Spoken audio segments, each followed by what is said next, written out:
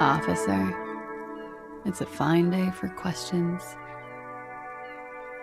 Yeah, it's pretty deluxe.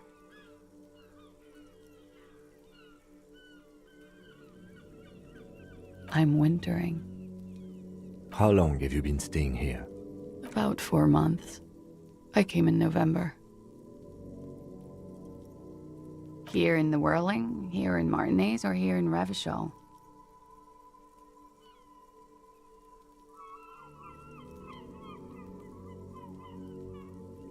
Because it's the funkiest building in Martinez.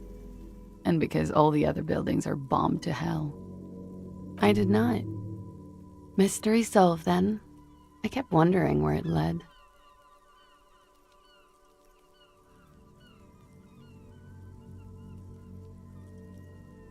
A peephole? You mean like a hole in the wall? Yes, looking into your bedroom, miss.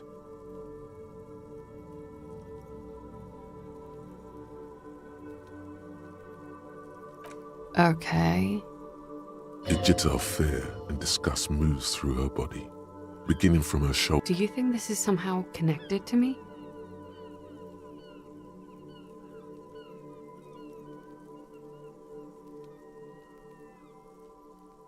Okay. Unfortunately, no. But if I were to guess, long enough. The perforation is under the bookshelf on your wall. It should not be hard to cover with some tape. Shit. I don't know. Maybe it's been there for a long time. Maybe the local kids use it or something. I don't... She does. She must have. I'll be fucking covering it up with a lot of tape, that's for sure. Was there anything else back there? Honestly... Yet, maybe it's something she's keeping for a later move, when she's more sure of herself. Huh. This isn't good. Okay. I'm glad someone's had fun. She's lost in thought, Okay. watching herself reflected in the bedroom window, tall and sparkling and draped in smoke.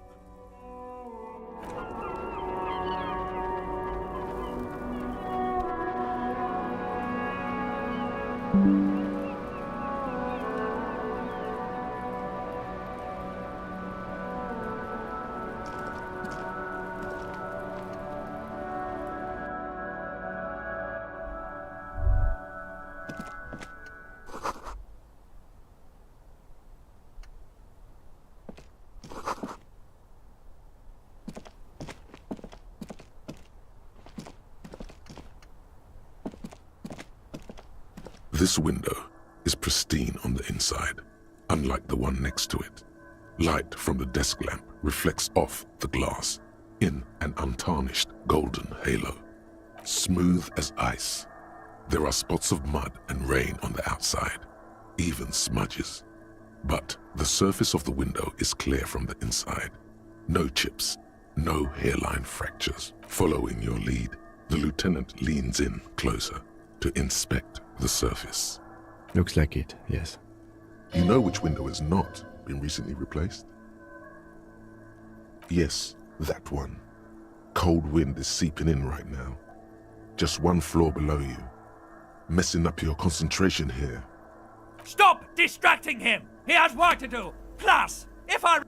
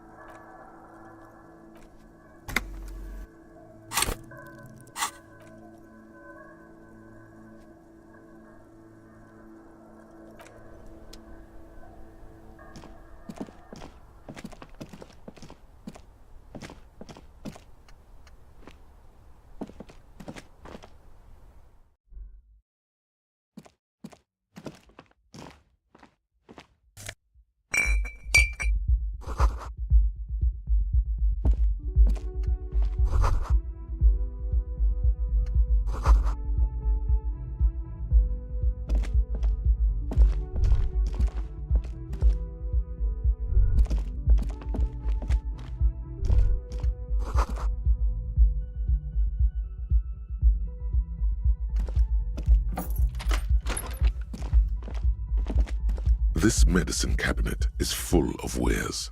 Sheets of pills, haphazardly stacked one on top of the other. There's also a toothbrush somewhere in there. It's been used quite a lot, but not for scrubbing blood off towels or anything else interesting, it seems. This toothbrush belongs to someone who doesn't give a damn about her teeth. Pharmaceuticals line the shelves, sheet upon sheet of pill bottle next to pill bottle. Acetylic acid, APAP, eye drops, blood thinners. Anything of note? Pill bottles rattle like bones as you search the cabinet. Paracetamol, histoparidol, something in a foreign language you can't read. Behind them, an unusually shaped nasal spray. It's labeled Nacra. This is used to treat opioid overdoses. Always handy to have around. Interesting. That's used for diamorphine overdoses.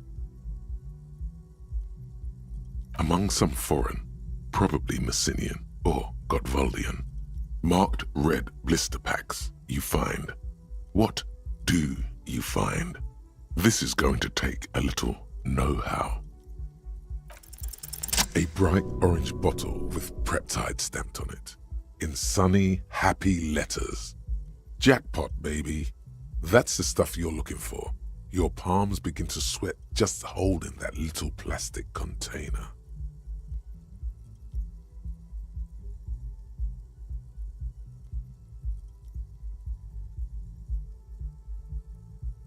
It's speed, man. Just what you were looking for. They call it dextroamphetamine and talk about psychological disorders. But what we're seeing here is some scientifically advanced trucker speed. Preptide, a euphemism for pharmaceutical amphetamine. Prescription speed. The fuck are you waiting for? Let's get super fucking preppy.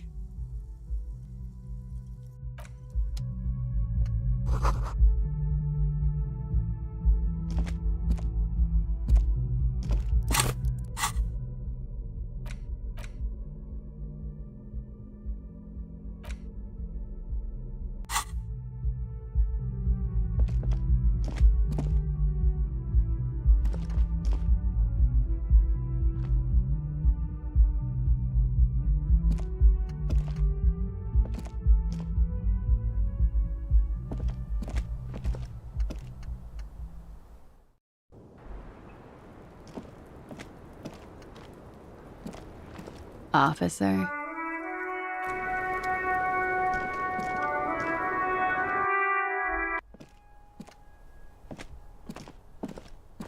You clearly see. Jackpot. These, unlike everything else here, are new. It means someone snuck through what seems like a secret. 3 weeks maximum. This is good. This isn't bad at all. Large one. Shoe size is 41 to 42. Everything around you is.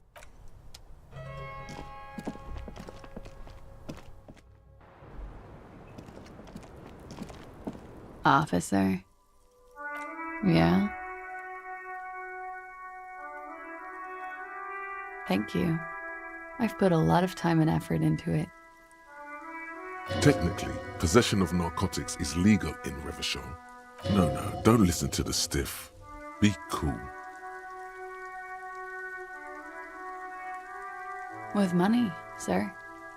It's not exactly the anti-star size caboodle I intend for it to be one day. The Anti-Star is, or was, a vespertine rock and roll star who liked to do drugs. He did so many drugs, he eventually mutated into a corpse. Comes in handy when you've done too many opiates. Is that something that happens to you often, miss? Better safe than sorry. Oh, yes. One of my favorites. It cures many ailments, like not being able to stay up for 36 hours, not being happy. It cures those ailments. It's just a mirrored speed molecule, basically. Very funky. It is. The lieutenant makes a note. He finds the answer unsatisfying. Yeah. I've contaminated it pretty bad. The contamination spreads from room to room. First, I escaped upstairs. The sad got that too. Then I found the handle for the summer door. For me, it's a mix of me with a lack of cleaning services. Talk around the establishment is, you have an industrial sad spill in there. Cool. I think I'm developing a pinch of that too. All right.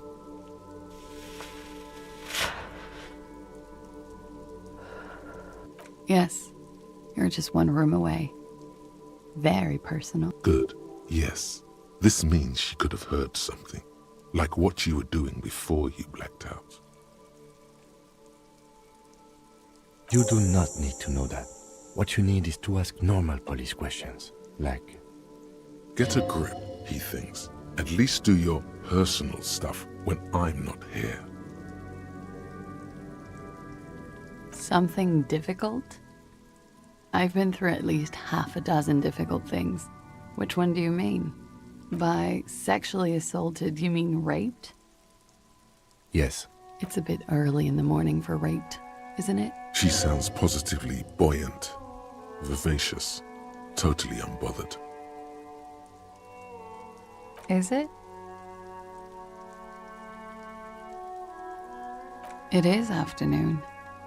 Time flies, man.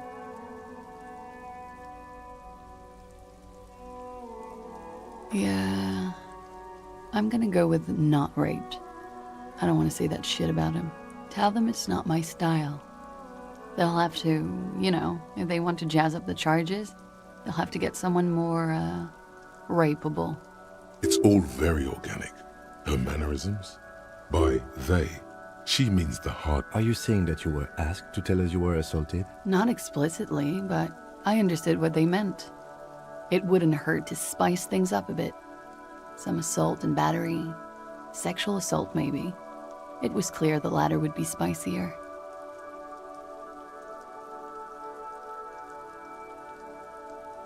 Pretty much. Warming them. I'm 89% sure.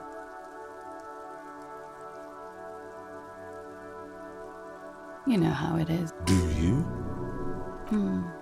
Maybe you don't. There are numerous cigarette burns on those silvery scales. Easy to see now. In conclusion, officer, I'm gonna go with a mild to medium, not raped here.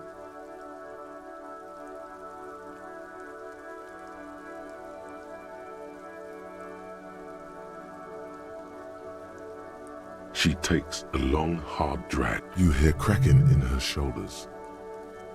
We partied. A lot of partying going on.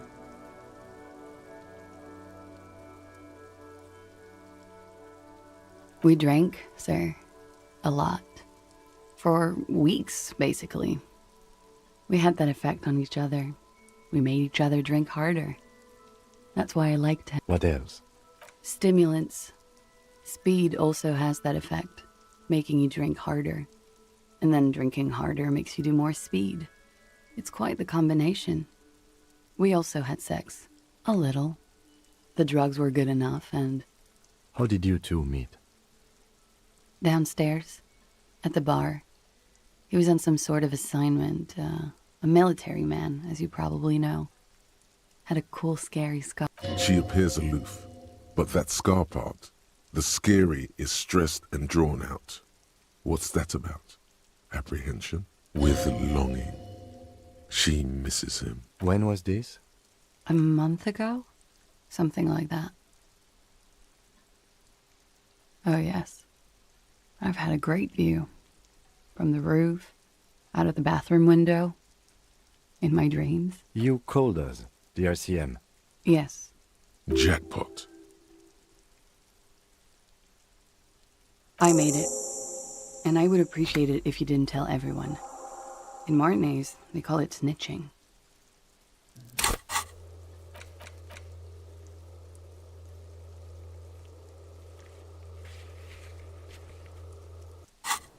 Reporting crimes is confidential in Revachol, miss.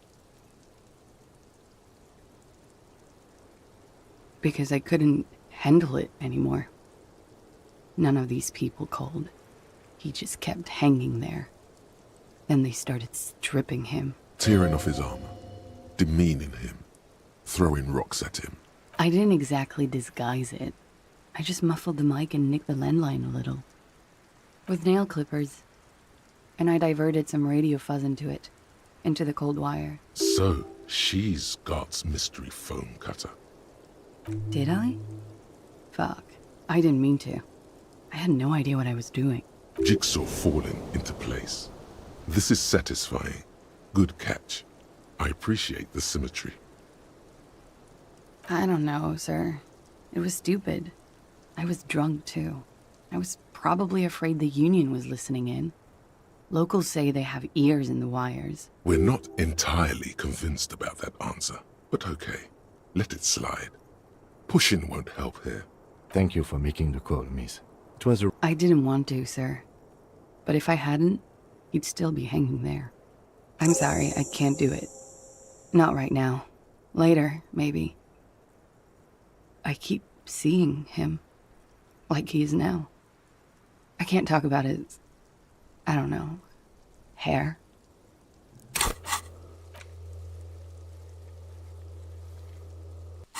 I know it's difficult, miss. She meant she sees him in her dreams.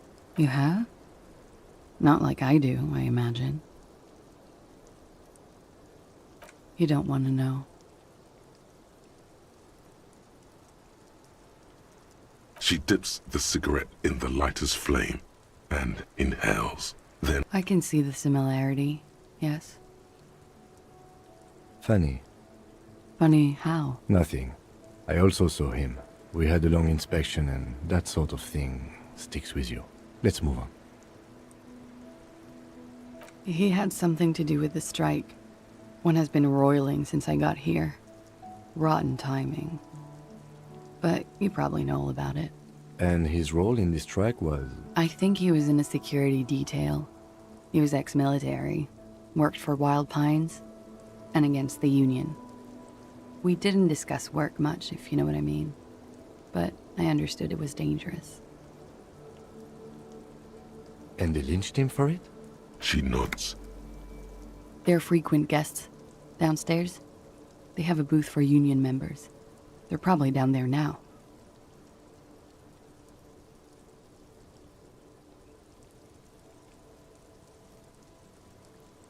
Over drinks. It's been a little, yeah. Like you partied with the deceased? No, not as hard. I'm sorry to have to ask this, but have you had a physical relationship with any... I have. Which ones, sir? I don't remember precisely. Titus, obviously. But as I said, it's been a long winter. Could that have been part of the reason they hanged him? I hope not. Actually, I know that's not the reason. I'm careful about that kind of thing. Not crossing the wires, you know? But that's probably where they got the rape idea. Men like that? I don't know. It's the way their imaginations work. I suspect it's what they'd like to do to me.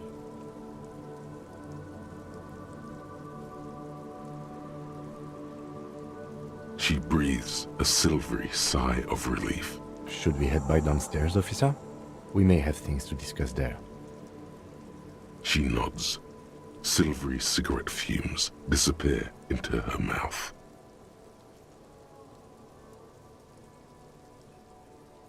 Not my favorite topic. How about we... Yeah? All right. Sure. The record. Yeah? All right.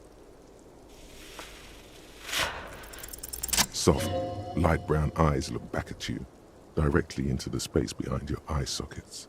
You see the smoke rise from between her painted red lips. She's beautiful.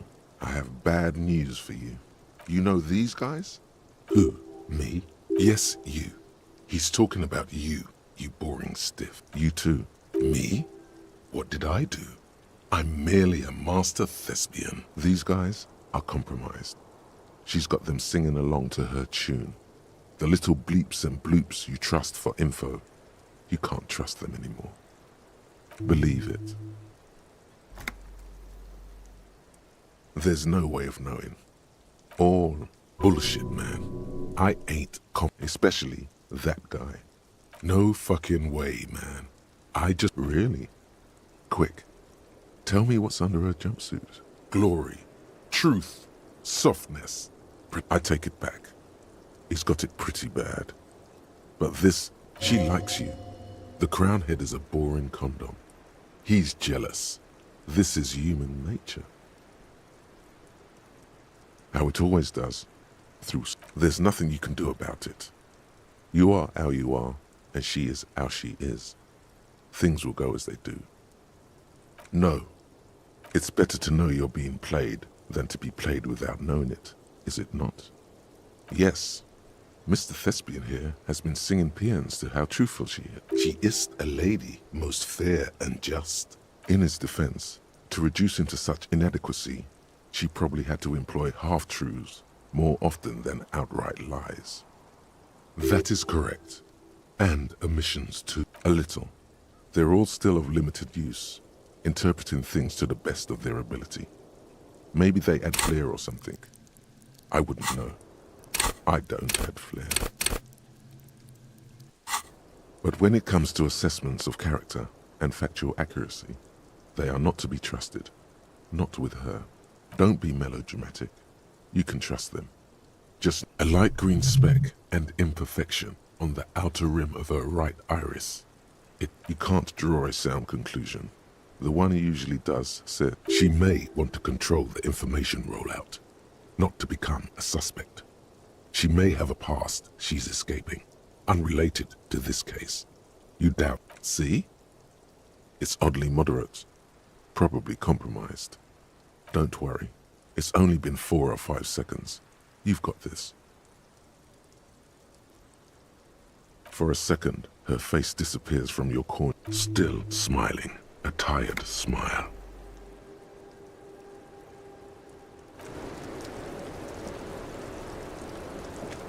Officer, Looks like we have more to discuss with those so-called Hardy boys. Half their reasoning just went out the window. Nothing will make them respect the RCM, but it will disrupt the game they prepared for us.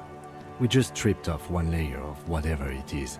Her decision to not corroborate their story was definitely not... What else could she have done? Lie? She saw there was no way to lie. You would have caught it, like hell you would have, remember?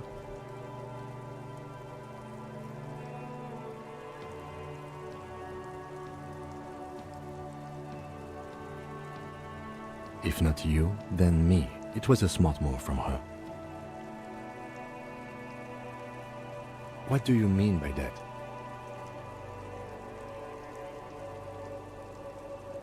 She seemed forthcoming to me. Unusually so.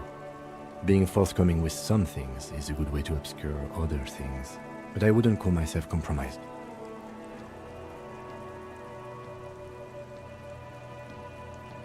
I am not easily swayed by young women. But on the other hand... The lieutenant seems oddly sure he is not compromised. Anyway, we should move. I suspect our investigation will bring us back soon enough.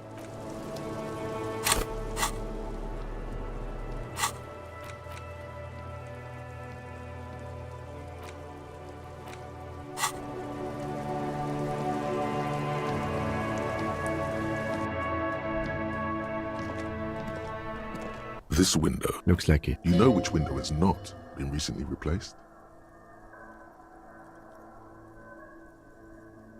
Yes. Stop distracting!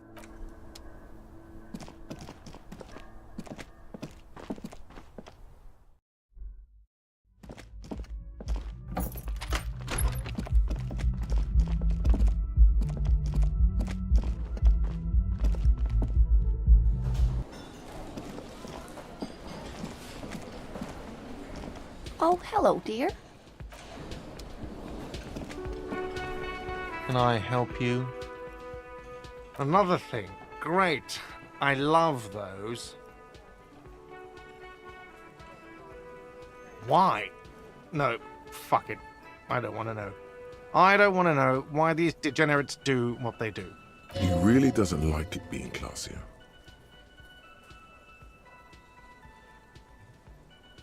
Yeah, neither do I. Thank you for telling me, I guess. Good thing she pays for her stuff on time.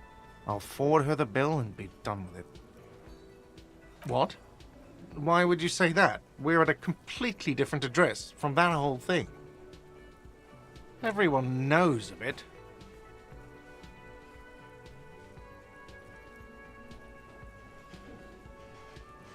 I've been working here for a long time, and that intercom has never been used by the Whirling.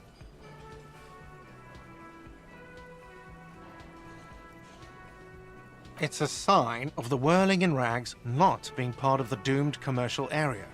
If anything, we're Relax, Mr. Gart. I'm sure there is no doom. He simply wants to share his discoveries with you. Does this look like part of a doomed commercial area? This pre-revolutionary tilework, these high ceilings, the nice rooms, well, most of the rooms. For 14 years, man. That's how long I've worked here. I've kept this place up through hail and through sleet. Fuck me, if some doom ghost... He's done a fine job too. Though he's spoken of the place dismissively before, the hostel is actually very important. Yeah, it's slowly growing on me again. It's beautiful in its own way, especially for this neighborhood. I've been trying to keep it that way, even if it is part of the damn doomed commercial area. I don't place much stock in the curse and so on, but the label frightens the clientele. Who wants to stay at a doomed hostel? Everything's doomed enough without that. Some real estate management company, they never come around here, just collect money from afar. Honestly, There is an acrimonious note. It's clear he's doing the real work around here. Well, it sure as hell wasn't the real estate company. It was you? You look surprised. What? It's a great name, I know. Cafeteria managers come up with great names too. It's from a song. Hail, Holy Queen, by the Ateniers. Hail, Holy Queen of the Sea. You're whirling in rags, you're vast and you're sad. Good pick. What about them? One is a basement dive frequented by chain-smoking communists. I can't tell you how sick I am of Kraz Mazov and Ignis Nielsen and all those old guys. You're guessing there aren't that many others. Luck has got nothing to do with it. I need to think about where I'm going to place those pinballs. I have a feeling they're going to help. Against the doom, it's implied. So, if you didn't have anything else to tell me about... What wall? I'll have it fixed at once. Thank you for letting me know. I assure you, the Whirling does not abide spot. Thank you. I'll patch it up personally. Was... Yes? Got the 20 real? Good. You got the room for the night, but...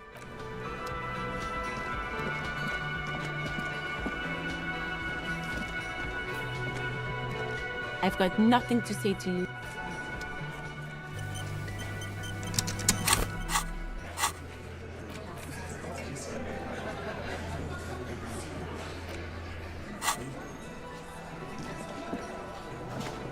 It's you again. What is it?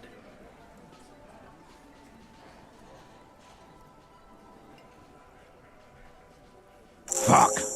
I knew that fucking whore couldn't be trusted. You've hit a nerve. Titus is furious. No, more than that.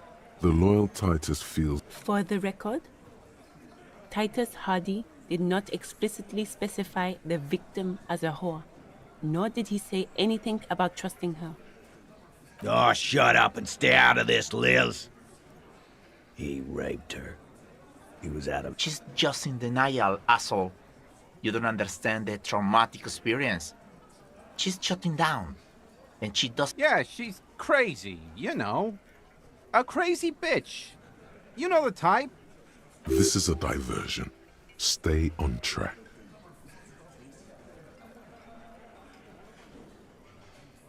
She wasn't raped. The witnesses' statements were very clear. Lawman, I'm at the end of my goddamn rope with you. I fucking told you not to push her. And you went and pushed her. I am gonna fucking... Titus Hardy. Success. Titus backs off. Fists down, everybody. Everett personally sent me to take care of this. If this goes south, we'll all be in the shit. But you, Titus Hardy, are going to be buried. Am I understood? When she's angry, she emphasizes the S. It gives her voice a strangely hypnotic quality. Her lips barely move as she speaks. Frankly, it's a bit terrifying. Someone has to rush in to break the tension. The second in command. Look, Copper. We know that that fuck was a rapist and a killer. We got him confessing to it on tape. Show it to him, T. What's the harm, right? Here, jerkwad. Listen to this shit. And then come back and tell me this soldier of the apocalypse was an innocent man. This is their last play, this tape. Their story is in tatters, a mess. It might be nice to listen to, but at this point, you don't need to. You don't care about evidence. The fuck... Pigs, T. They don't care about getting the truth. They care about getting convictions. They are... I won't be on your bulletin board. If you don't listen to the... There's a lot of questions. If you ask them now, they'll just keep bringing up the tape. Listen to it, and they'll have nothing to hide behind. Don't forget your tape, lawman. Compliments of Titus Hardy. You do that. Oh, and keep it. Maybe you'll need a reminder of human ugliness someday. Yeah? What about it? What's on it? We call it the door gun a mega mix. You'll know why. You think we go into this shit deaf and dumb. You RCM aren't the only ones who know how to bug people. There's no university degree for that. We have machines. We're in logistics. How do you think a harbor works? It's advanced. Understood? You've listened in on their communications. How long? Since way before their chief started taking swing lessons. Things got nice and quiet after that. It's not advanced. You just hold up in a coop all day, writing down what they say. Don't put yourself down, Angus. It's important work. Yeah, man. You're like a radio genius or something. Those notes are some in-depth stuff. I'm sure we can find a tape player. Where can I listen to this? Why don't you try... Yeah, play it with your ass, cocksucker. I'm sure we can find a tape player. It's not a problem. Your room had one. Or maybe it's too broken. You do that, Lau.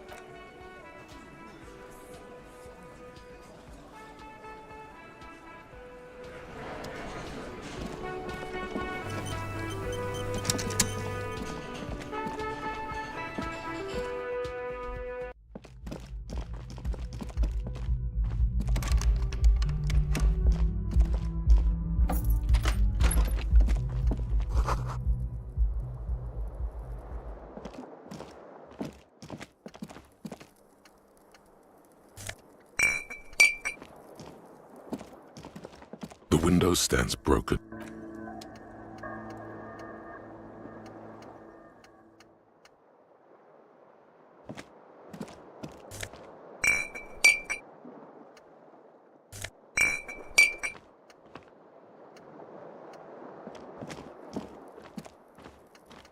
The compact tape player is still and silent. Seems it has completely The machine was made in Revachol by a company called Le Mercier. Their logo depicts the triple-towered Delta skyline. This would have been very helpful with the Megamix, but it isn't anymore. My Kinema only comes with radio.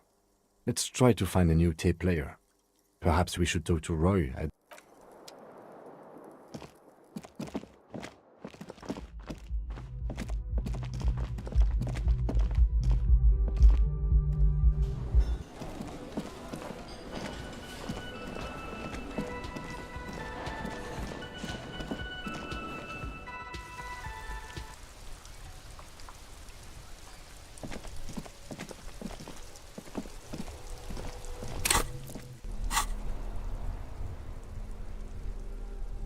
stare at the great door. The tape feels ominous. Upon it, the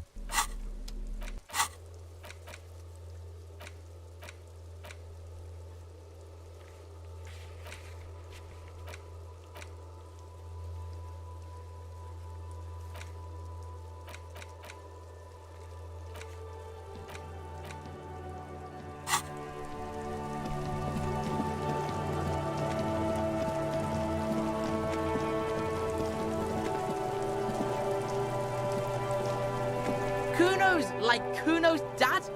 Kuno doesn't give a fuck about anything. Yeah? The king. Yeah, whatever. Who the fuck about it? You're Get lost. The fuck do you want? Good call, Pigmeister. Kuno's. Kuno. Kuno's. He's off sea. Don't be telling Kuno what Kuno can do. What else you want? Kuno.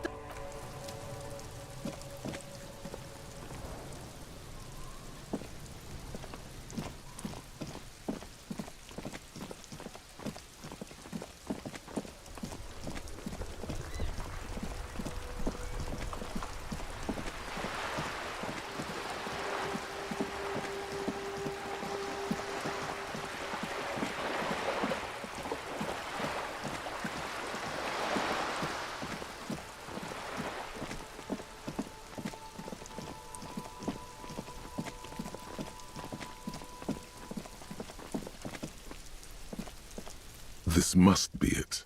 The basement door is weather-worn. The copper nails holding the upholstery in place have turned green from sea air, and there's a knocker shaped like a lion's head. You knock silently. The upholstery muffles the sound. I guess no one is in? Let's be honest. This isn't what I joined the RCM for, but every day tells you something new about yourself. Apparently, working with the local union boss to get info on an investigation is not something I'm squeamish about. If the Merc Tribunal happens before we solve this, we are looking at casualties. On the other hand, we could just leave and tell Evrart we opened the door. No one seems to be tailing us to see if we actually did it. Yes, presenting a fabrication is known to get results here and there. You took this task. You make the door is right here. You can just... Besides, if you never open it, you're never gonna... I don't know. The door is slick with rain. In fact, it's oddly silent in the yard around you. You try to be as silent as you can. It takes a bit of rattling of the handle to loosen the bolt. Finally, the door unlocks with a small clack. Thoughts race. The sound of the key turning still echoes in the yard. Only curiosity could account for stepping over that threshold. There might be important information in the... Master Investigator, you just can't keep yourself away from locked and hidden places, can you?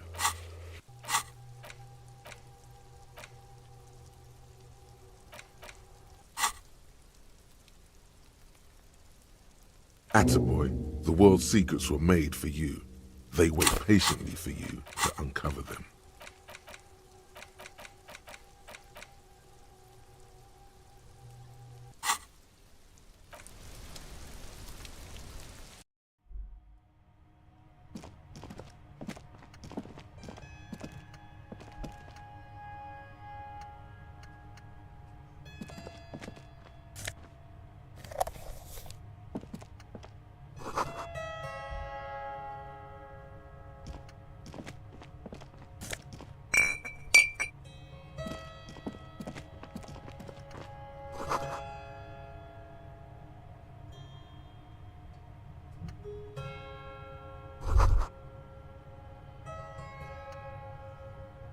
This is the flag of Revachol, the suzerainty. This isn't just one sun, but there are little suns dancing around the big sun. This is the sevenfold sun miracle. It's an optical atmospheric anomaly the first settlers saw. Happens in cold weather. 6 small suns around the big one. This complex halo phenomena is how old Revachol got its flag. It is but one of the many strange optic atmospheric phenomenon of this wondrous archipelago. You're sure you once saw sundogs in your youth, and blue flares. Mm-hmm. The tenant is an old-fashioned guy. By old-fashioned, he means very right-wing. The flag doesn't seem to mind. It's just a colorful fabric with a sun sign.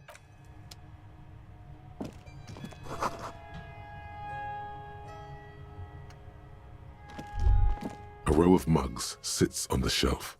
Each one depicts a human figure. A dark-skinned woman grinning amidst mysterious symbols. A broad-shouldered man shoveling potatoes. A little ring. Though cheerful, the images on the ceramic. There's something disdainful in the way the curves and lines of the images betray a lack of interest in human beings. They are merely unflattering. The owner of these mugs doesn't like people of other ethnicities very much. This person, the lieutenant, picks up one of the mugs. I'm beginning to feel better about breaking into this man's apartment. Yes, your broken mug friend would feel very much at home here. The same. There's the missing tin soldier. Whoever lives here might have used the Whirling's container to... And now they've drawn the ire of the Union. The plot thickens, as they say. An interesting little clue. Let's see where this goes. Clues have a way of magically connecting to other clues down the road. Perhaps you should break into apartments more often. Who knows? I'm not expecting too much from this close in the trash lead either way. It might turn out to be some random local matter, but still, a nice coincidence. You could ask Everard who this person is once you're done.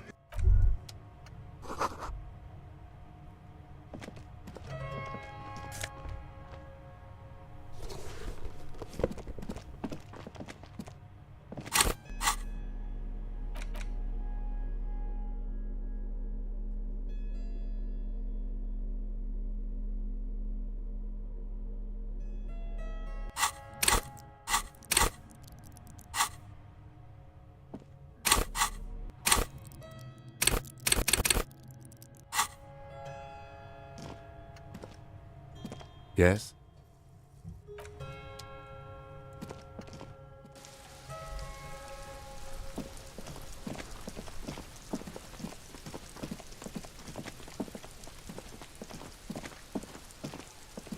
Just an ordinary wall. Nothing to see here.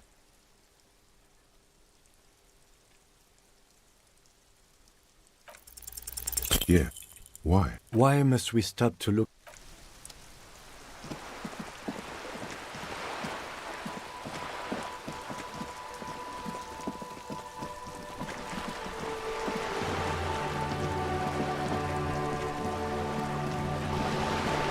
You're back. Good. What can I help you with? You have. And how did you like Mr. Clare? Oh, come on now. He has his uses. How else would he have stayed in power all these years? Or wait, corruption. That's how he's done it. Fantastic, Verne-like corruption. Reaching into the bowels. The position of my unusual colleague does not reflect official policy. I hope you... Of course. And I don't expect you to share anything he told you with me. I'm not a corrupt Verne myself. How could I stop you? Are we not human? Are we not... Intellectually speaking, it would be quite interesting. Yes, your disgusting necktie agrees completely. Let's gossip. Of course. Until then, is there anything I... She's not even asking you anything. It's so easy to just say. Of course, Detective. You can always drop by later. You're back. Good. Oh. Did you now? What sort of borscht is he making? The strike brew.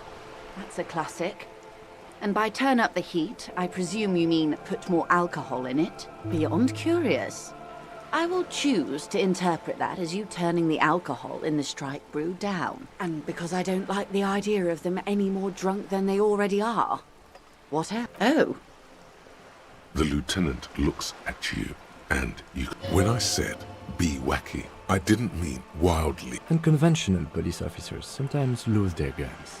They then go around and tell people about this, to gauge their reactions. It's all Incredible.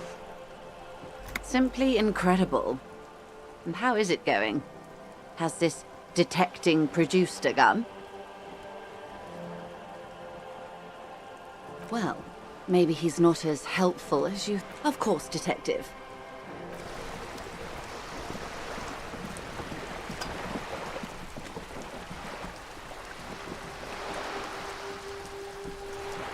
Yes? What about me? What? This? It's just seasonal clothing.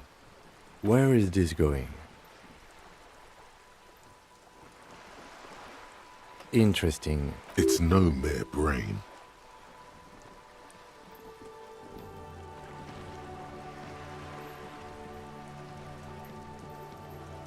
Anyway.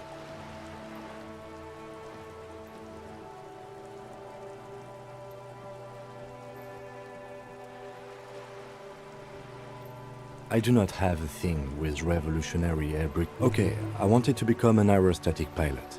Then I turned 10 and realized we no longer have an air force. Absolutely not. The revolutionary must have added a little luster to it for a 10-year-old Kitsuragi. I've noticed. And okay, the revolution employed a more forward-looking H-rotor design. Their blades were foldable and their pilots were better trained. I see this from a purely tactical standpoint, of course. It is not from a purely tactical standpoint. We are not ruling out that the lieutenant had a little... Good. Good. Excuse me? You have I hope you don't... They say it's a scene-clearing technique developed by one of your lieutenants for gathering evidence. It's erratic, yet thorough. Prioritize... I don't know. Passing along frivolous interdepartmental...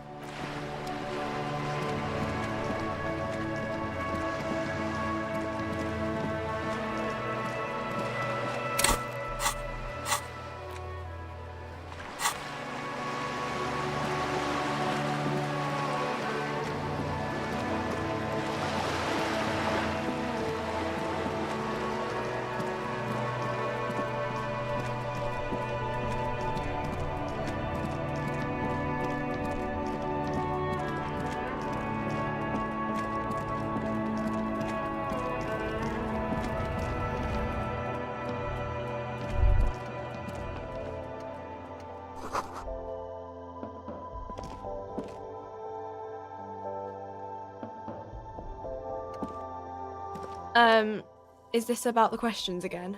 Because I don't really know anything. Wow. I didn't know you worked for the Union, sir. Anything else? No, you don't work for the Union. The Union works for you by supplying you with cash. The tear machines, your bottles clunk in. A small cabinet on the wall is filled with various medicine bottles, nasal sprays, and... Okay, here. I hope Saint Baptiste makes you feel better or something.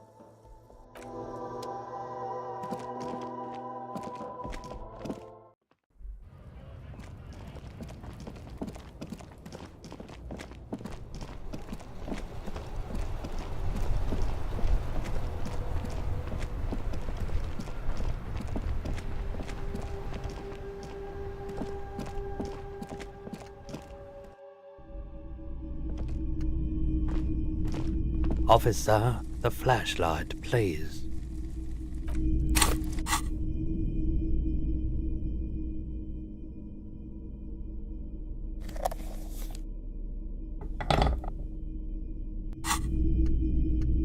Hello again.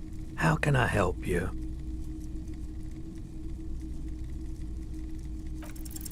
Feeling warm and enthralled by the movement of light, while the mind continues to race forward. Lucky bastard. He's probably on Parolidon. It's tough to come by on the street. A drug developed by the military to treat and prevent radiation sickness.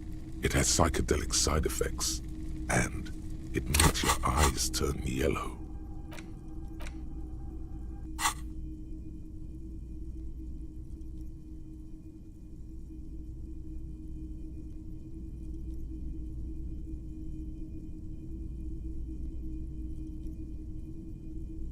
I try to keep the shop at a comfortable temp. There's a note of indignation in his voice.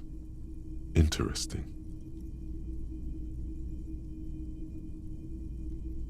Rolodon is just something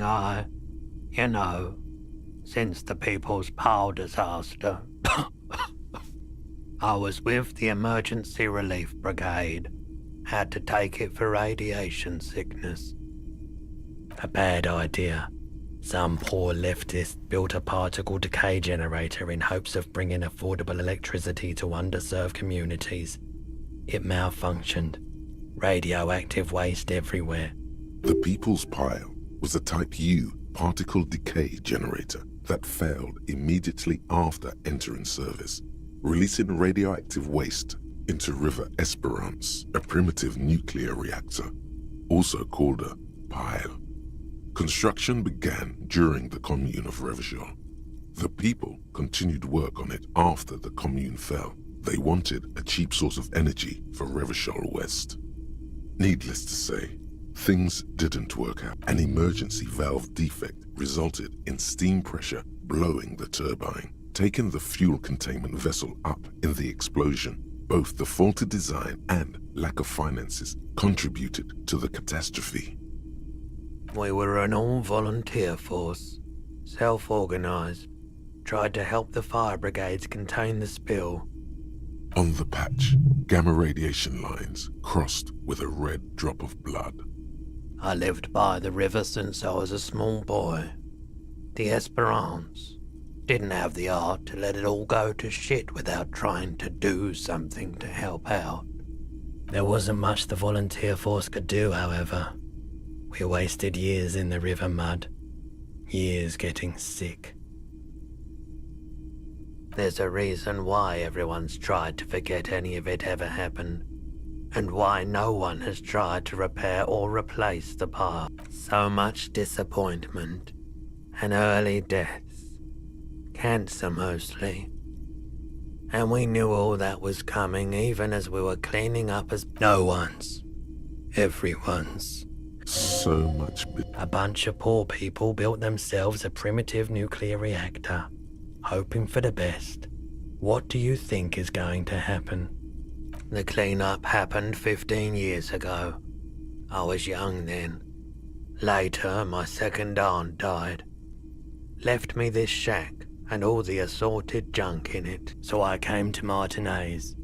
People told me don't go there, it's a shithole. I said, people, we just had a nuclear pile meltdown. I'm gonna get as far away from Forburg as I can. Still in the same city, but I like the theory more than the story. Outward movement, not vortices. Yeah, you gotta get in on those vortices, my man. Have you tried it? It's almost like he's worried. The lieutenant steps away, pretending to admire some of the nicknames. Go ahead then, he thinks. As long as you can walk, he won't be your nog, but he won't be thrilled about this either.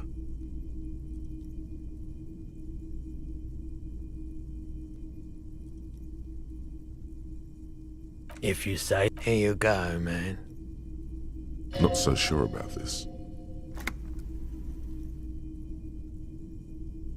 Because it's an anti-radiation drug, and you're a cop, not a post-apocalyptic... I respect your decision, officer.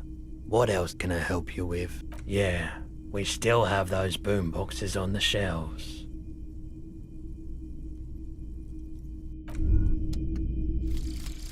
Rigorous self-critique.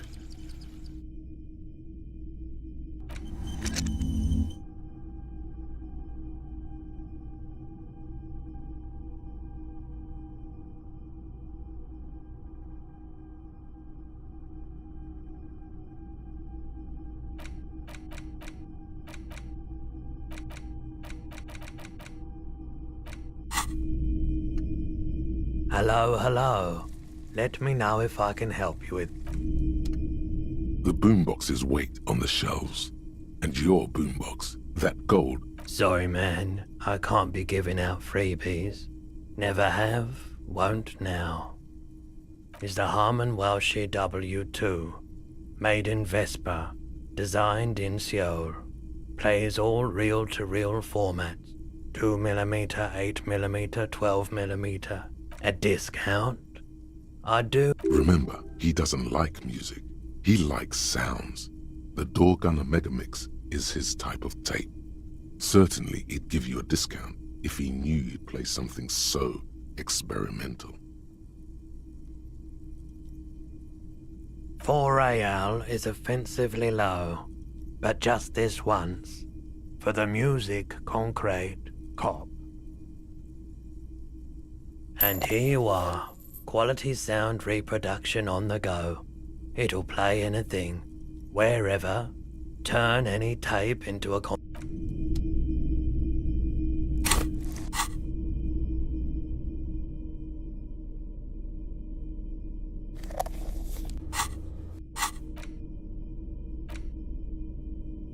porter reel is just what you needed. The reels attach to the apparatus.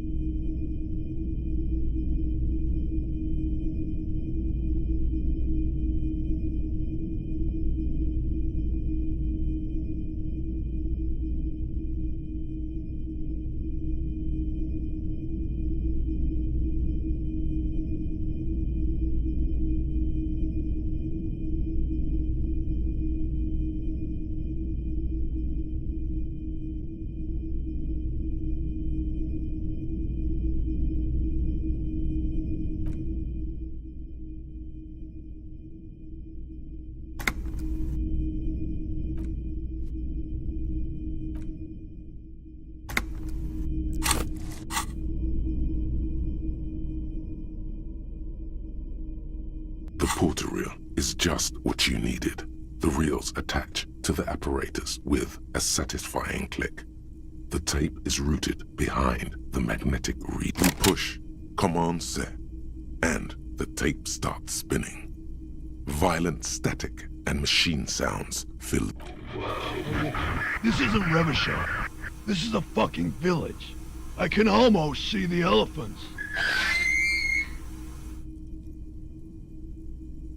The harbor. That's the son of a Kvalson crane. When this shit is done, I'm gonna tear that place up. Soldier of the Apocalypse style. Kill shit. Dogs and chickens too. Gonna run a room, Cordy. A real nice room. I don't give a shit.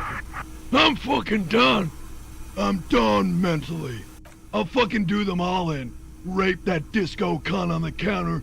You know, the dance a whore upstairs. Do it Kohoi style. Never did get that taste out of my mouth.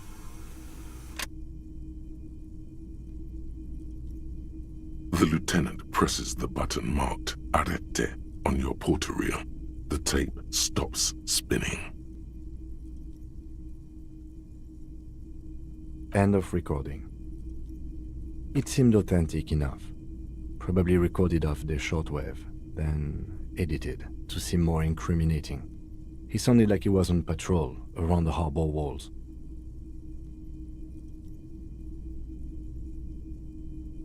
Still.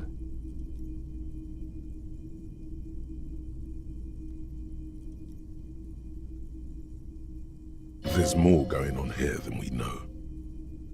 Corty could be short for Cortenard, one of the other mercenaries, the one he was talking to. Probably the mountain at the harbor gates. Mr. Right to Work. A village on the Samaran Isola, in South Safre. Grad committed war crimes there, the kind of thing he talks about. Who knows? Maybe the tattoos would have an answer. We would need to know the story of this man's service. A symbol of soldier of the apocalypse style conduct in a civil environment. It seemed authentic enough. Probably recorded off the shortwave, then edited to seem more incriminating. He sounded like he was on patrol. Still. There's more going on here than we know. I think we've got a few more questions for class here, don't you? This seems to contradict her testimony, at least to some degree. As you take out the tape, the boombox tunes itself back to the cheery radio again, spewing out beats like it's... The contrast feels chilly, inappropriate even.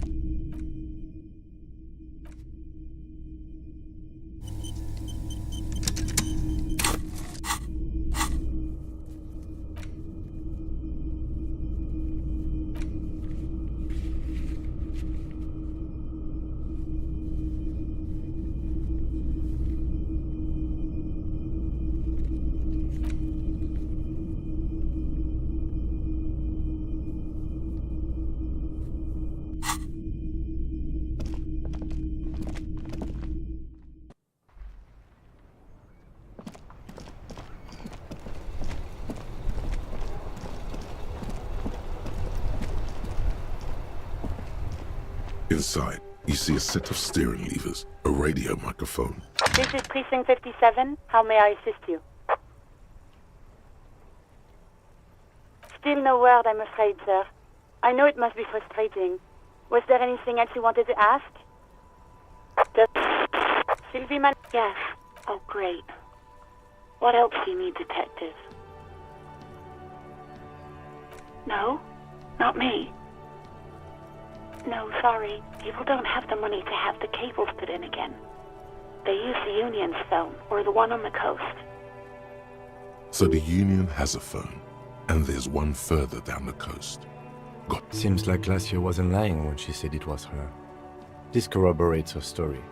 She made... She iseth the fairest of them all. The ugliness of lies would never escape her lips. Yeah, go on. Uniform? I never saw you in any uniform. You had your things on. The disco things. You mean... Why not? Maybe, I don't know. I just know I have to take some... Anything else I can help you with, officer? 50... In the cabin. This is precinct... Just... 10-4, come in, officer. Over. 10-4, sir. Sir, 10-4. Order that. Roger that. 10-10.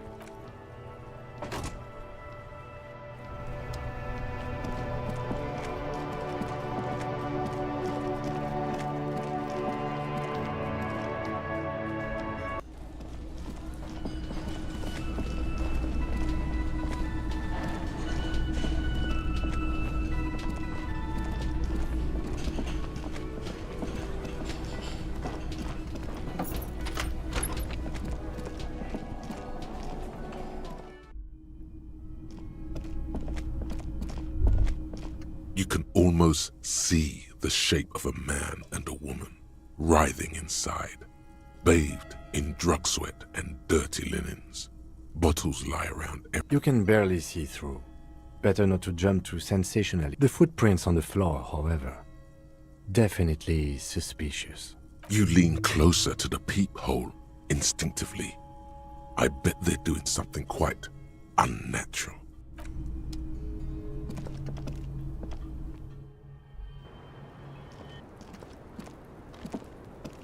I was just thinking, what a nice evening it is for taking... She puts her coffee cup down with a soft ring.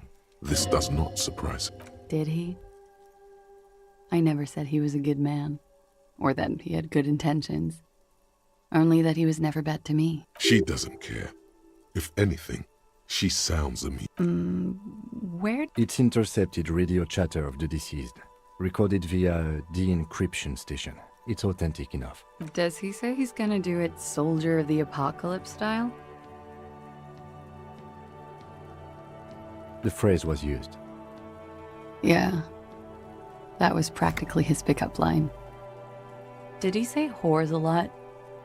Was he pretty much on the verge of doing it Kohoi style? He liked the way it sounded when he said it. As to Kohoi,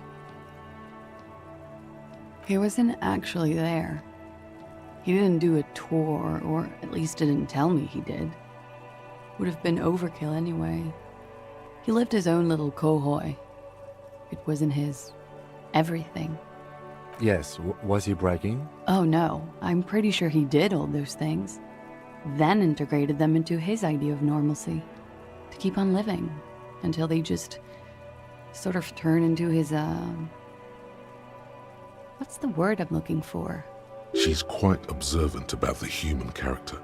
Trained to observe, even.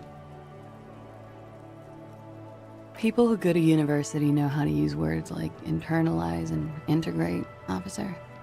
Now, what was the... There's more to this.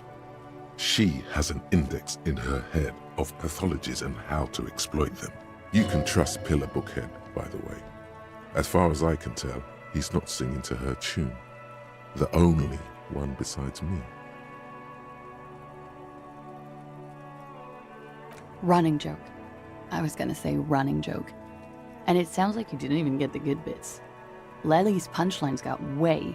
He was like the Seminoles conflict, the Kohoi massacre, and the 36 famine in Yezud all rolled into one person, then cast in Orani's ceramic armor, which he wore in bed and in... When he said he was done, and done mentally, it didn't sound like a joke.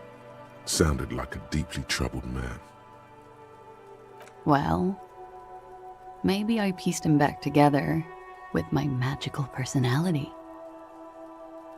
Afraid of what? That tape the Hardy Boys recorded? Your mom had I the physical robustness and social support, I'd be in Kohoi.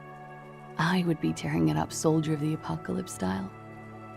Did he tell you he had actually done any of those things? Here in Martinez, I mean? No. We were too busy laying waste to our own nervous systems to direct any of the fury outward. He seemed happy, I guess. At ease. As much as a man like him could be.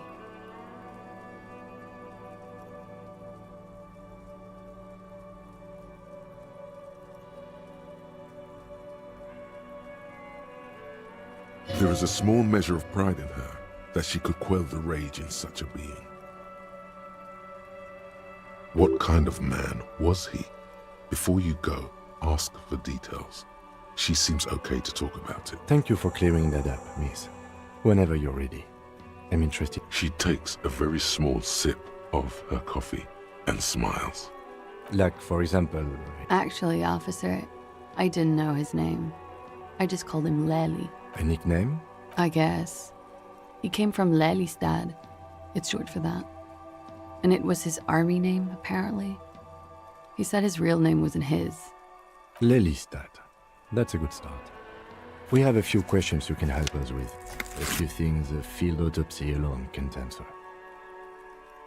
The young woman cranes her neck, trying to catch a glimpse of the page the lieutenant passed to you. On it is a list, the last missing pieces of a puzzle of flesh. In Oranje, officer. It's, I think municipality is the term. A nowhere town there.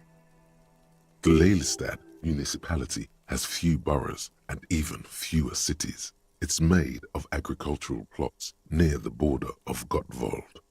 Executive summary: cows, silos, and wheat. You were almost right, officer. That means his race was occidental, not mondial. I'll update the form.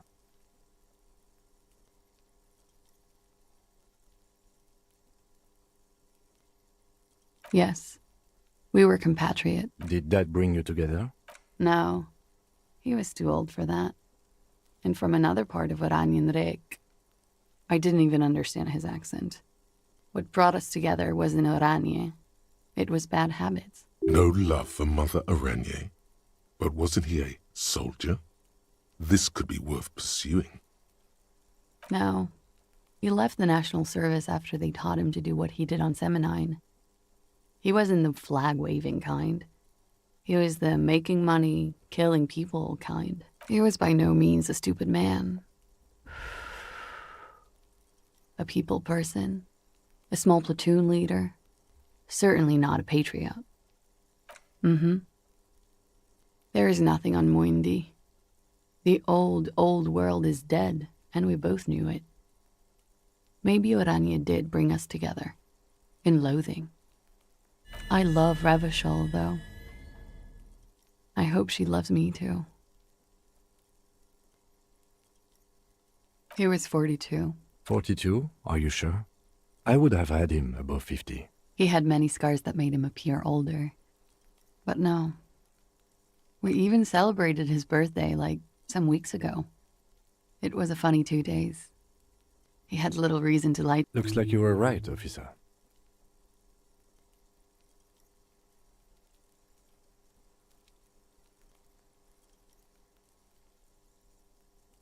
It isn't. Police work is cooperative. Blue. Light blue. They were like little blue galaxies, you know? It was strange, seeing... Pardon the swearing. I do him an injustice. He wasn't ugly. And he had a beautiful, soft voice. Very surprising, what with all this... He had a combat wound on his chin and mouth? Yes. Severe. It made him look like half his face was cracking away in some strange smile. That and... Ah, yes. His hair, if you can remember? It was light brown, almost blonde. He darkened it with brilliantine, made oily. Not nice to stroke. I couldn't convince him to leave it alone. Oily, isn't it? We have that in common now.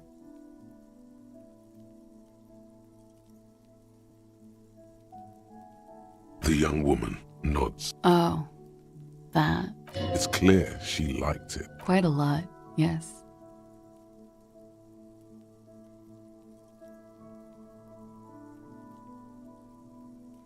It was a map of his life and the places he visited as a soldier. It was mostly for showing off to chicks, though. How? Imagine him lying in bed, freakish musculature laid out on the sheets. Scarred, of course. Tattooed. The sheets. Is this Orani's lit? Yes. This is the very essence of Orani's lit. A moment's respite, dark and hopeless as the struggle itself.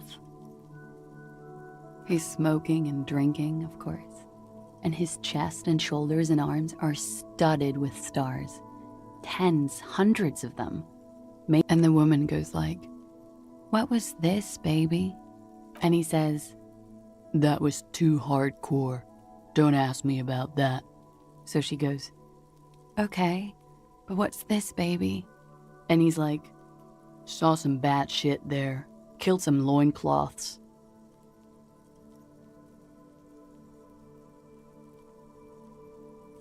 And so it goes. Star after star, port after port, third world country after third world country. And oh yeah. No thank you.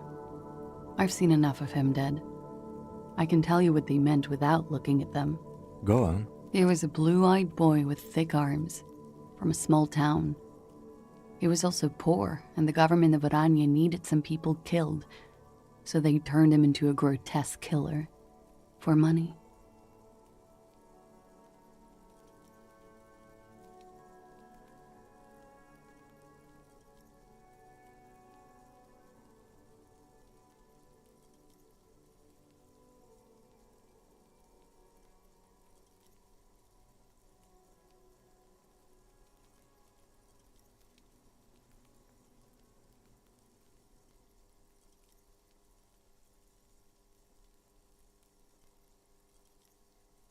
He went to Killer Academy in Vredefort. Then he killed some people in the Seminine Islands. And on other islands, too. All of the islands. After this, he came to Revachol and got killed himself.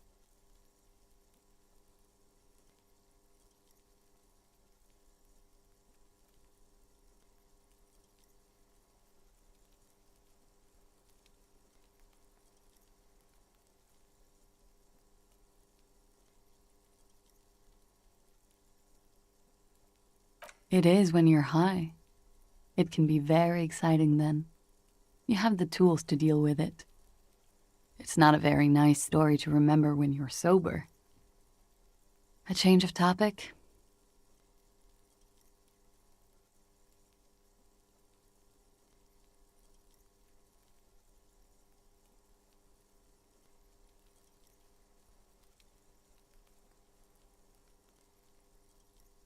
Is the Union communist?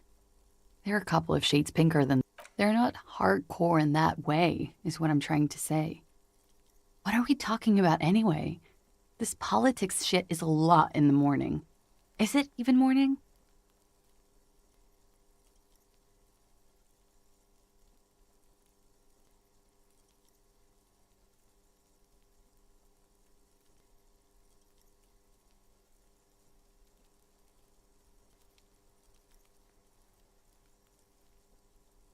I think she's just tired. She doesn't know what you meant by... You could blame her, a little. It was a pretty straightforward question that she refused to answer. A real rainbow splattering of pharmaceuticals, I bet. Barbiturates, amphetamine, sildenafil. How much does the toxicology report cost the police of Revachol? I can do it for half of that. It's quite expensive, miss. But we'll manage without your help for now. All right. Coolly, gracefully, she pours herself more coffee.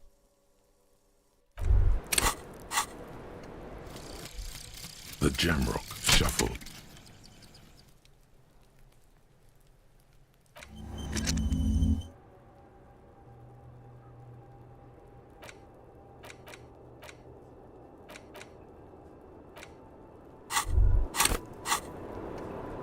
Wait, stop.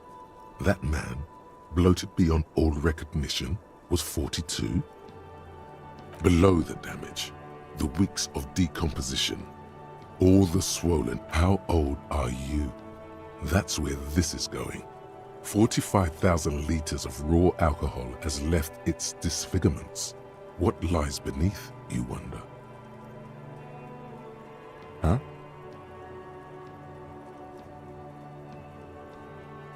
How old? 58.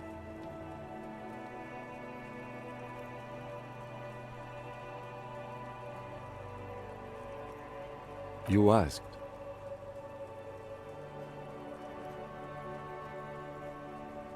He was deceased. He had been decomposing for a week.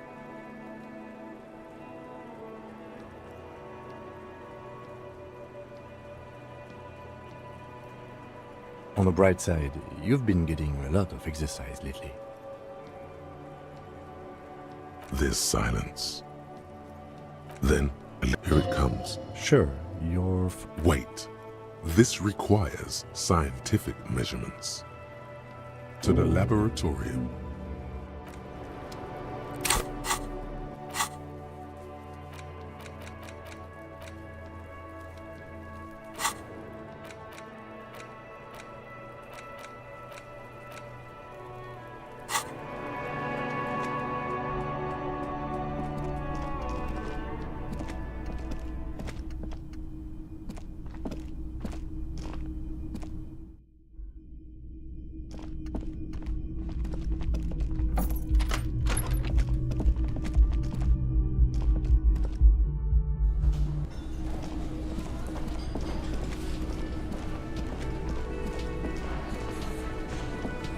It's you again. What is it?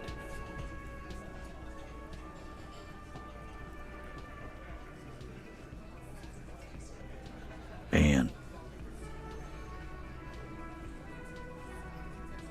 That fucking fucker. You're the worst cops in Revachol.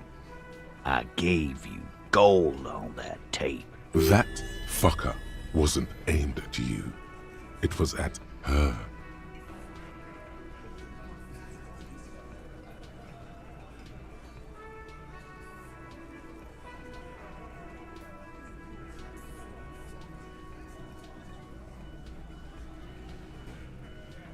Fucking fuckity fucker. And what did she say then? That it's fine. People are supposed to be like that.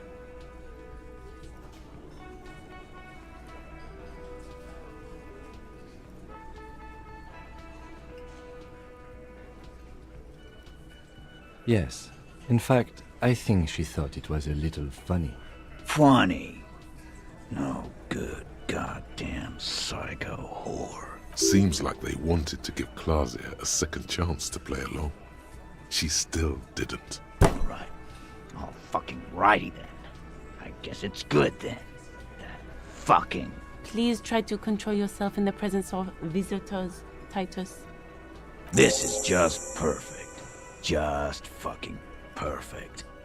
Any thoughts on this, lawman? You don't have to say everything out loud. Just mix and match.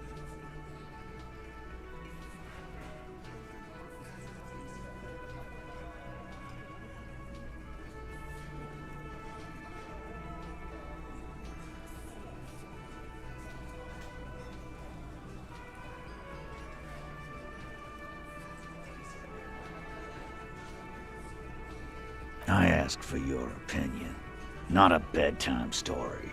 Tell it to your grandma. But she didn't. She knows she can't lie to us, unlike you. Oh no. He's definitely compromised too. It's his hubris. Sadly, not much to do about it now. Fantastic. So now, you remember how to do your job. I'm so sick of this piss. Yeah, guys, we should... Why? Maybe not then. Success. They admitted to unlawful collaboration to derail the investigation. Nah, I know her. She's just a girl. In over her head.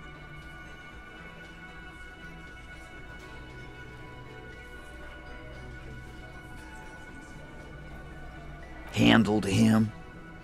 She got into some stupid shit with that guy. Yes, we heard all about it, and the fact still stands. You were more disturbed by the tape than her.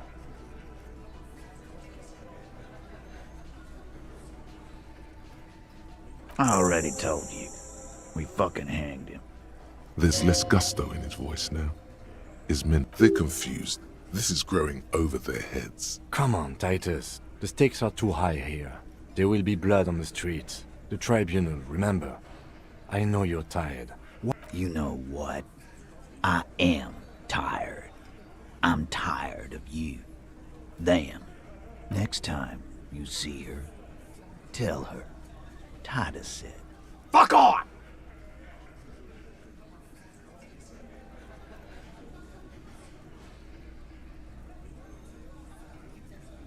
That lying, scamming. We're done. This is over. You understand?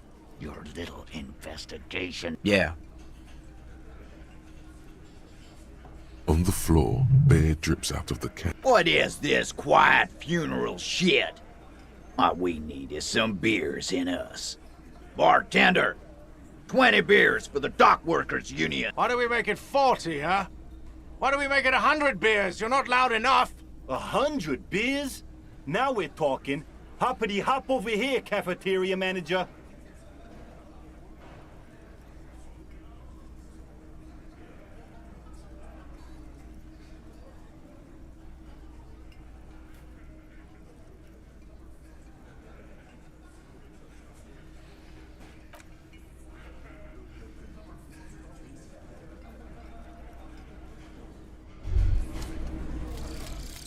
Fairweather T500.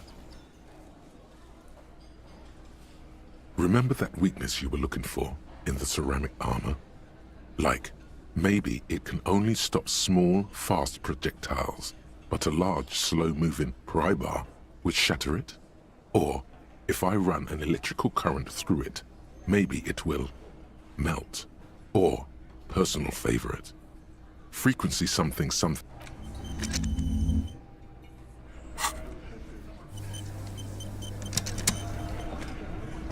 It's you again. What is it?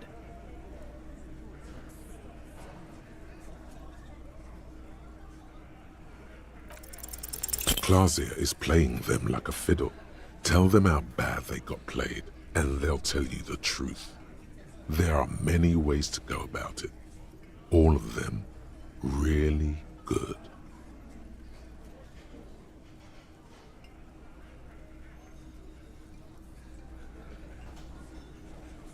No, we fucking ain't, asshole. No, Glenn. I want to hear this. Who do you think is fucking fiddling me?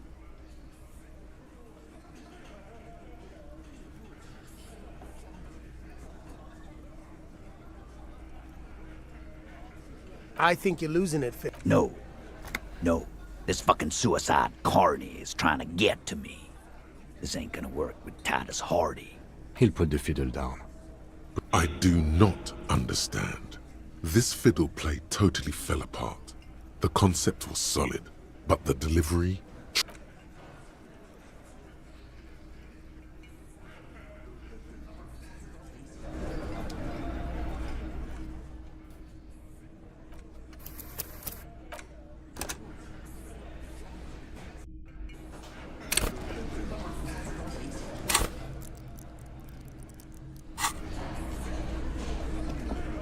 It's you again. What is it?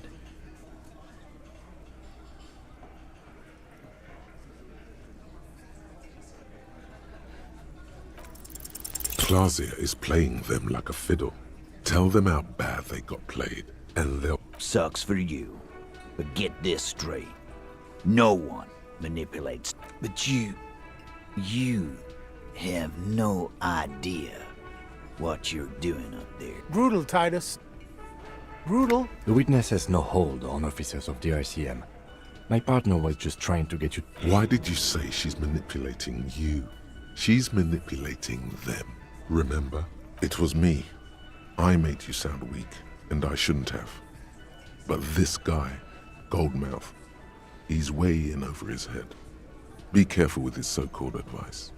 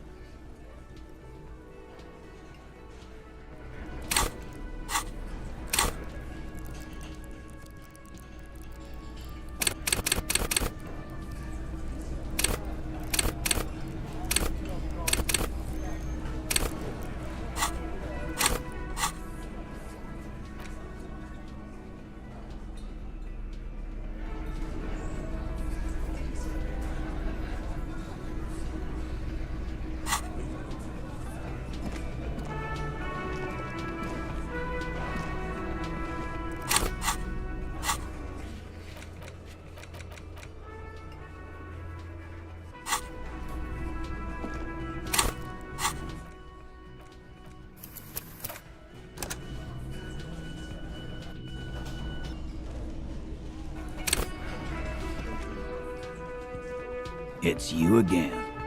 What is it?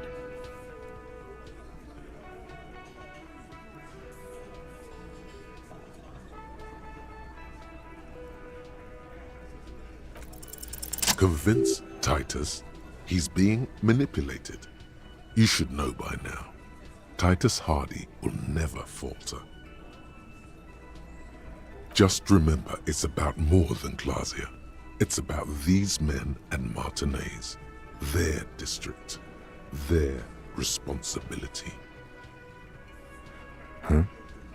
He'll get it. Go on.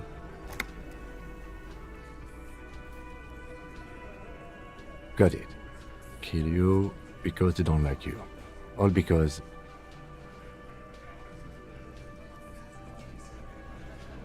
Bring that up one more time, and you won't get to write that report. Yes, I understand, Alain. That's your name, right, Alain? You'll kill us. That's what they do in the Wild North.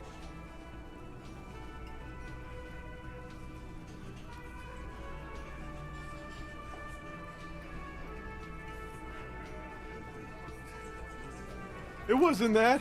It wasn't... We just couldn't get him down, okay? That's it. That's the weak one. You flushed him out. Officer, you will be next if you don't shut up. He's onto you. He knows what you're trying to do.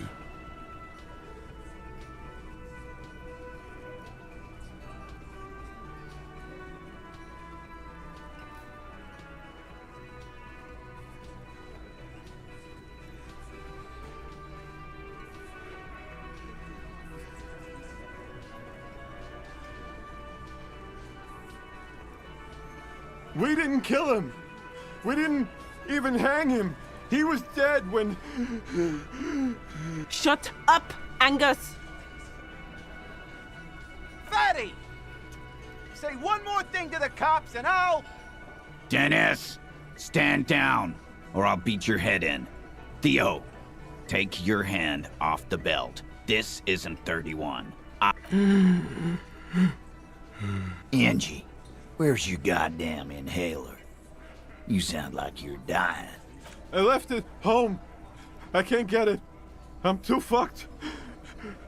I'm sorry. Why are you so fucking fat, Angus? Now it's all pointless. Because of you. You wasted my time. I told you, Titus.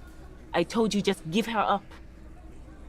Lizzie, your help is no longer needed here. Go tell Evrard. Fine. I'll tell him. After a long walk along the coast. What just happened between these two? You're in. He's all yours. Questions. The lieutenant gives a smile only you can see. Me too. He nods. You hanged the corpse to cover up the real cause of death. What was it? We're not sure. Probably a bullet. The wound was difficult to... So there was a wound. You should try looking for it one more time before you send the body away. 'Cause the girls asked us to. They were in some shit. Girls plural? There's another girl? 2 of them? Take note of this. They'll probably say, Did she kill him? Cop, I have no idea. The girl says she didn't.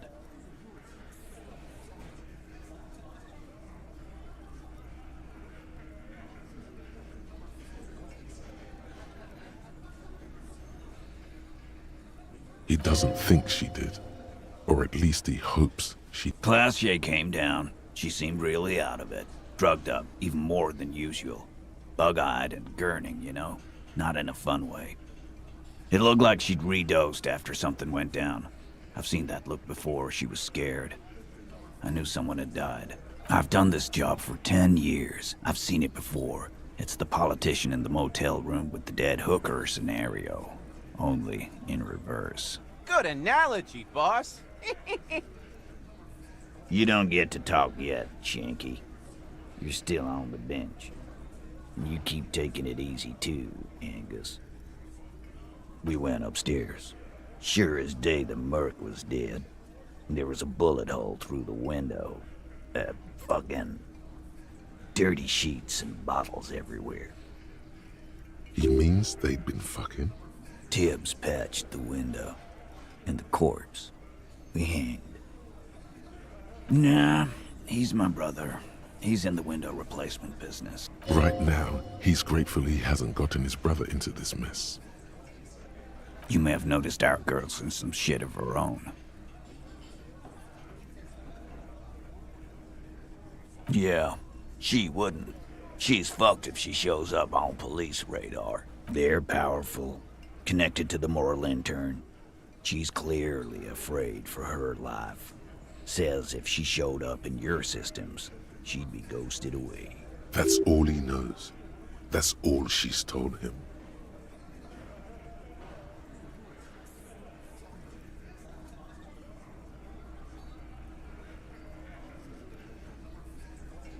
And why would you help someone like that? By taking on a murder? Why would I? I guess we abide all sorts of runaways and losers here. It's a Martinez thing. Not yet. Just some ideas. She says the shot came from outside, behind the window somewhere. So that's a clue. I'm thinking someone's past caught up with them. Either hers or his. Hers, you mean? I mean the people after Clausia. Maybe the shot missed. Maybe it was meant for her. I like that. Been thinking the same thing myself. My dude. One of those mercenary buddies of his could have done it. They got guns, training, years of bad blood, probably. Or it could have been someone else from Crenell. Tell you what I'd do. Check out the coast for vantage points. Maybe consult with a ballistics buddy of mine. That's what I'd do. If I wasn't too busy doing this clown dance with you. He's calm now. Threw all that turmoil away and became himself. These theories, not bad. Don't buy either one, but still, this guy's not as dumb as... In a manner of speaking. Remember the two girls? He may be talking about the other one. That's right. It was her idea to hang him. I liked it for political reasons. It sent a good message. Fella, you think too much. He's off all right. A little too far there, but you're definitely right. That woman is just affiliated with the Hardy Boys. You don't know her anyway. We're Hardy Boys, and that's it. Nope, you're not getting to her. It's Clausia you want to talk to. You do that. Hey, cop, before you go, Clausia, came to Martinez to hide. Many of us did. This is where you wash up when there's nowhere left to go. The Union takes you in. Now, she refused that protection. But that's right. If we didn't take care of the people who end up here, this place would just be a couple of ruins. on some cargo containers.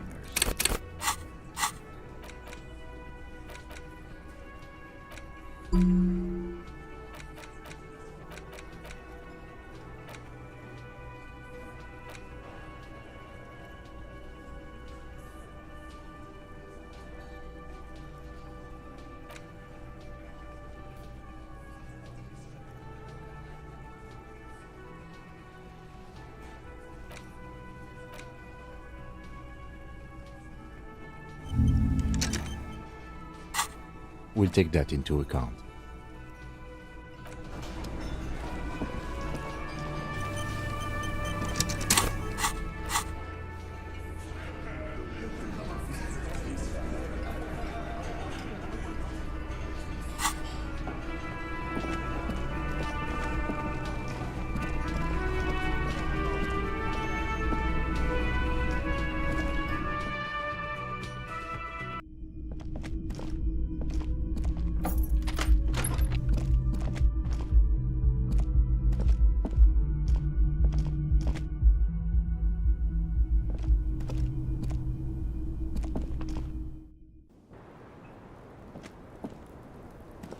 It's always good to see you. Something in her demeanor has changed. She's tired, consigned to her fate, to being here with you and what's to come. I understand.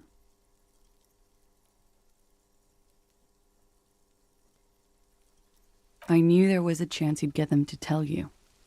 It's wait for what it's worth. I'm sorry. This is good. Clear the air first, between you two. No, it's not good. It's the opposite of that. This will let her dictate the term. Shush, I can't hear what she's saying. If you knew we would find out eventually, what? Because of the Hardys. I couldn't just dispense with them. They were only trying to help me. Out of the shit I'd gotten in. Is she implying the Hardy Boys are the law?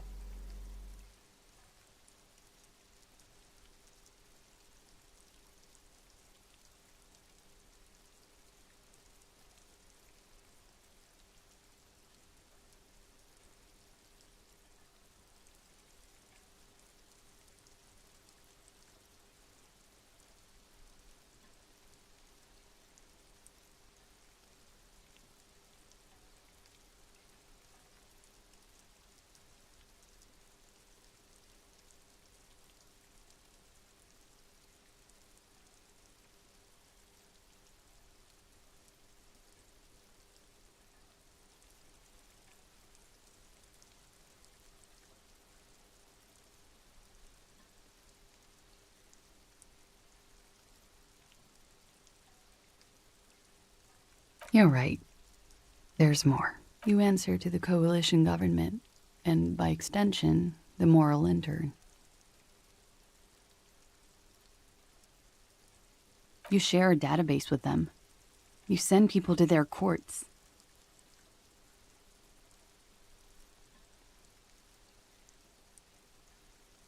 It is. They're after me, and they have friends in the moral intern. Some are moral intern. If I show up in your records, officer, they will find me. They will. What happens if they do? They will kill me, sir. If you file my name, take me in for questioning, enter me into the well, then I'm fucked. For nothing. This murder didn't have anything to do with me.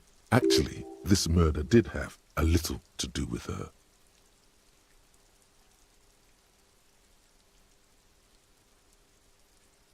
It's not nice, but it's not illegal. Not here in Ravishal. What exactly did you... Industrial espionage. I joined a business collective with the intention of betraying them. I did my job well enough to be asked to do it again with a bigger company. The kind you really, really don't fuck with. I need the names of the companies involved and who hired you. The job was Lou's County Savings Bank. They sound small, but they're part of the Lou Scott conglomerate. That was the second job. The first was some printer company.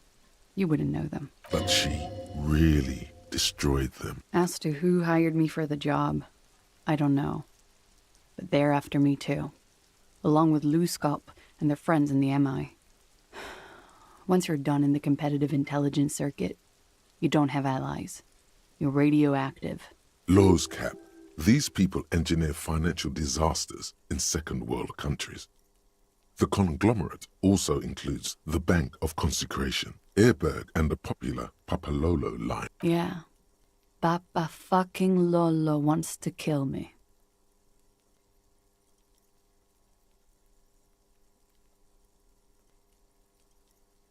Sure, I'm not a war criminal, but it was bad. A lot of people got hurt. But that's just more of my shit you shouldn't have to deal with. You're solving a murder. That can wait. Look into her eyes. There's more. One of them killed themselves because of me.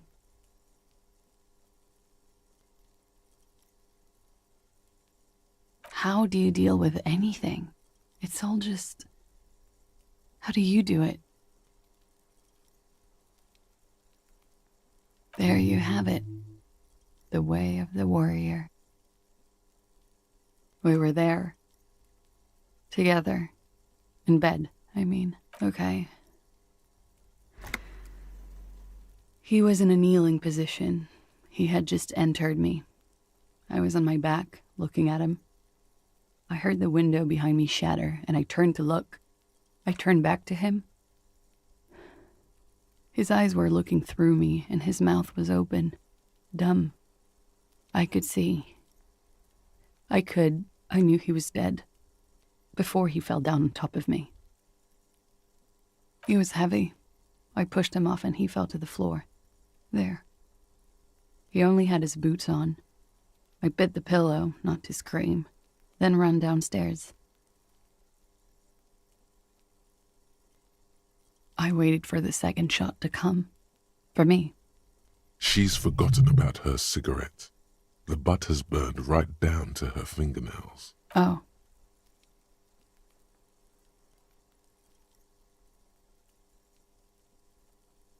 So am I. What time was this? When did it happen? 11:30 to 12:15. I don't know the... It's okay. Were you inebriated? Not as much as usual. He'd done a line, plus... This doesn't fit with the testimony of Titus Hardy. He said she was higher than usual. Oh, yeah. I did one of his lines. Just... Did you hear or see the shooter in the course of this? No. Nothing. I was trapped. I was stuck in my room downstairs. I got some clothes on and crawled back up, drew the blinds. Blood was coming from his mouth. He was still on the floor, slouched. I couldn't be there with him anymore. So I ran down and out of my room, into the hallway, down the stairs. Run, woman. Run past them and out into the streets where it's dark and people move. To the lorries at the intersection, as far as you can. I already ran. I ran from an entire Isola. I can't run any further. Not with these people. This is as far as it gets. Sylvie was tending the bar. A lot of people were there. The Hardys were at the table in front of the stage. I think the Union box was full. Ruby was there too. They were having such a good time. I sat down and they all welcomed me. I didn't even have to say anything. Ruby knew something was wrong. Ruby. You know, the leader. The leader? The Hardy Boys. Well, nominally, yes. Ruby's the one they go to when things happen, like things they need taken care of. She's the organ. This Ruby, in her phrasing, is entrusted with great power. She trusts her. So do the others.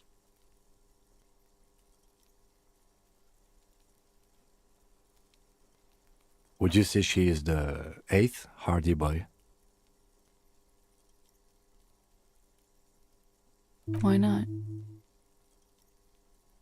Well, Ruby said let's talk upstairs. I showed her the room. I've known these people since December. They know my situation, that I can't leave a paper trail. Ruby was the first one I told.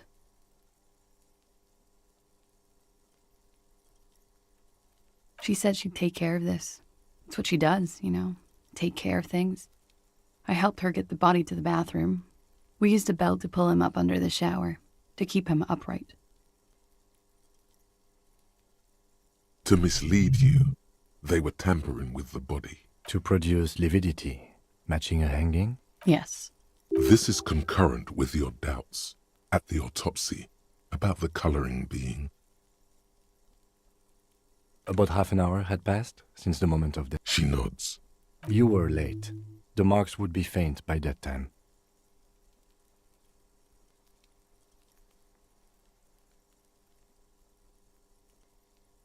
Ruby went outside to talk to Titus and the boys.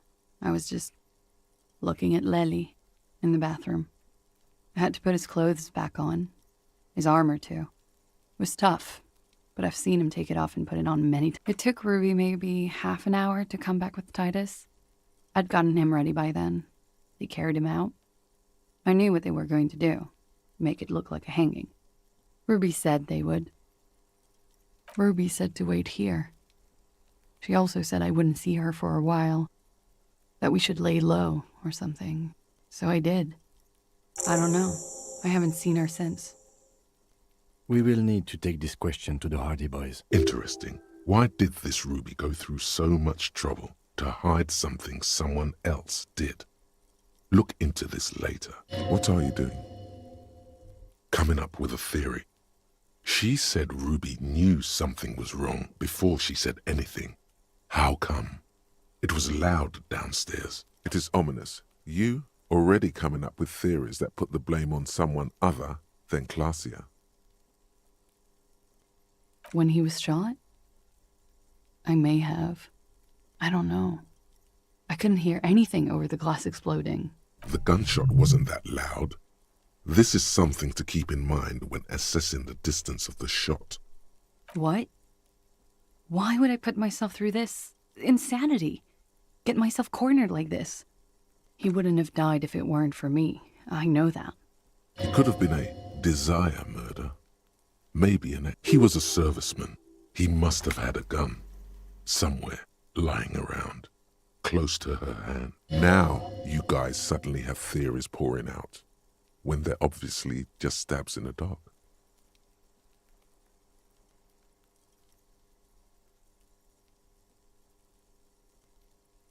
No. I specifically asked him not to carry firearms when he was with me. He only had his stupid armor. I'm sad to hear that. They must have said it in some fit of frustration or under pressure. They couldn't have meant it.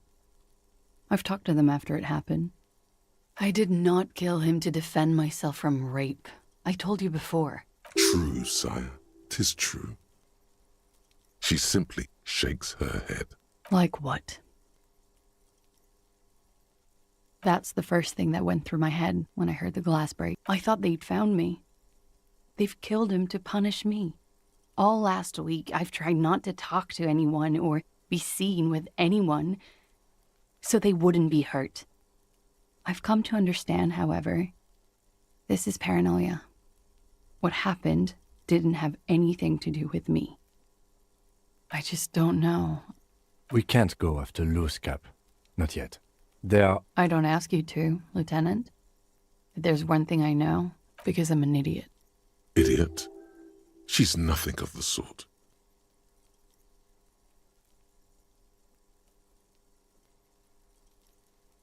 You have to understand, the people around here, no one was making the call, and he kept rotting. And then they picked his clothes off, and that little fucker threw stones. He kept throwing stones at him for 3 days. I could hear the thud. Thud. So I called you. I hope with all my heart it's not the last thing I do in Ravish. She definitely called the cops. That was task complete. It could not have been a lie. That is... Oh God. That was a lie too. Who made the call then? She did, of course. Don't be paranoid, man. It's unbecoming of a police officer. And it makes you sweat. Last week, Angus and Titus's brother, I think he's called Tibbs, took care of it. You should have another look at that window after this. Reconstruct the scene. It's right there. Yes, you see the glass sparkling out of the corner of your eye. She nods, silently. She doesn't even smoke. He's thinking, are we or should we arrest her?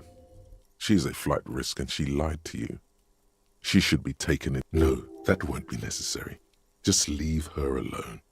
This guy won't budge. You have to wake Multiface up, forcefully, if you want to continue pushing her.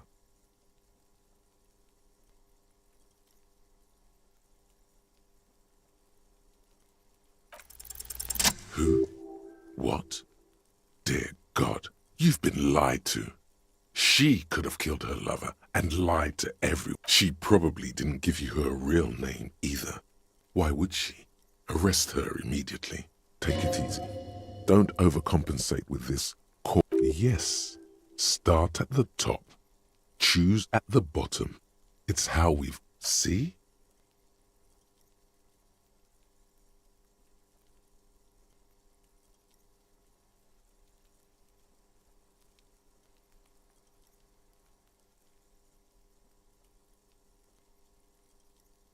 There may be grounds here, at least for an extended detention.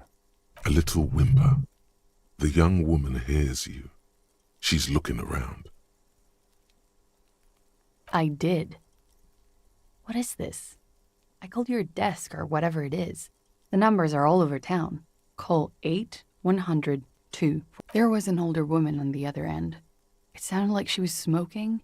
That is the emergencies desk number. Anyone could know that, sire, by looking around and calling the desk. What time did you make the... Thursday night. It was late, sometime after 12. It checks out.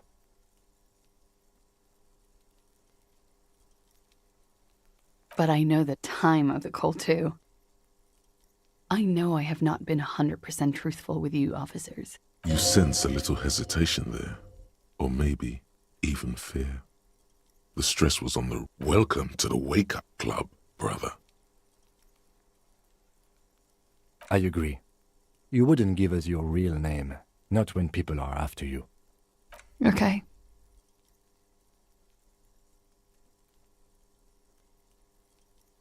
Okay, it's not. You log your work every week. It's all transmitted to Common, sir. I couldn't just beg you not to enter my name. So I lied. Like I lied before. Like I did at LCSB. I have to lie all the time. I'm so tired of it. No. It's submerged in a plastic buoy on the coast, in the reeds. It just doesn't say Clausia Amandu. It says Anouk Mea Smith. Falsified documents? Passport and visa.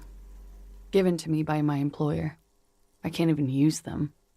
My employer probably leaked the name, Maya Smith, to hurt me. Why would they do that? I didn't show up to a rendezvous. They don't take that lightly. I didn't show up because I was afraid they'd do something to me. The job was finished. I'm just a liability now. She fears an arrest right here and now. This has been an awful turn of events for her. West of the boardwalk, in the reeds, on the coast there. I put it there when I first arrived. Haven't been there since. I'm not sure I could even find it now. It's useless. The lieutenant makes a note of it. You're welcome to it. It's in the reeds northwest of here, past a broken sewage pipe, right near the waterline.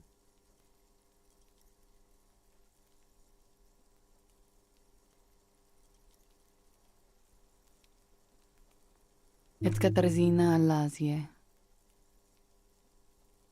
It's a Grad name, Jimsk or Yugograd in origin, not Occidental at all. Smells of motor oil, tiger, economic desolation, and rock music-infused alcoholism.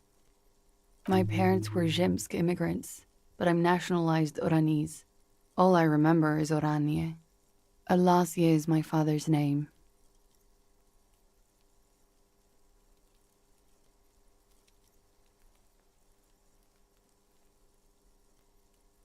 She nods. Her round eyes meet yours. They seem moist from the wind on the roof. I am. They can never take my sash and my scepter from me. Yes, they can, for lying. She nods, her back straight, ready for whatever is next. But I haven't done anything. Anything illegal. Failure to aid a police... She purposefully misrepresented information. That's right, gang. Stern and merciless now. Stern and merciless as we reel her in.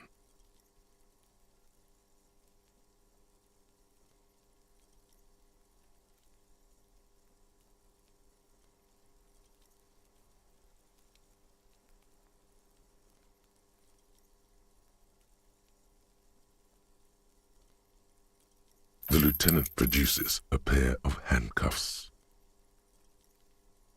Please, no. But there's nowhere to go. A two-story drop to the Plaza Mosaic. If she could, she would have run before. I think I know who did it. Who shot Lely. I can tell you. I can help you. She's silent for a second, as if looking into herself for certainty. Then, in a hushed voice, she says, gearing up for this betrayal is hard for her. Ruby. She has this thing for me, ever since I met her and the boys downstairs. She's been pretty frank about what she wants. Sex. And more. I made the mistake of confiding in her. I told her I was on the run. She started protecting me. It became an unhealthy relationship. When I started spending time with Lely, she told me to end it. Said there would be shit if I didn't. It was not a good meeting. We stopped talking after that, but... I don't understand. What exactly in your relationship made you think she's romantically interested in you? She said she's in love with me. She even asked me to run away with her when I told her I'm a fugitive. She started developing notions about our relationship. And you led her on? A little. I was flattered, you know? But then I had to let her off, and it was not easy. I came to regret being friendly with her. We maybe kissed, nothing more.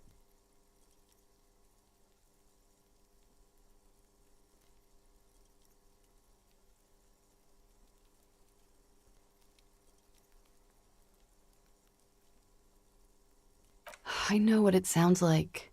That's why I didn't want to tell you before. But somehow, she knew Lely was dead. She wasn't surprised at all. When we came up here, she was calm as a stone, too. She cleaned it all up. This is a familiar theory. You had it too, remember? Could it be that Ruby was covering up after herself? Yet again, you're coming up with this. The worst thing is, it may be true.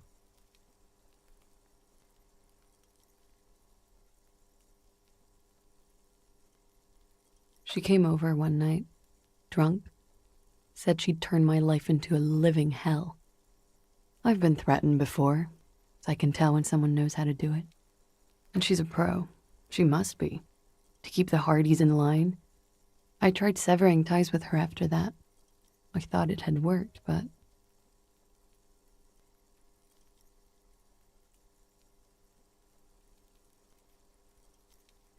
You said there was a secret route there, right? She could have come up through there, then taken this shot, right here, where I stand. It was too dark outside. I wouldn't have seen her. Then slipped back downstairs without anyone noticing. Interesting theory. Did she know that door exists? Had you been out there with her? Yes. She's been up here many times. She used to come to drink on the roof when, The peephole.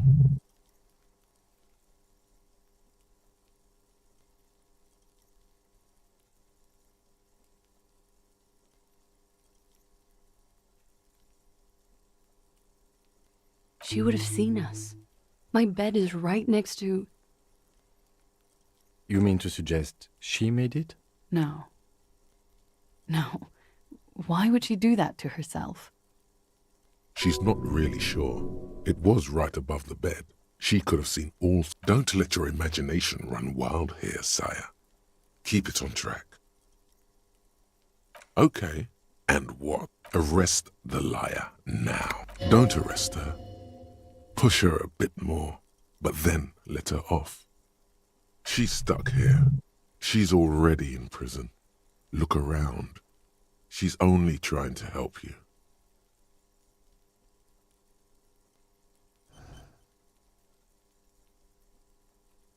Her. Stop letting her distract you.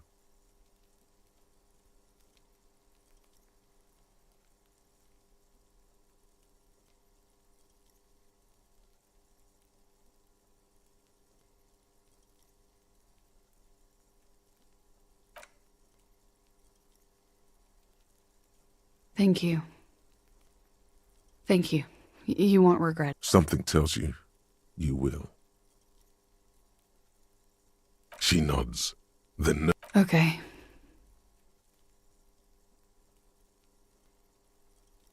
She slowly I was just thinking, lies. Yes, we demand she be punished for deceiving us. We demand her anxiety. We demand... There may be grounds here. A little whimper. The young woman hears you. She's looking around. She nods. Okay. She slowly...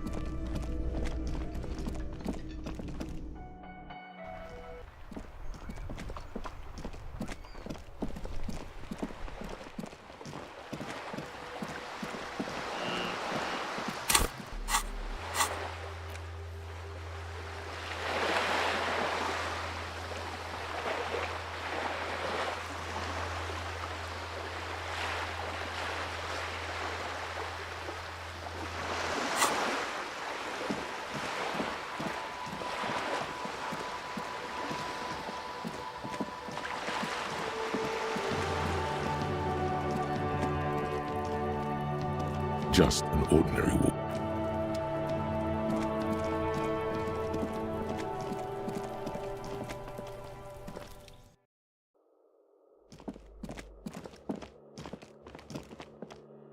Yes?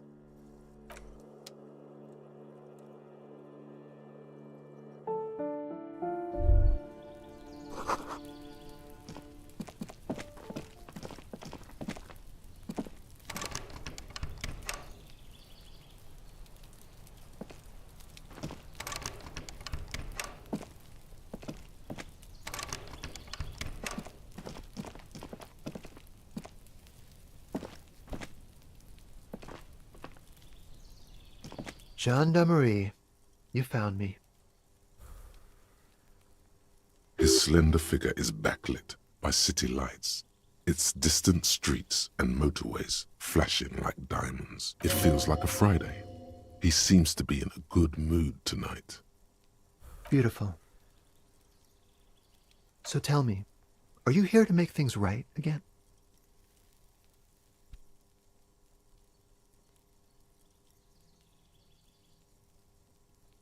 Beautiful. I have some good news for you. My Sunday friend is visiting me tonight. I told him about you and he'd like to say hello. Step in. He's already waiting.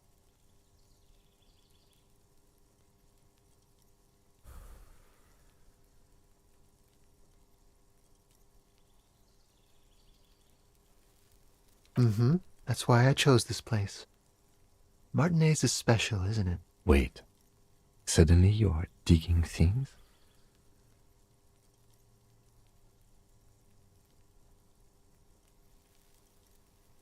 It does feel like the end of the week.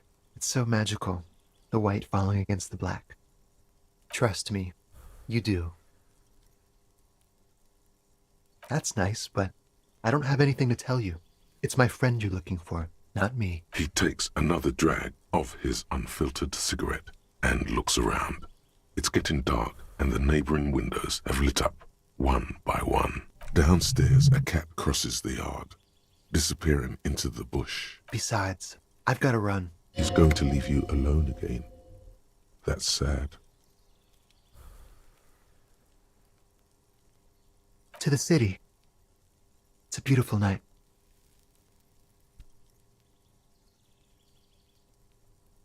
Something flutters in the corner of the lieutenant's. We'll talk.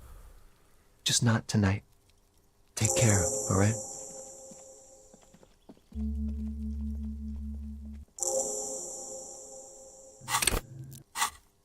And he's gone again. Looks like it's becoming a theme for him.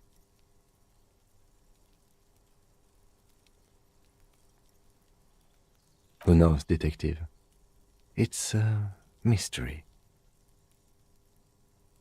Different, of course.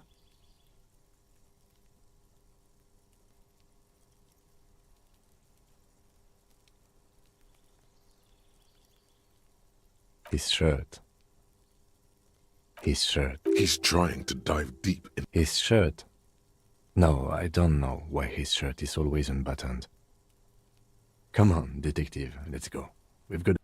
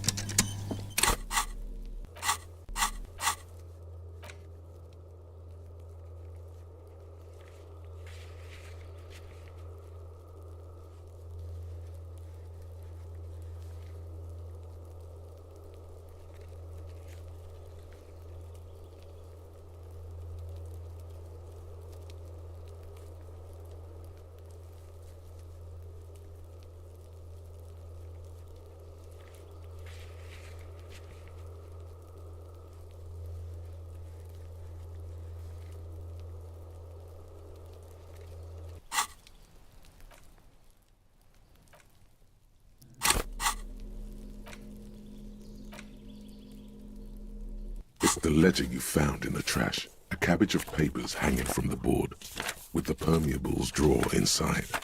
It's barely held together by a clip. Is still not what happens. Strange. Why does it make you so angry?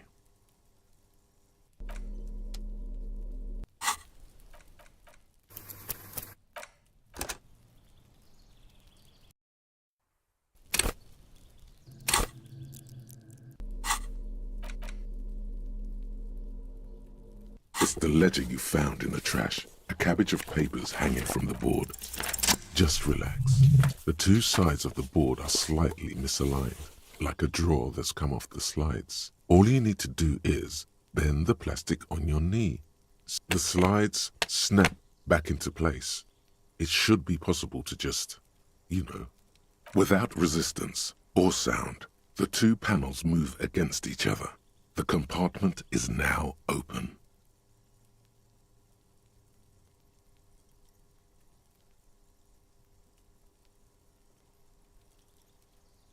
Two ticket stubs and a handmade postcard.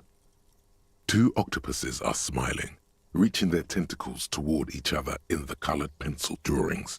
The tickets permit access to the zoo in Revachol East. The aquarium costs extra. These let you go there, too. Thin wax paper has been glued to a piece of cardboard. Sounds like leaves rustling when you pick it up. You see violet flowers, floral patterns, patches of glue. It smells of chewing gum, exactly like the gum wrapper you found. The same brand of chewing gum. Familiar handwriting lines the inside of the card, looped round letters. A young woman in her 20s.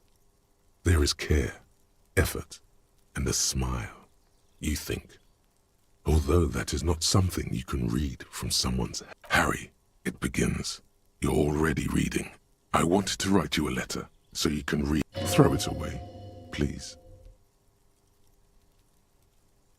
A merciful wind blows in from the Bay of Revachol, dusting the ground at your feet and raising newspapers far away. You feel the card slipping into it. Frisson covers your entire body, a feeling of cold, a persistent chill. Your hands shake, holding onto it. Every morning when I step out and you're asleep behind me, it says, I find a little piece of sadness in me. I carry it in my chest down Voyager Road. Every step I take, it grows.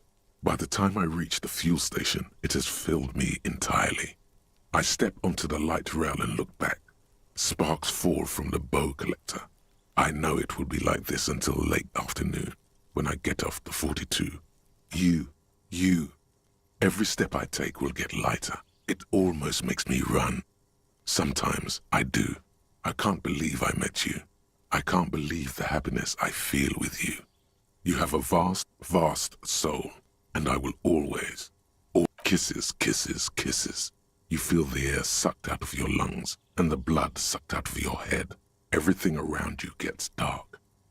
You feel the ledger slip from your hand. No, hold on. To what? There's nothing. Detective, is everything all right?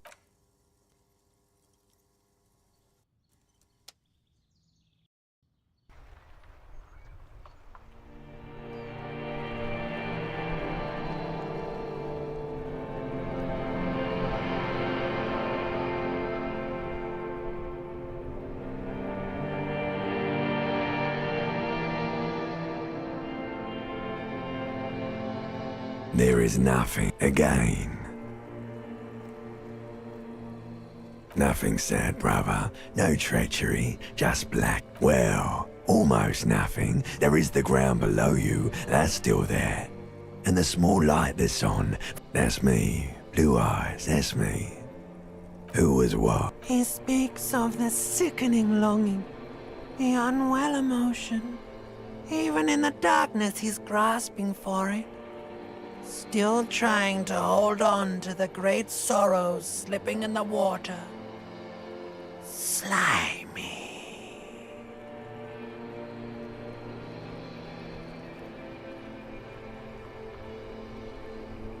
The cool, when you're... Here in the paleo-mammalian cortex, we call it because it's always there. Tell him. Ah, yes. In the olfactory system, they call it the apricot chewing gum scented one. It didn't smell nice. It smelled like betrayal. Bloated corpse of the past resurfacing. Beautiful. Believe me, stupid ape, its lack of beauty was not the... There is no Voyager Road. There are no roads, no houses, no lights in the windows. It's all on pause. Your name is fuck all.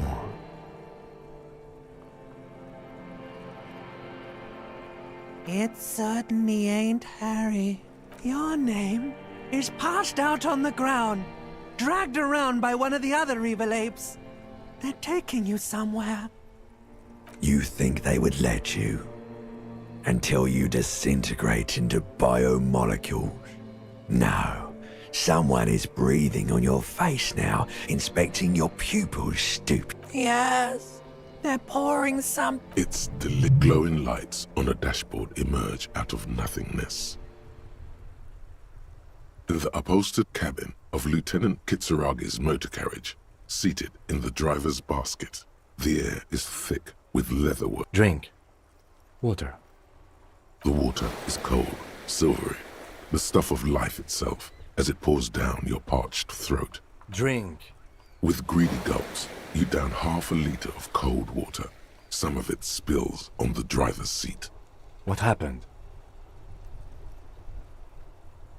You were reading your paperwork. Then you passed out. I carried you to my kinema to take you to a hospital. Then you came 10 minutes, maybe. That does sometimes happen. He replies with such understanding, it's as if the burnt-out ruins of the... You dropped these. Are you okay to proceed? Good.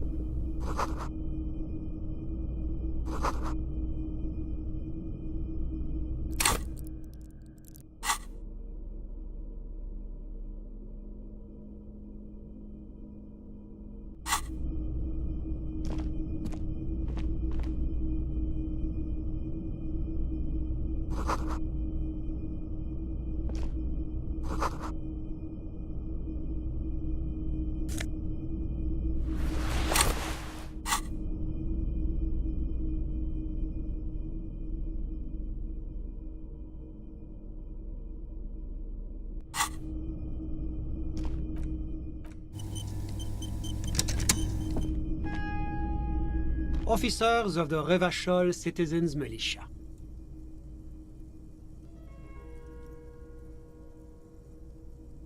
You shouldn't be seeing him in an intimate setting. For some reason you feel this man is your superior. Superior, but he's not in the command chain. My name is Charles Vildrouin, and I am an official with the coalition government. I work for the Institute of Price Stabilité on assignment from Sur la Clé. I heard you talking to my friend outside. Very good. Super. No, first ask an innocuous personal question to get the interview off on... Yes, make it clear you're the one setting the terms here.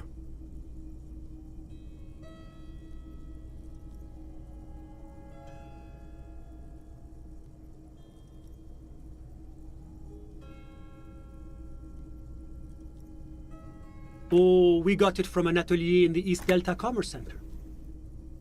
Personally, I think it's a little culturally insensitive, but that's really all I can tell you about it. That didn't work at all. The lieutenant takes out his notebook and nods to you to proceed.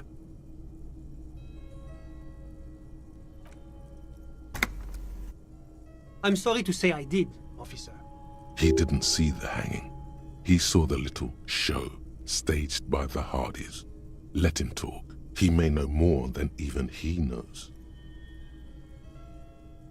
Because I did it?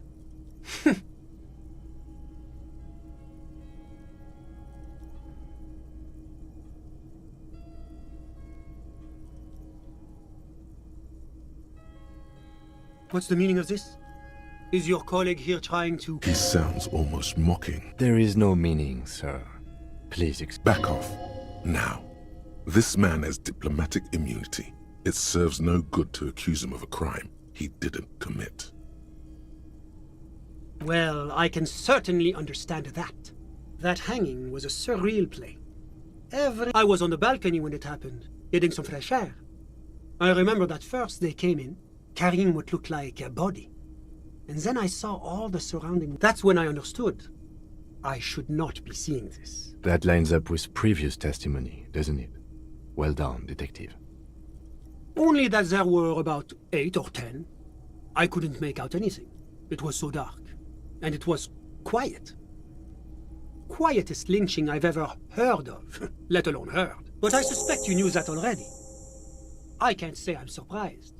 The fine reputation of the men and women serving in the RCM is well deserved.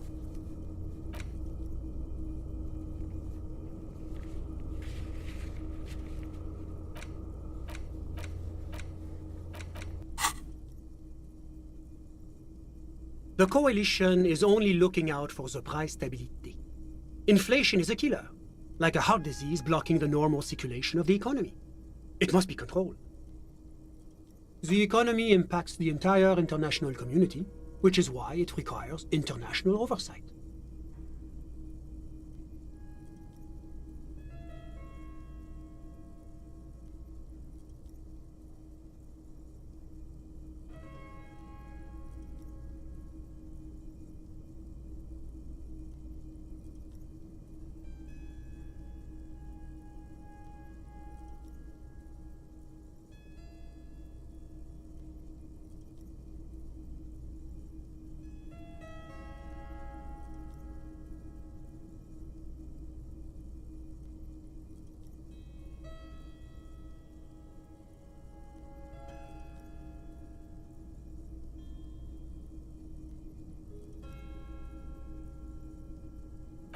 Well, I'm renovating it.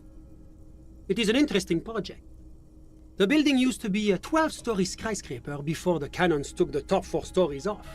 This, of course, happened when the Coalition forces landed here. You could say I'm undoing some of the material damage the international community caused when we arrived here. Yes, as I said before, I'm a commissioner from Sur-la-Clé working for the Institute of Price Stabilité. This is one of the main projects of the Moral Inter. Wait, there isn't actually an Institute of Price Stability, is there? Or maybe there is. God, it's impossible to understand whether someone from the Moral Intern is joking. La Communauté Internationale is what Revacholians colloquially call the Coalition. In other words, the nations that stopped the disaster of the revolution. Your employer, technically speaking, the governing authority of Revachol. The RCM is but one part of this provisional administration. It is the most important thing.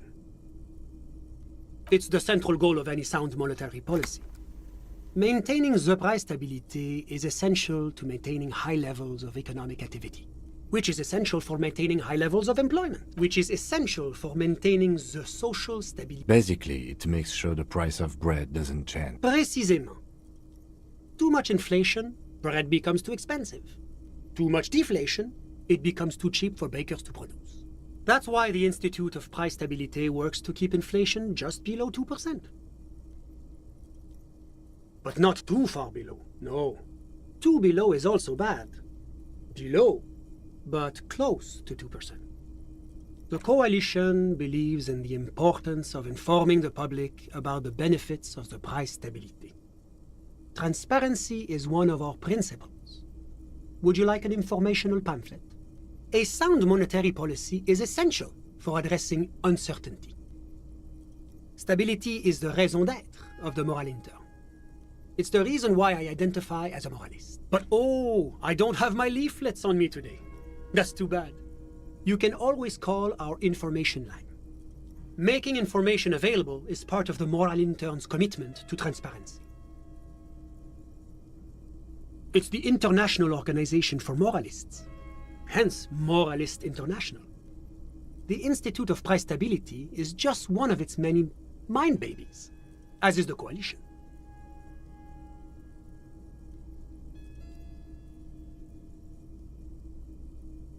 Doing one's job doesn't automatically make one anyone's bitch. Besides, there are more nefarious powers to work for. But of course. Because moralists believe in a normal, stable world governed by democratic values. The Occident is part of the normal world. Oranje, sur la clé. Martinez? No. Martinez is something else. Revachol is generally difficult. It's led by an interim government, which means it hasn't yet achieved full democracy. But they are working towards it. You're all doing very well here, relatively speaking.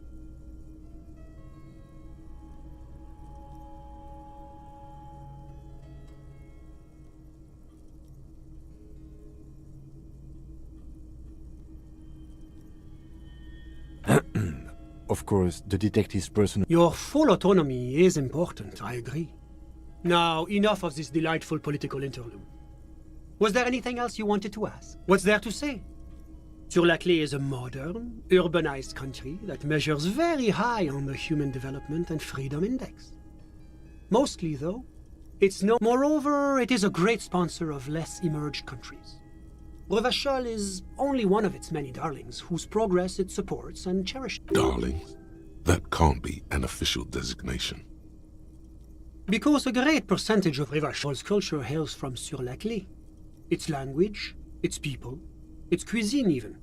Or at least in the downtown La Delta area. Jamrock and other parts of the international zone have been mercifully spared of Sur-la-Clé's love for meatballs and mashed potatoes.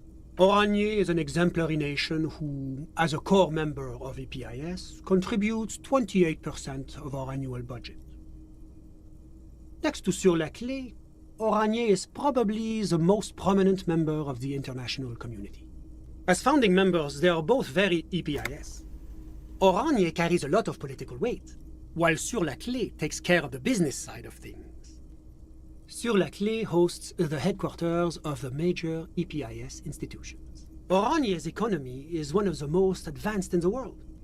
It has successfully transitioned from heavy industry to advanced services and generally acts as an engine for sustainable change in the international community. But that didn't tell you anything about Oranje. About what? Oh, it's very urban and very well organized.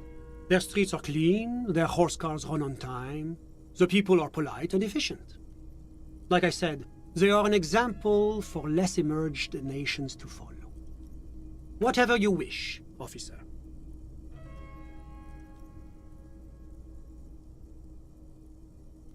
A fugitive? Hypothetically speaking, you might add. Well, I would say that is very bad indeed. What sort of a fugitive are we talking about here?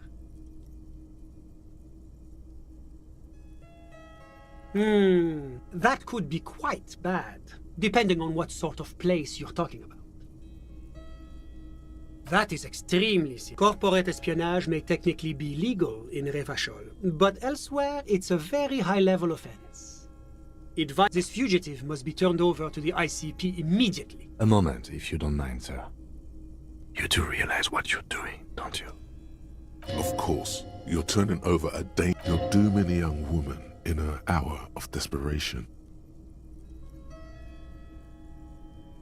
Very real. I won't tell you how to do your job, but remember, this is an RCM matter. He won't tell you how to do your job, but a good police, when you turn back, the man is looking at you, expectantly.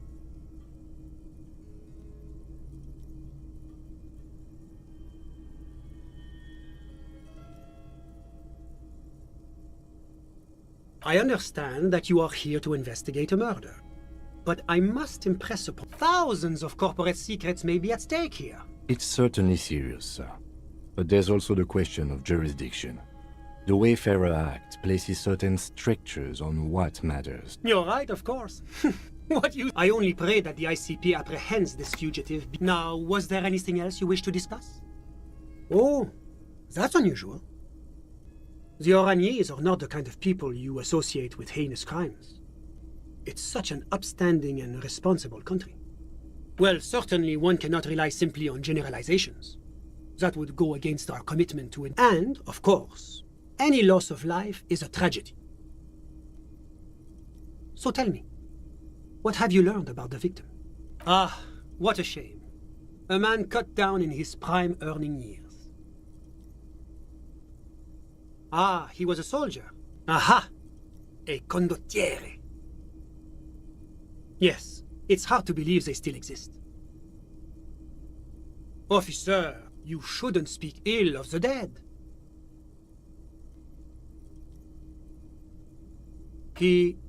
So you spoke with the victim before he died? The man seems slightly relieved, as though he's just narrowly survived a perilous bend. Extremely distasteful behavior. I cannot condone either drug use or... Suffice it to say, that is not how we do things in Sur-la-Clé. It's the responsibility of any good welfare state to take care of its most unfortunate citizens. They gave him a successful career. What else has your investigation uncovered? That is extremely unfortunate. Yes, it's regrettable that this practice has a history in certain Occidental nations, even highly advanced members of EPIS. But rest assured, the Oraniers government has committed to producing a timetable that would lay out a path to transition to a professional army. Soon, there'll be no need for mercenaries like this poor man. Oh, it's hard to put an exact date on it. I believe the proposal for the timetable is due to be completed around 60 or 61.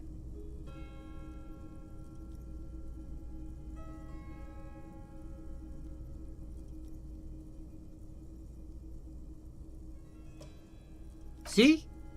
That's the kind of progress that the moral intern makes possible. A great shame, yes. Colonialism is a dark specter in Oranier's past. Which is why the work of the moral intern is so critical. It is our great bulwark against another century of bloodshed.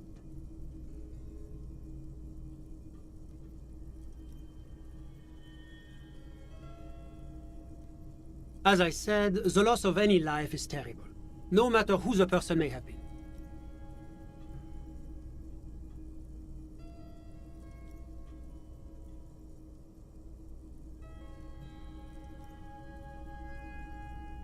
I do hope you're able to bring his killer or killers to justice.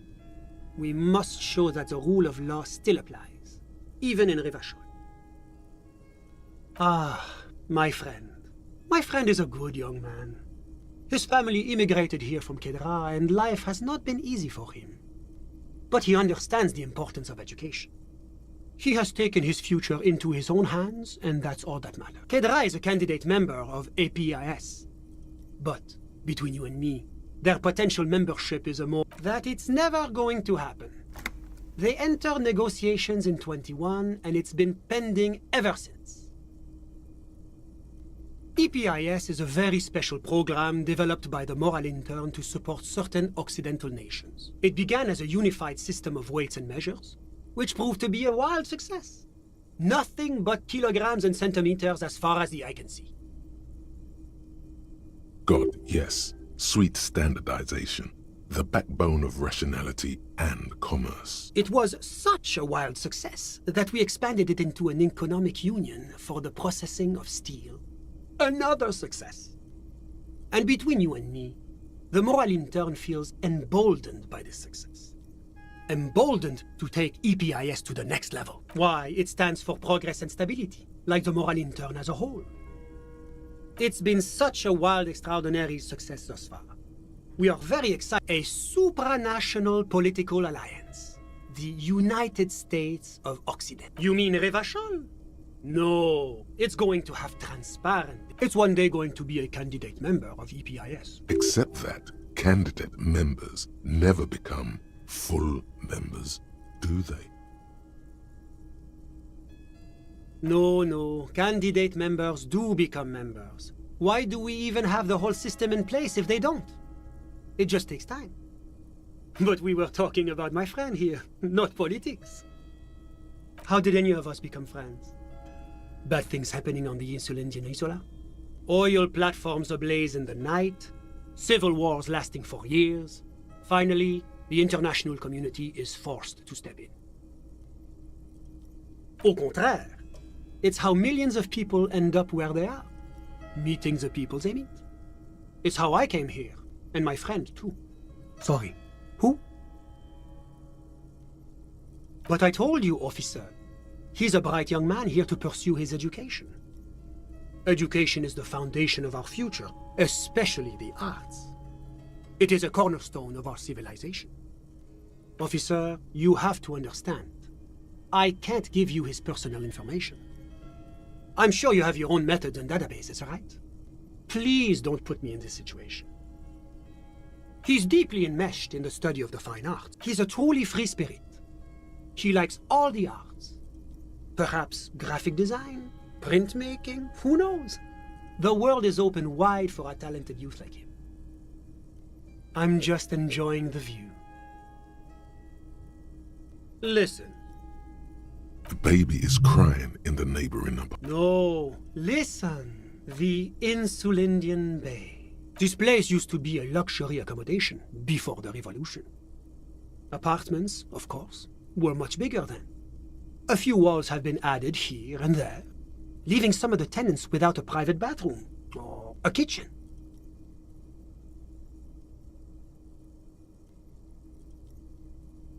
But the million real view stays. You can't take that away. My friend comes and goes. I'm sure you'll... A busy bee? What an odd choice of words. I'm all ears, officer. A moment. Do you have everything you need from me?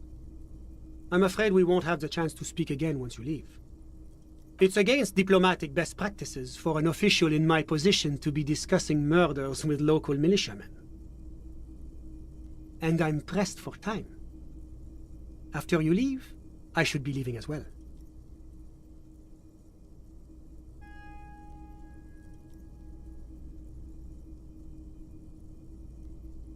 That's not the real reason he's so apprehensive. Men in his position shouldn't be seen loitering around in underprivileged young men's apartments in the middle of the night. Sure, go ahead. It's a beautiful space.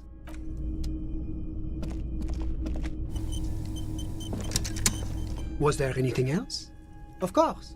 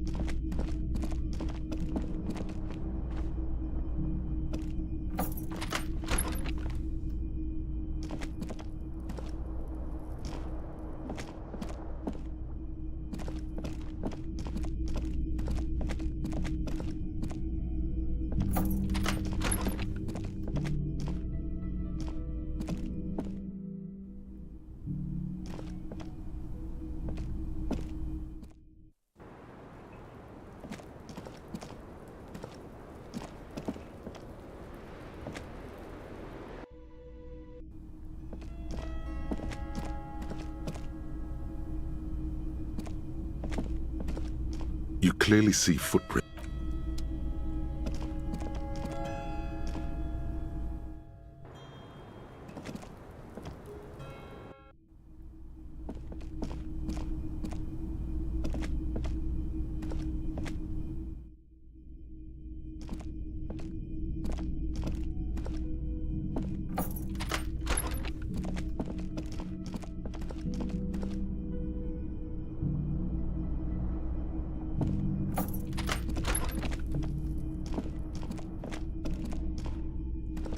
A mirror hangs on the bathroom wall.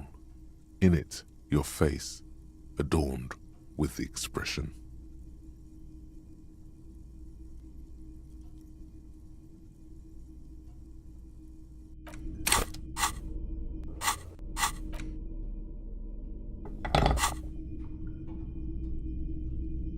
A mirror hangs on the bathroom wall. In it, your face, adorned with the expression.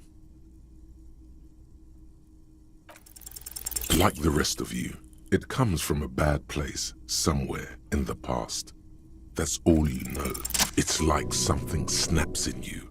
A nerve ending, a thought, a sadness.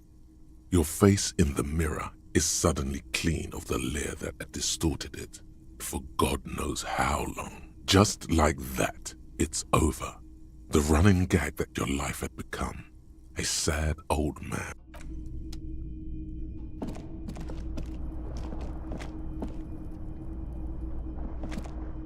The bed is still It's not easy, but your bones are so tired from what feel like weeks of work on the case. You have to try. Thoughts, baby. A million little lights in the dark. You're one fine instrument, brother. All those faces and all those names. All that laughter and screaming and scheming around. Every corner and every street. Recorded in you forever on Faraday.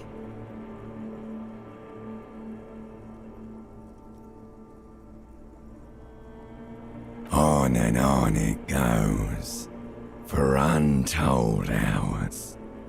At the disco where you first asked her to dance. Rising, rising, above the dark curvature, the great wingspan of sleep, studded with stars. Behold, there are millions of them down there. The first time, the last time, the smoke in her mouth, the plotted flowers, the faces turning, changing.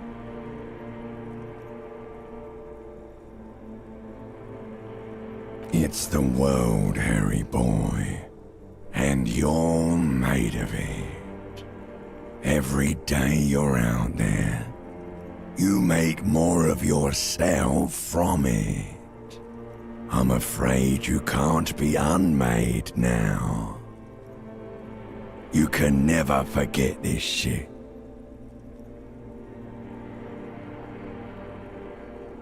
Beautiful. It's stuck on loop, whirling, spitting out words and images. You're the son of the world again.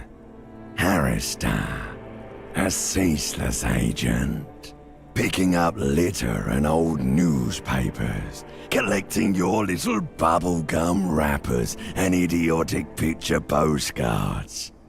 Meaningless, meaningless keepsakes.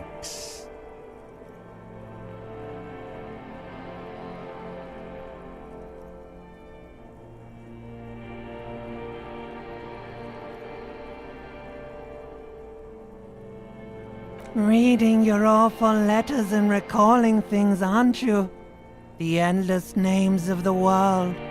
An address book you are. The map of a city. You'll go insane if you keep going like this. One more day, and you'll be in the loony bin. I just know you will.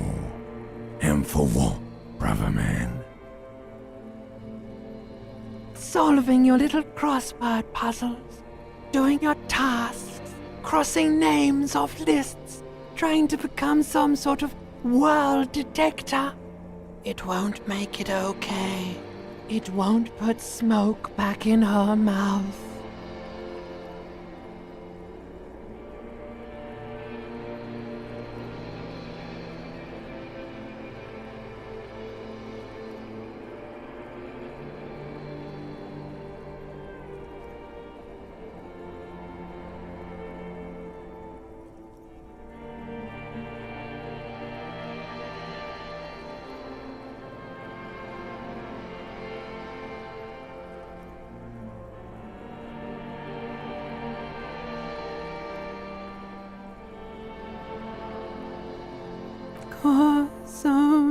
Beep, beep, beep!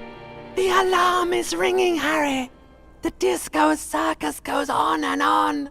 You barely slept 3 hours last night! You can do it. It's nothing. Do it for the picture puzzle.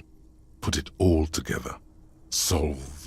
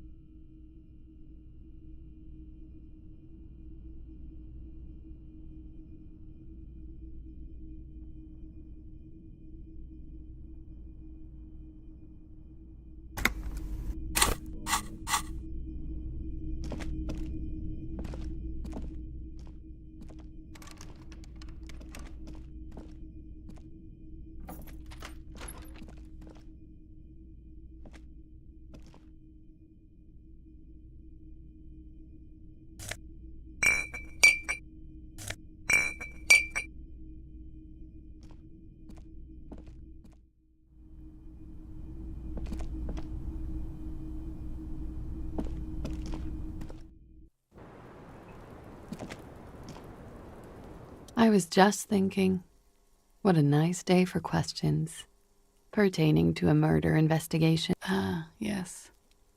The night before I saw you in the hallway and reminded you you're a police officer.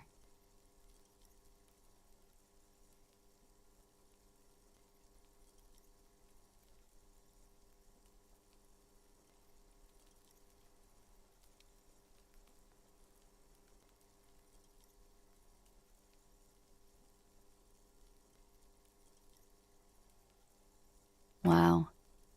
Mythopoetically adequate. She's a glib girl, but she liked the wording. There was the usual ruckus. Loud disco music. I can't say. Probably not. Sounded like... Oh, yes. Various artists. Ostentatious orchestrations prime among them.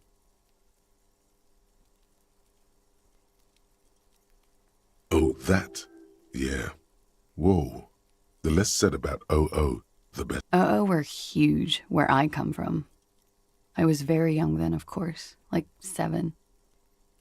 Life gets hard, but we go on. I don't know about that.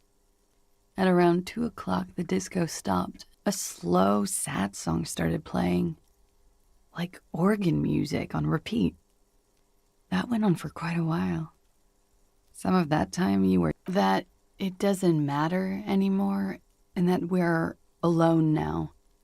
It was difficult to tell. The song itself was very quiet and soft, but you sounded like a wounded boar, sir. It was hard to understand what you were singing on top of it.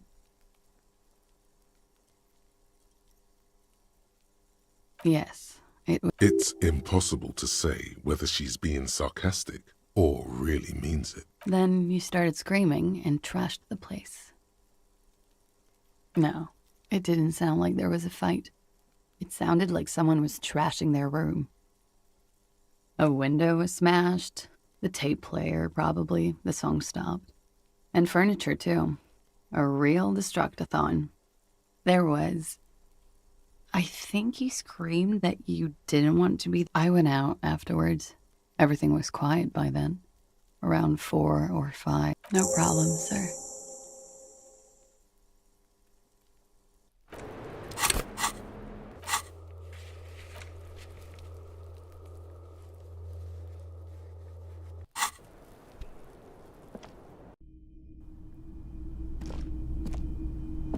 This window is pristine on the inside, unlike...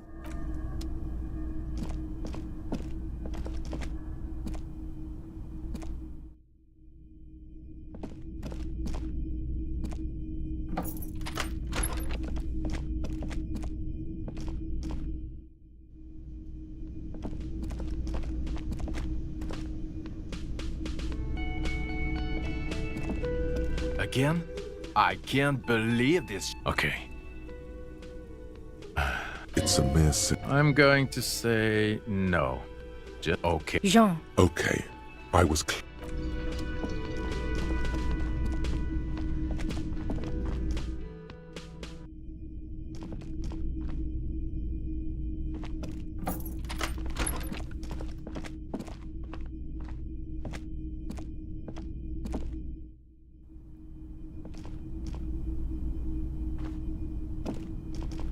This window is pristine on the inside, unlike the one next to it. Light from the desk lamp reflects off the glass. In an untarnished golden light melts away into the blue, glassy darkness of your mind. In it are 2 neon-lit shapes, a man and a woman on the single bed. Like the witness said, the man is kneeling, the woman is on her back. It's the night of March 4th and a shot has just been fired. The man looks directly at the woman. The shot's possible directions converge in his mouth, a ray cast from somewhere outside, entering his brain. From the roof outside, location A prime, the glass fractures around the bullet hole, shards face inwards like a corona behind the woman's back. The man does not know the bullet has entered his brain. He never will. Death comes faster than the realization. The ray cast from the man's mouth unravels into a fan of possible directions, all on the roof at first. The shot could have come from any of them. This is composite location A prime, most likely of the origin points. There could have been. Then the rain and slush and wind washed it away. This was more than a week ago.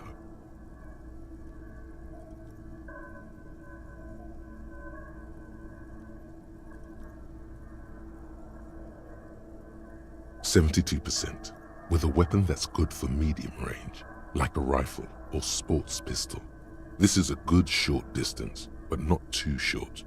The perpetrator aimed with their back against the railing, or possibly kneeling for precision. This would explain why it only took them one shot. The lights were on in here. Outside it was dark. It was like shooting fish in an aquarium, a well-lit aquarium. The victim opened his mouth to let the bullet in. Neither of them would have seen anything outside in the darkness, too busy with their own bodies. Point X would contradict the woman's testimony, rendering the entire proposition void.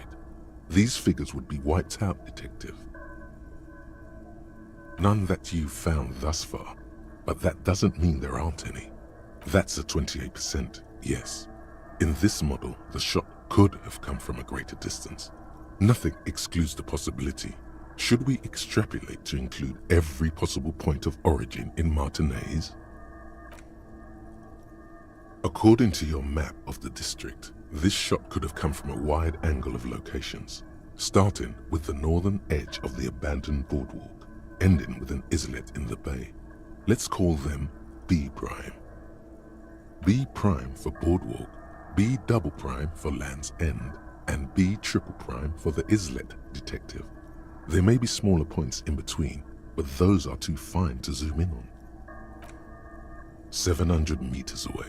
The likeliest of these B positions, 20% chance. A skilled sniper could have made the shot, provided he had a safe sniper's nest. Even with the light on inside, we're talking military training. At that distance, the perpetrator would have had to take wind direction into account. 1.2 kilometers away, the least likely of these positions, let's say 3%. A truly skilled sniper could have done it, possibly from a tent. No, too far-fetched. 1 kilometer away, an unlikely point of origin, beyond the docks somewhere. On an islet in the Bay of Martinez, perhaps. There are islets there, badly charted as they may. The shot would have been a small miracle, 5% likelihood. There is an extremely narrow field of view from the bay to the window, between Rue de Saint-Ghislain 10 and 33A. The angle would have been extreme, and access to the islets is questionable. From where, precisely? I see you have given this a lot of thought. Are those the locations you've singled out in addition to the roof? And what is the likelihood, in your opinion, that it came from a further distance? Okay, well, we should see if there is gunshot residue or sniper nests if we go down the coast. Rule these spots out one by one. It would be the diligent thing to do. Until then, personally, I'm going with the roof version. It fits the hidden path through the whirling. A simple hypothesis.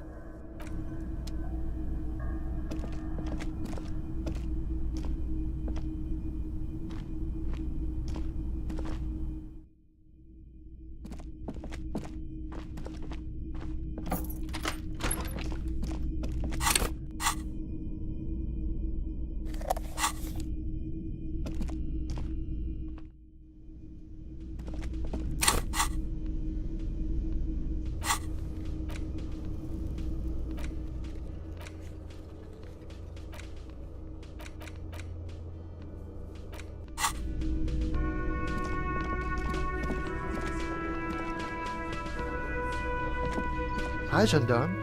Another rendezvous. Hi. So what brings you here?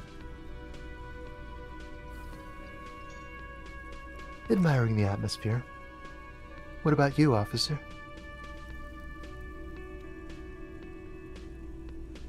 Convenient. But what are you doing here? Talking to me? Oh yes, let's see. He knocked on my door a few days after the lynching. I think he was going through the entire building, asking questions. Nothing. That I didn't see anything. Why shouldn't he? What friend? No, I don't think it came up. Muscular, handsome, strong, like one of those military types. Yes, but he was speaking to someone on his earpiece. Yes, you know those tiny speaker microphones that fancy security guards sometimes wear. Just reporting back whatever I was telling him. Oh, let me think. He had an accent. He sounded like one of those mercenaries. He sounded vaguely Oranese. No, not vaguely, scratch that. He sounded definitely Oranese. Sure. Anything else on your mind? You did? And how did you like him?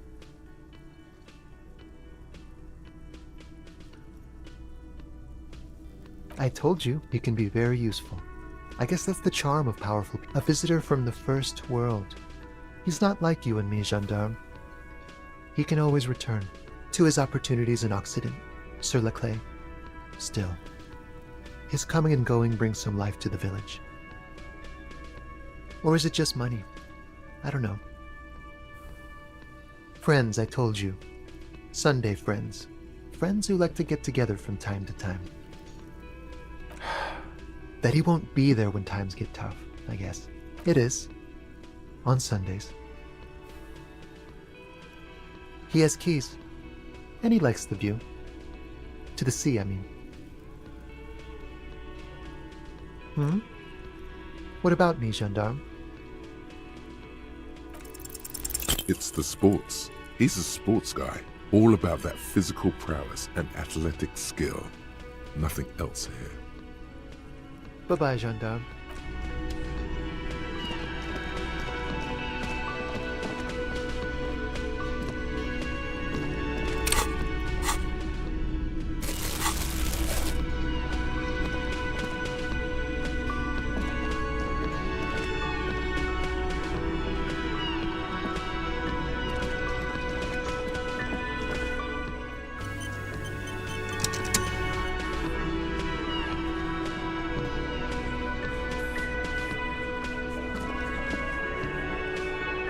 It's you again. What is it?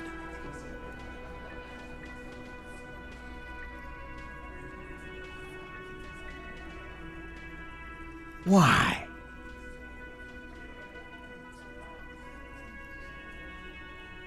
You're cuckoo, cop.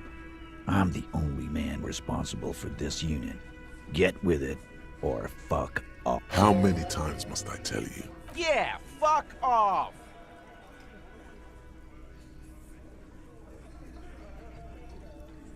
Sounds like you're making her a suspect in this. Ruby's one of us.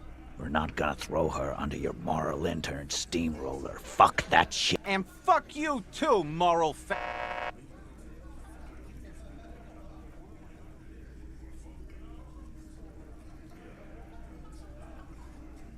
Ruby is missing. If you hide from the police in a murder investigation, you become a suspect. You know how it works, guys. That's nothing. That's just legalese. You don't even have a sound theory.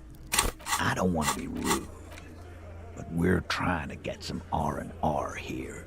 Think you could fuck off now? I think we'll keep sticking around, Titus. You'll be surprised at how quickly a theory presents itself if you keep looking.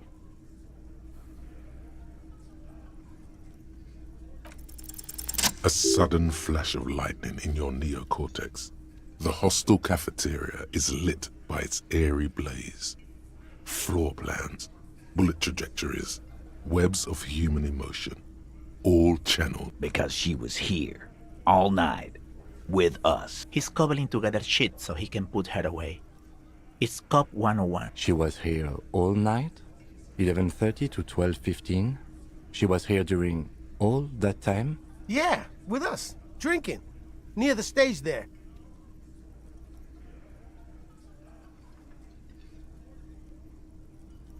No. That's a lie.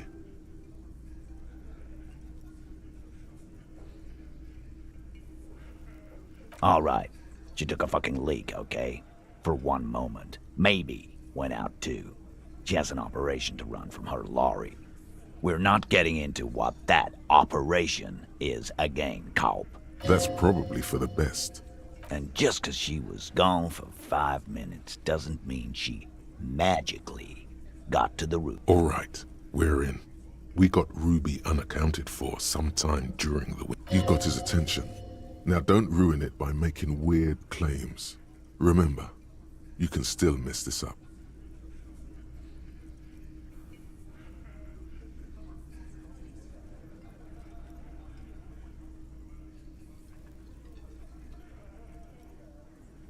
How?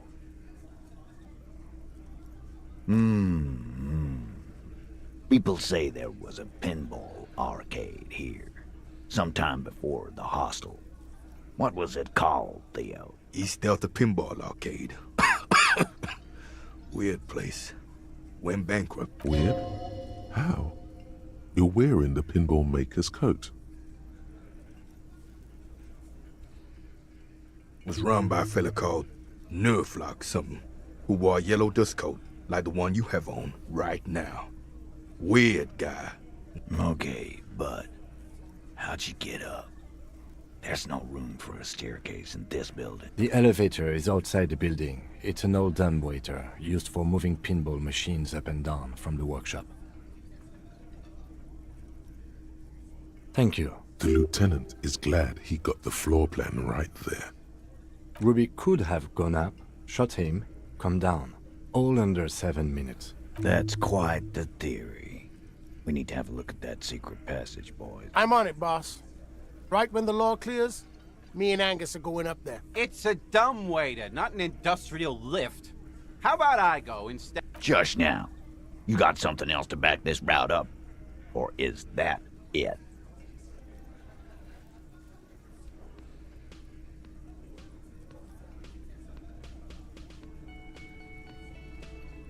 Footprints.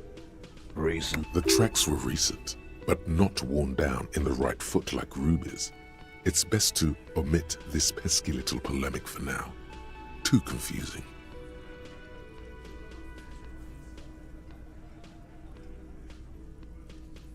That close, huh? How fortunate. I'll take a thorough look at those prints myself before I believe that. Good news is, I'm still listening.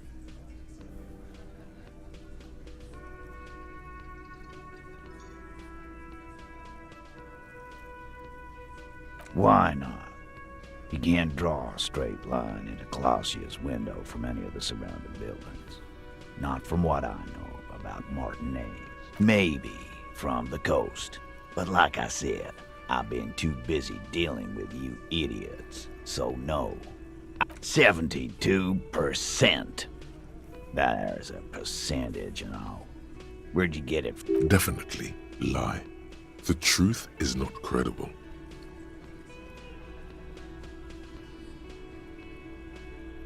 Wouldn't hurt to have one of those in Martinez. What else have you got? That puts her on the roof.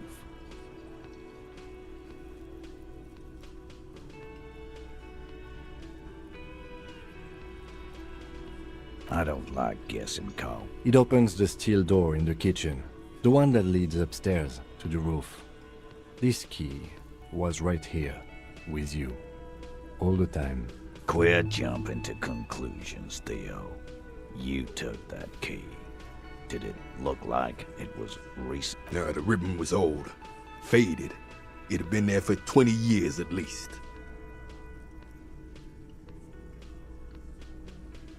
Why? This doesn't make sense. It's damn... It doesn't fit well, but it fits. And he knows it. Also, it has to be said, this man would make a good RCM sergeant, or maybe even lieutenant. Just don't let him anywhere near women. Firmly firmly doesn't go well with could've. There's a route to the roof. Me and the boys need to check it out. But a route does not put that bullet in his head. A gun does that, and Ruby doesn't carry one. Phase 2. Murder weapon. Get a gun in her hand. If not that, then at least just don't contradict yourself. If it doesn't sound like Ruby did it, maybe keep it to yourself.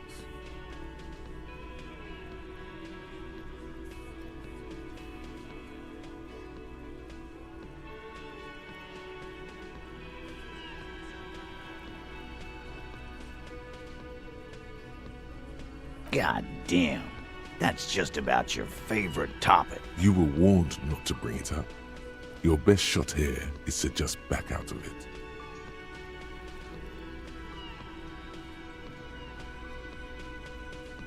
Okay, cop. She's got connections. I could see how she could have access to it. That's all you needed. Doubt.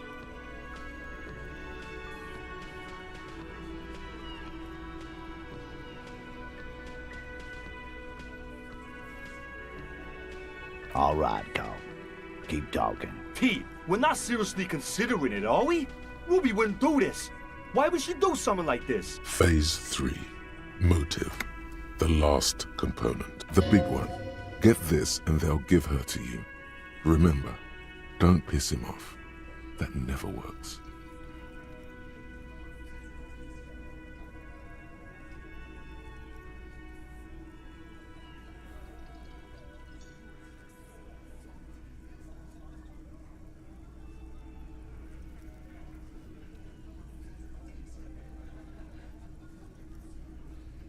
Yeah. Like what? A thing? You mean? Yeah, but they're both girls. Girls like girls too, Angus, sometimes. This is one of those times. She liked classier.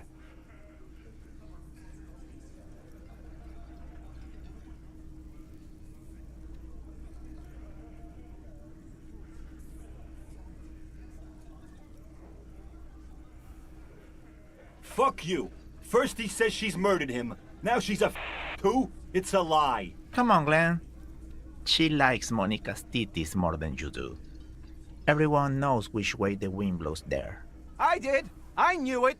That's why she didn't fuck me at Fatty's birthday party. She didn't fuck you, 'cause you're 40, and you still live with your mom, Dennis.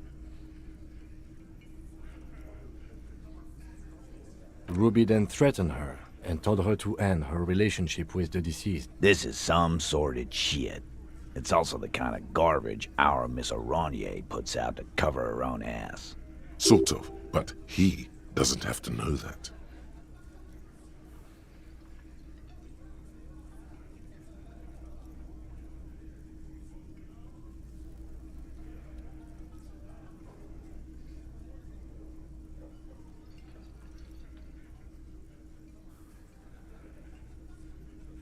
That Ruby is queer as cabaret, now that I start thinking about it.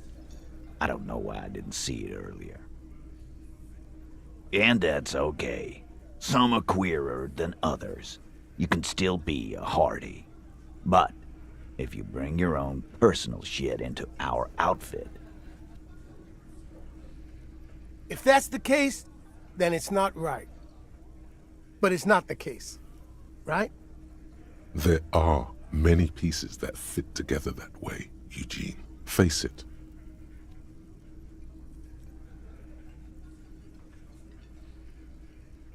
Nah, man. That's just Ruby. She's got shit under control. Plus, man, it's like female intuition, you know. Women talk to women. Which is sort of why we need someone on the team who they talk to.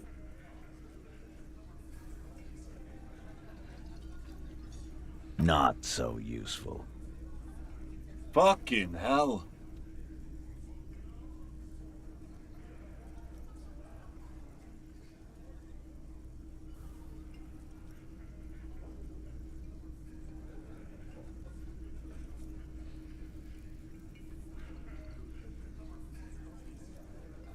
And I suppose you have a theory about that too, cop.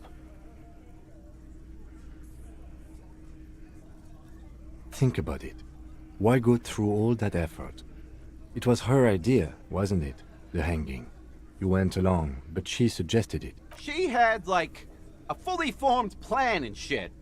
Right when she came back downstairs. Really, Shanks? Claudia wanted to talk to another girl, that's all.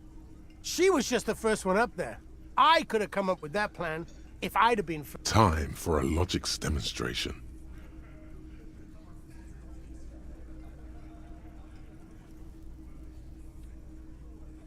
He scoffs. Think. You kill him. Get up there. Shoot him. Get down.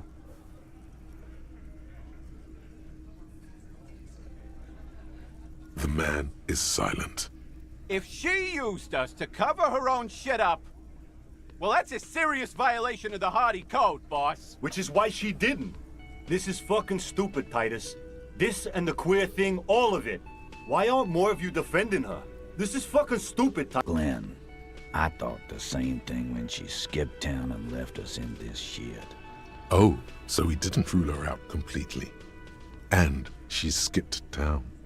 This is good.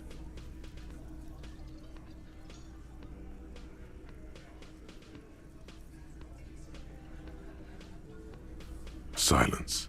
He looks around the room. The old man in the corner. A very small nod. And a trickle of tobacco spit on his lip. This is the only option he cares for. Yeah, I see it. There's one more thing I've been wondering about. Ever since you asked me where she is. Add it to your list of suspicions, if you want. I don't know where she went. She just got up and left. Got real scared, too. Wouldn't tell me where. However hard I asked. Wanna know why? She was afraid I would tell you. Maybe she was right. By now, I probably would. She knew there's evidence on her, and she knew we'd find it. This is typical suspect behavior, why fleeing is always incriminatory. Perhaps. Ask her if you find her. It won't be easy, though. She made sure of that.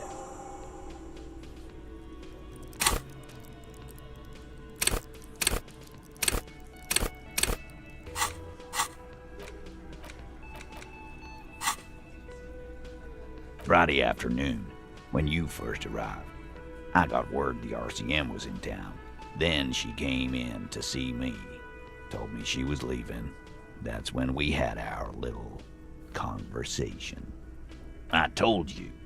You, as in the cop with the sideburns and the disco clothes. And a hole in his heart. That first.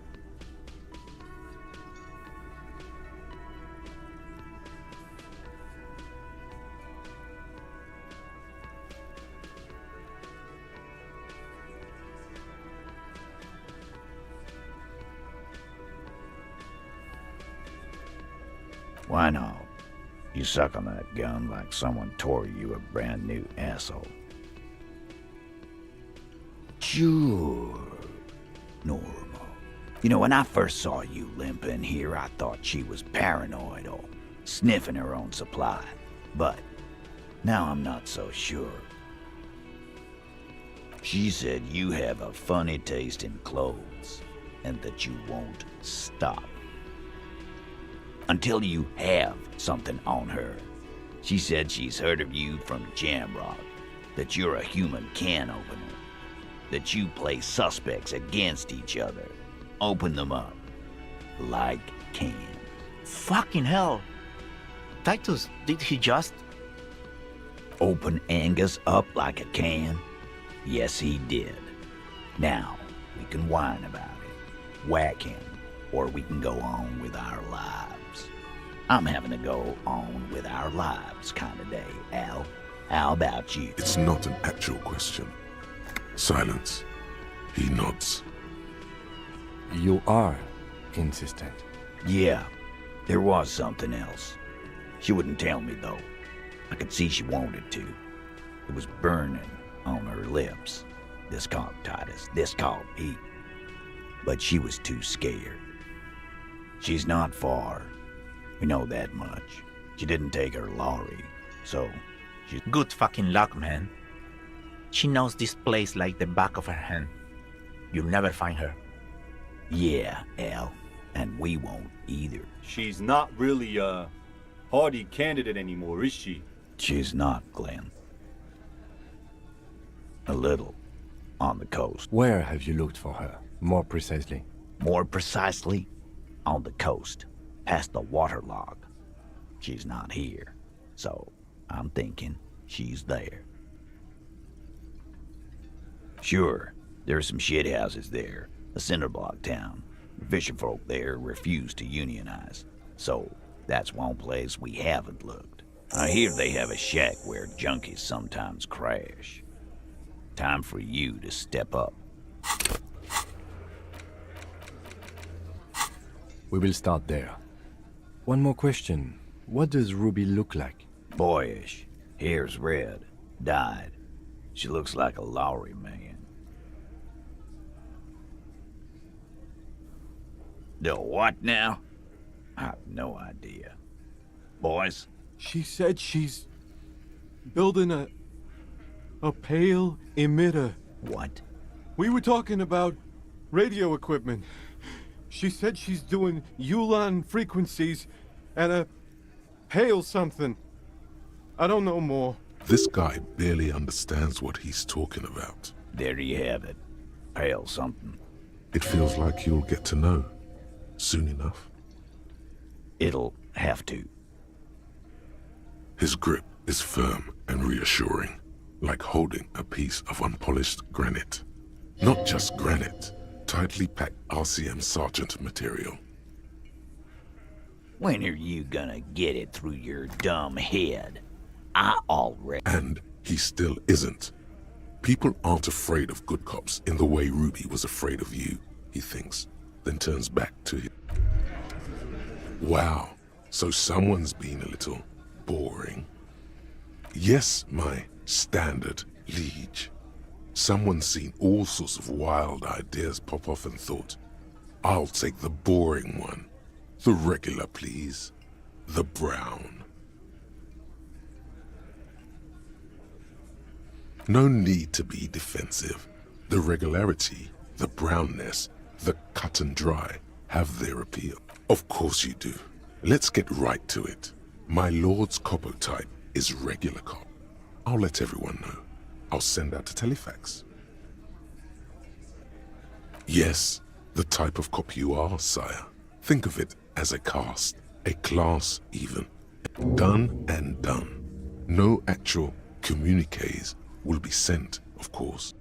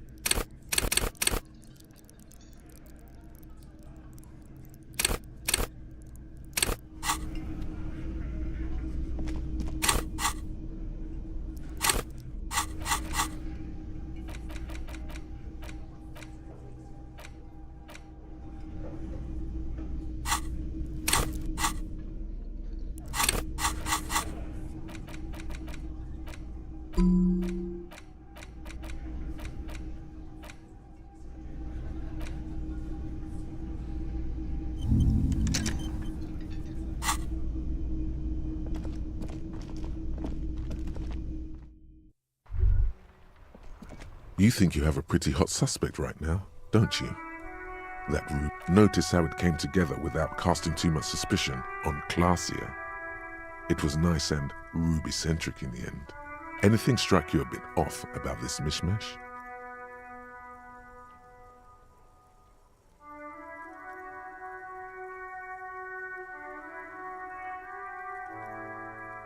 Absolutely. It could have come from anywhere, but you're suddenly so certain it came from the roof behind the window. No, they didn't. Notice how this hasn't come up at all. Even Hardy and his boys didn't mention it. Neither did you. That's right. Finish thought. Just finish it and conveniently go on. She's watching you leave right now, you know that. Free as a bird on that roof, lighting up a cigarette and thinking, am I glad Ruby's in this shit and not me?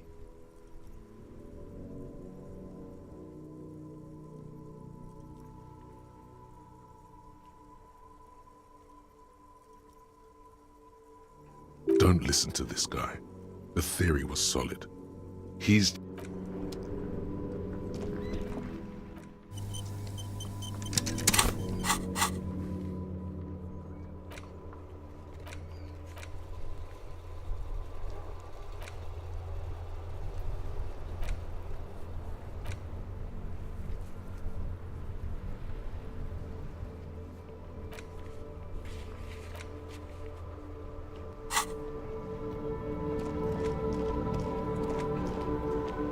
Inside, you see a set of steering levers, a radio microphone, a pull-out toolbox, and... This is Precinct 57. How may I assist? Yes.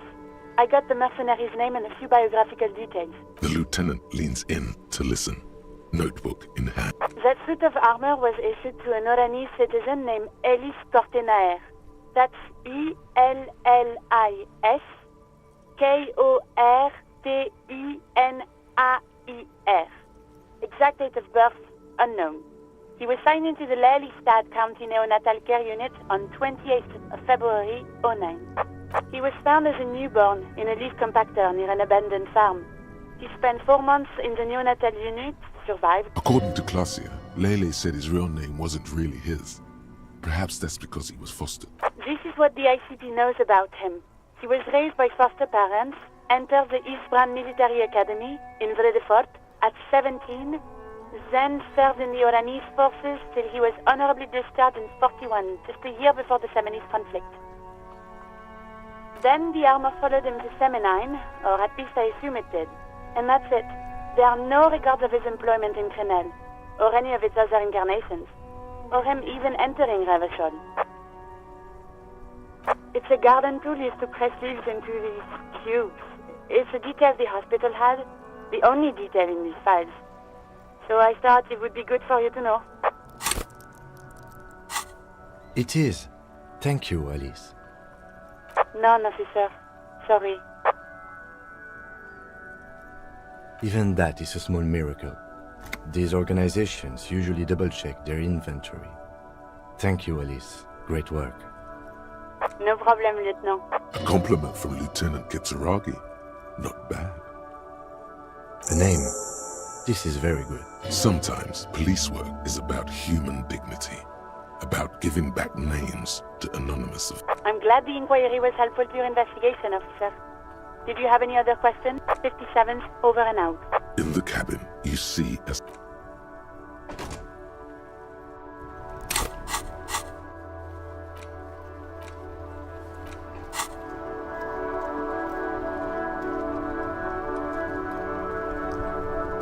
That's one brutal motor carriage. If I were a real skull now, I'd jack it, paint it in palm tree livery, then bottom light it, neon style. A snazzy shit-ripped skullmobile like this would make a fine trophy. We could, like, hang fucking shrunken heads from the side mirrors. Cops' heads. Scary tribal shit. Yeah, tribal shit.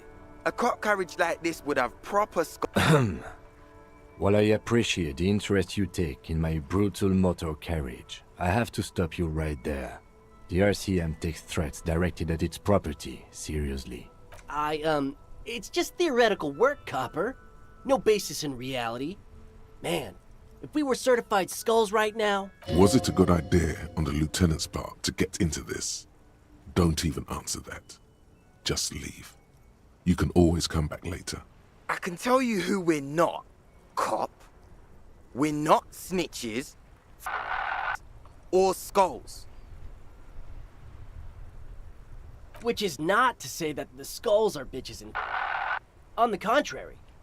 The part of this presentation you want to take home with you, cop man, is we're not part of the Skulls yet. Okay then, let's indulge in some intellectual exchange. These young men seem eager to share their belief. These Skull people are more than an authority. They're deities. You don't know? What? It's not a question. Don't get into it.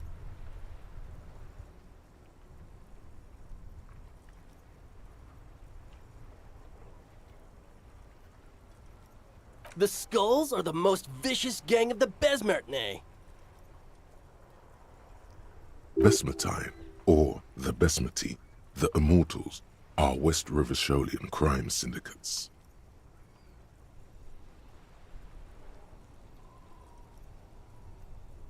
The nastiest bunch of psychos ever. Jacking carriages and getting into high-speed chases. Possessing an infinite amount of fuck-all swagger, infamous for their non-verbal modus operandi. If a skull spots you, he will pull out his dagger and stab you without saying a word. They usually occupy the burnt-out quarter in Jamrock. Or you can find them loitering around their brightly painted bottom-lighted vehicles. I can't wait to become a Skull. Bottom lights are wretched aggressive.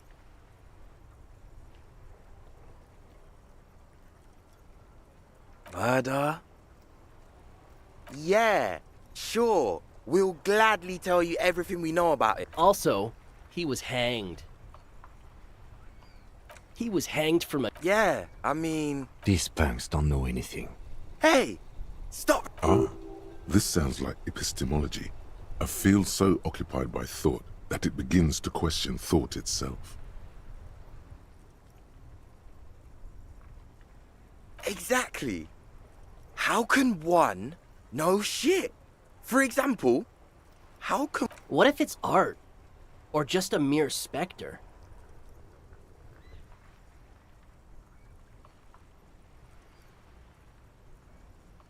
No reply.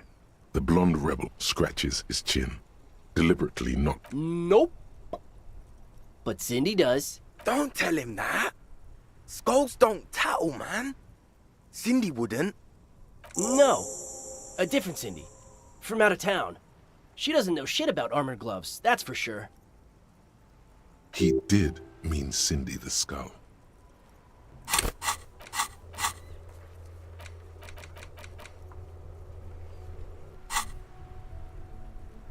What about them?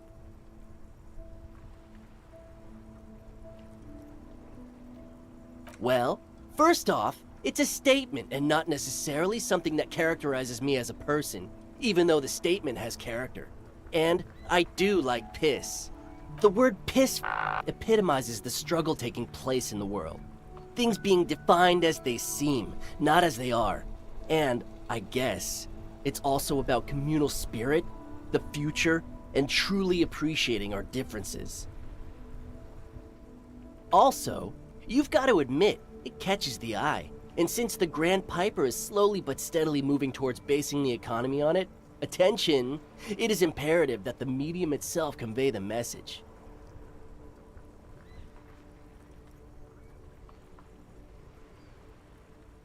What I mean by this is, we are all pissed, and that the world is inherently meaningless. It seems that the young man has a certain expertise in at least one field. Like I said before, many men keep searching for the one, for so-called true love, which is actually just obsession masquerading as kinship. The thrill of the chase, the hollowness that fills your chest cavity after catching it. I'm wondering if the poetics come with the jacket, or are they? To catch a fish, you'll need to hurl the lure many times, and even then it isn't certain that you'll get anything. If you blow up the lake, though, you get more fish in a shorter time. And, for time is of the essence and fleeting ever so quickly, one must think of a way to fuck the whole world and not get caught up in fucking someone. Because when one fucks everything, he fucks nothing. And that, to me, feels Glorious. Sticking your dick into the void.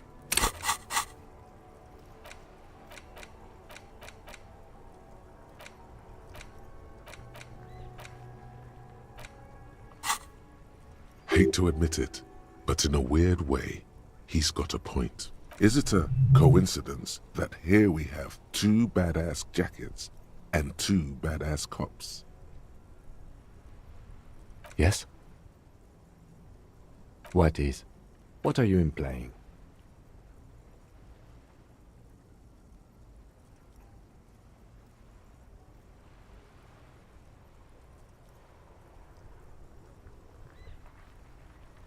No, I don't. What are you implying? Neither. Fine, if only to end this discussion. Theoretically, if I were a juvenile delinquent, if I were to already be down that path, I think peace is the stronger of the two statements. Seems about right, especially considering your heroic exit. That's an origin story for a So are we done here? Or you don't need us around for your secret whisper party, do you?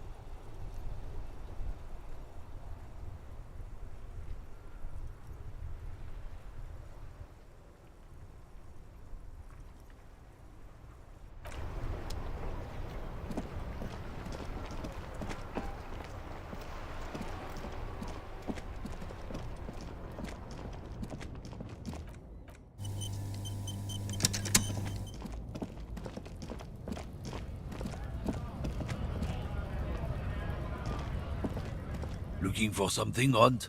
Come to tell me to... Oh yeah, they're a big deal. Sure fucking is. God. Trusting street thugs with their... Oh, not much anymore. Apples. It's exactly the kind of thing you... Yeah, apples. Not the I'm people who've open your... The problem? Cultural victory? What is this then? It's what the keeps of Boog... It's true. Also, don't...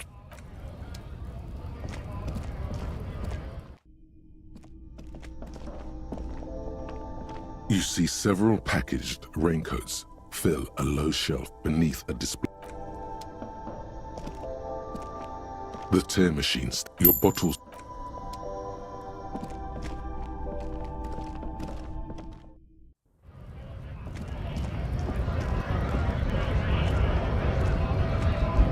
Right to work!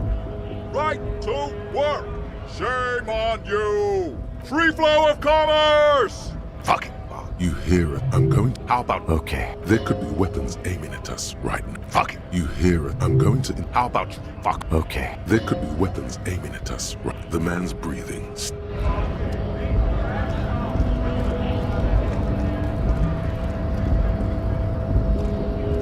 Hola, Wandering Man. How can I help you? Yeah, the janitor who gave me the key to his apartment said the guy's a bit of an asshole.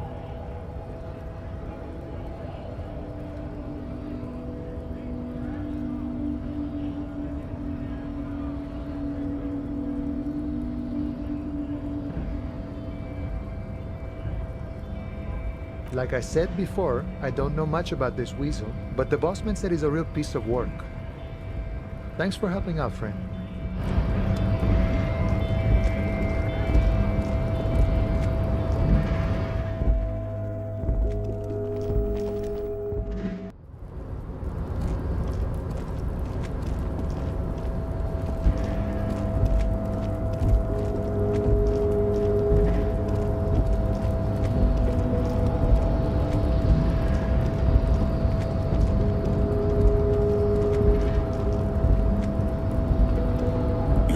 Before the cargo container. Its drawer has not lessened since you were last here. Despite the dirt that surrounds and trails you, a beacon of light emerges from deep within you. The door stands... Satisfied, detective? Try again. Just like that, you hear a click, then a rattle. Some mechanism unlocks itself inside the door. Ahoy! Come on in! You can't be serious.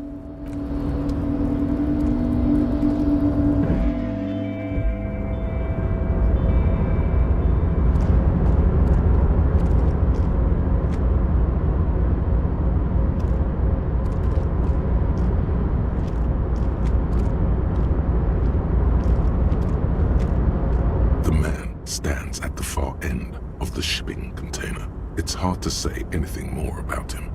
You cannot make out any of his... The feeling causes all the hairs on your body to stand at attention, like soldiers preparing for review. Something's amiss. The light beams bend around his face and scatter in 1,000 directions. It seems the laws of physics do not apply here. Trying to visualize the physics at play is liable to give you an aneurysm. In the general stillness, only your tongue moves, flickering. Welcome. Come in. Make yourself at home. Sorry, I'm not better able to receive you. I wasn't expecting visitors today. You can't hear him exactly, yet you're able to understand every word he says. Now, what can I do for you, gentlemen?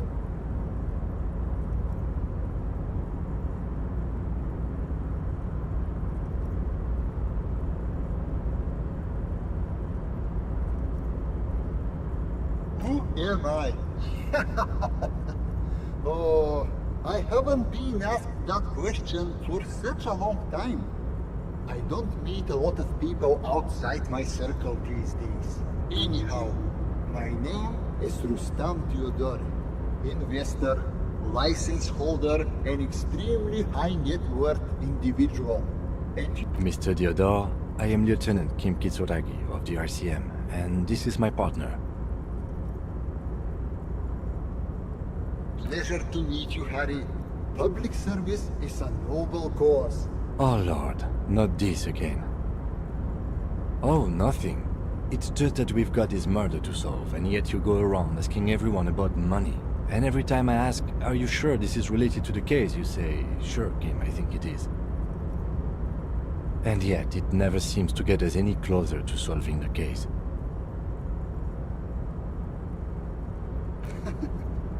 It's quite alright. I'm used to the question by now. To be blunt, I inherited my fortune from my grandmother, who herself was an extremely high net worth individual back in Grad. All I did was take her fortune and invest it prudently. Believe it or not, it takes more than a bit of skill not to blow a vast fortune on sailing boats, bad choices, and unsupervised state policy. I gotta tell you, at first, being rich is a lot of work.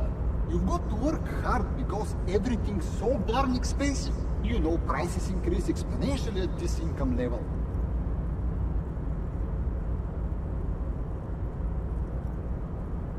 But then, once you've reached my position, it's nearly impossible for me not to make money. My assets are so diversified that I'm bound to come out ahead no matter what. Some of my lower net worth friends say to me, but doesn't that take all the fun out of it? And I tell them, not really.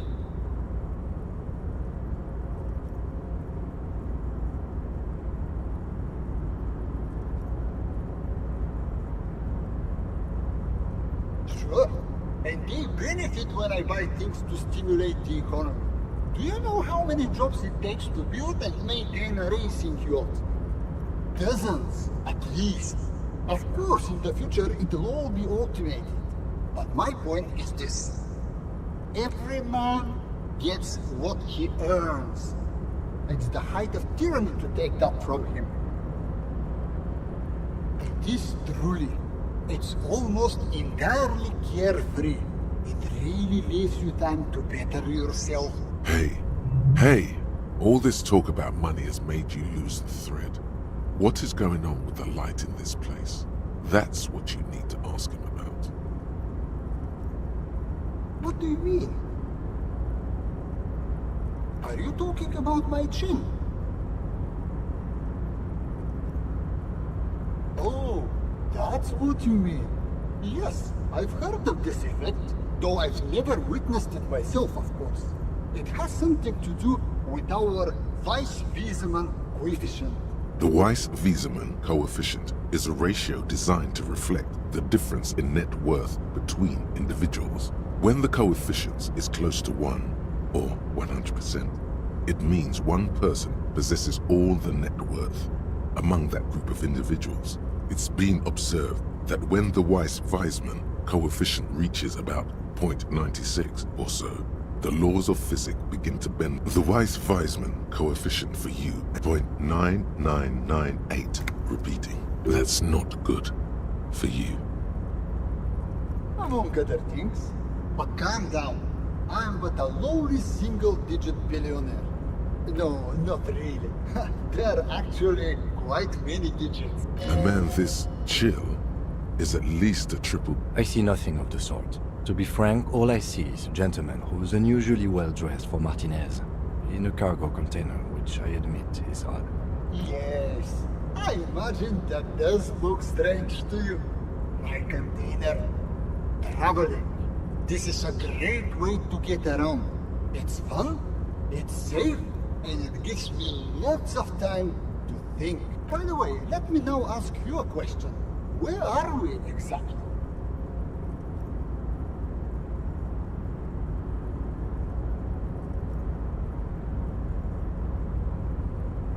Oh, interesting. I've made quite a few real estate plays over the years. It's a shame I can't get out and explore myself. One of the downsides of being an extremely high net worth individual is that mobs of low net worth individuals are constantly banding together to ask for money. There simply aren't enough hours a day to hand out all the handouts. It's like feeding seagulls. There are always more, and they never seem to do anything interesting with it. Except more seagulls. Spending money is a matter of desire. I'm sure you agree. I don't have the desire for spending it like that. Smart, you know?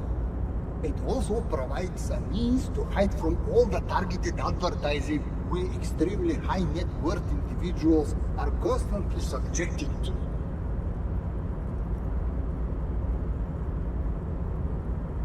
Luxury yachts, high-fidelity portable radio systems, fail-proof outerwear, and so on. It just gets a bit middle class after a while. A bit bourgeois. What? No, I did not say that at all. Being rich is great. Just don't tell anyone I told you that. Could you please stop asking people for money? It does not reflect well on the RCM, and to be perfectly frank, we can't afford to look worse than we already do.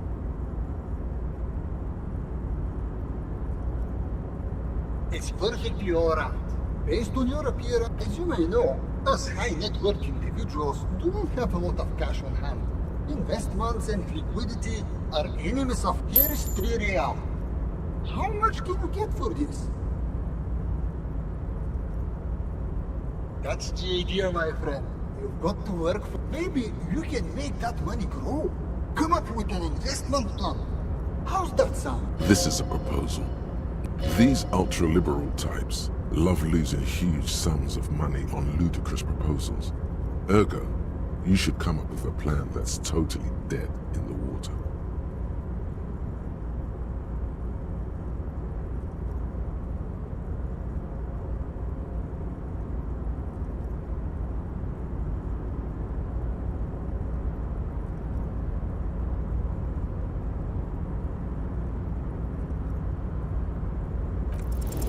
Congratulations. You've somehow managed to fail at failing, which means, in a strange way, that you've succeeded.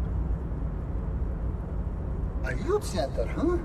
What? A place to teach them practical skills. Like, come on, tell him what he wants to hear.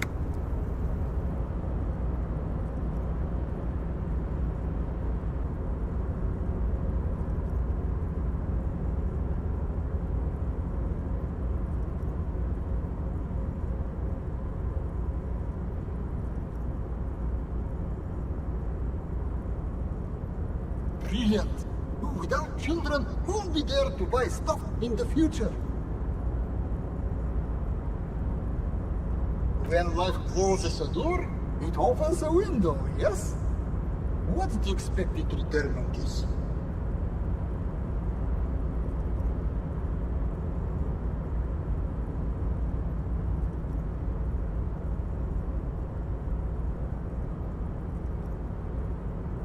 You're deep into ultra-liberal territory now.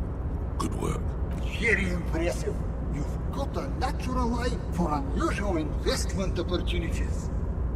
I don't normally do this without a formal pitch deck, but to hell with it. What's the point of being rich if you have to follow all the rules? Here's the round of seed funding. This should be enough to prove out the concept and get things off the ground. Bratan, now's your chance to take some time off. Spend it with your good buddy and get absolutely wrecked in the process.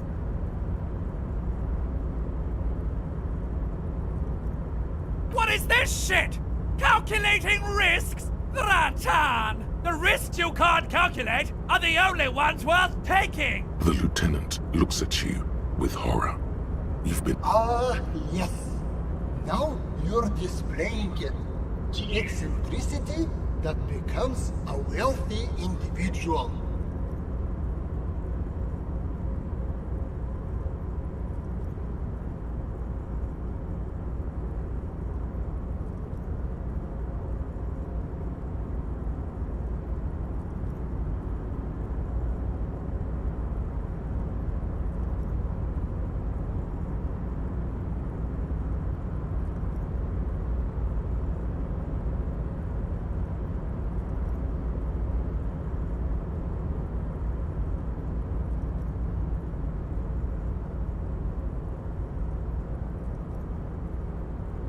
Remember, it's not a handout.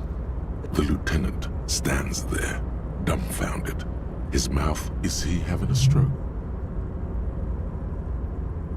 I'm not unimpressed. Now, was there anything else I could help you gentlemen with? The pleasure was mine. Unfortunately, I must be away soon. The next farewell, friend, and may your peace of mind guide you to happiness.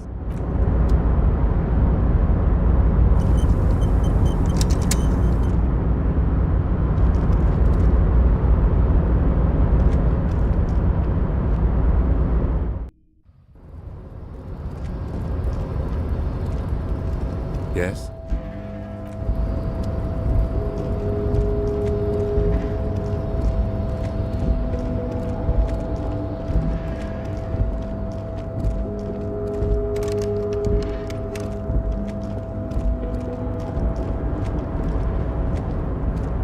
Oh, hey, mister. I knew you'd be back to talk with old Leo here. Yes, I did. Yes, I did. It's like Lady Larice said when she opened a bath. Sure, mister. Absolutely. I'm always willing to help out nice fellows such as yourself.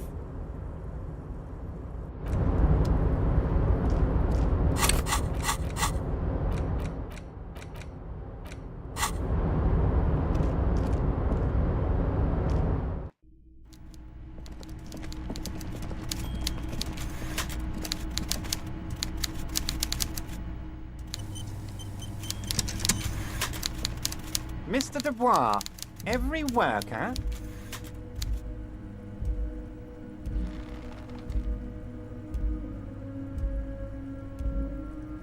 That's right, Mr. Dubois.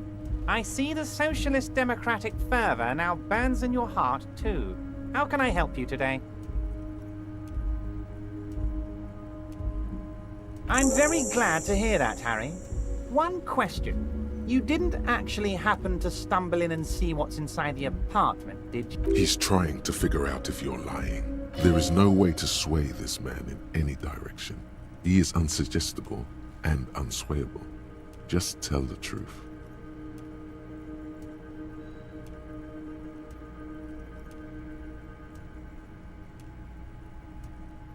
Exactly the kind of fascist memorabilia I was expecting. Weasel probably prays to it every night for the downfall of... He was testing you, and you succeeded. Now let's get down to brass tacks. It's time for men like me and you to figure out who's killed who and why. Real police work is gonna start happening now. I promise you, Harry, this is gonna be good.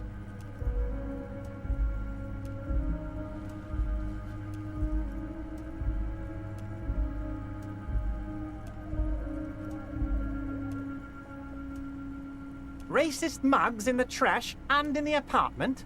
You guys are just I have so much confidence in the ability of your organization. I'm relieved you're doing this and leaving me to do what I do best. Help. Yes, yes. Do you think this Oh, no. I don't cross paths like that. All I want is for you to succeed in your investigation. Oddly, it seems to be true. Believe me, Harry, he's a nobody. Just your basement variety nobody. Can't imagine him being connected to a high-caliber case like this.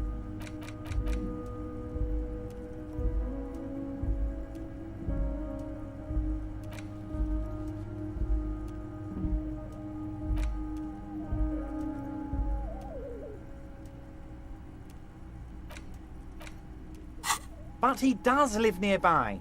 Maybe it's a pedantic weasel. Fascists are known to be neat freaks. I feel like a real detective right now, Harry. Am I getting this right?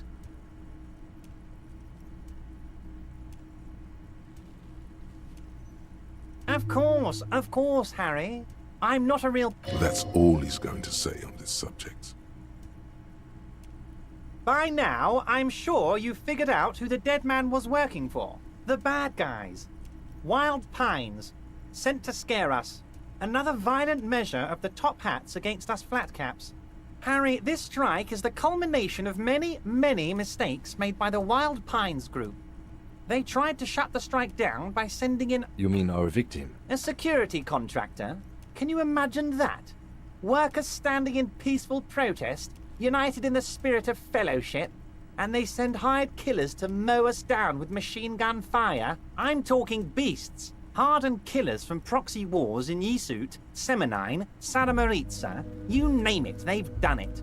Raping, killing, burning villages, killing little children for the Senorita Pineapple Company, Harry. Everything they did there, they brought over here. They want to turn Revachol into a third world slum. Honestly, the only thing they didn't do is kill the village elephant. Now, I haven't personally witnessed the brutalities out there. I have the luxury of staying in my container, you see. If I need to go somewhere, they just move my... Yes, I'm an old man, Harry. My legs aren't what they used to be. They lift my office with that big crane. It's actually very fun.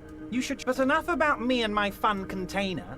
The killers the company hired, I think there were 3 of them, all hardened. One of them got downright suicidal. Getting drunk, violent, a little rapey. Even their own negotiator couldn't control him. That's your boy, the one who likes hanging out and trees. By negotiator, you... Harry, what you need to realize is, we dock workers are not pushovers. We got grit, Harry. This whole neighborhood does. Push us hard enough and we push back.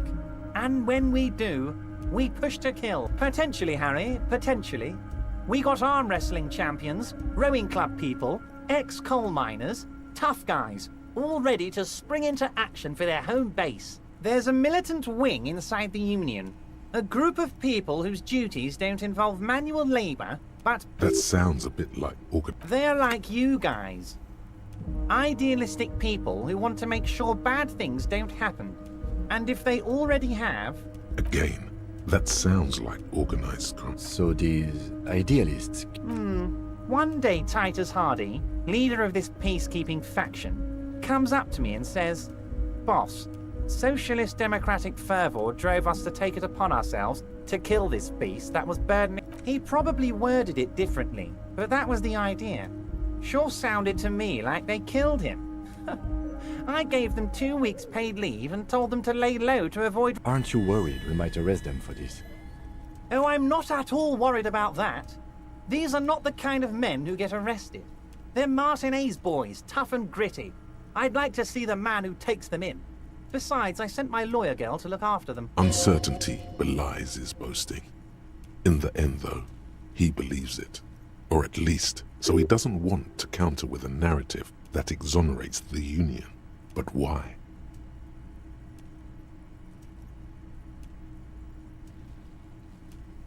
How do I know? Let me tell you about these people. That's their MO. It's what they do.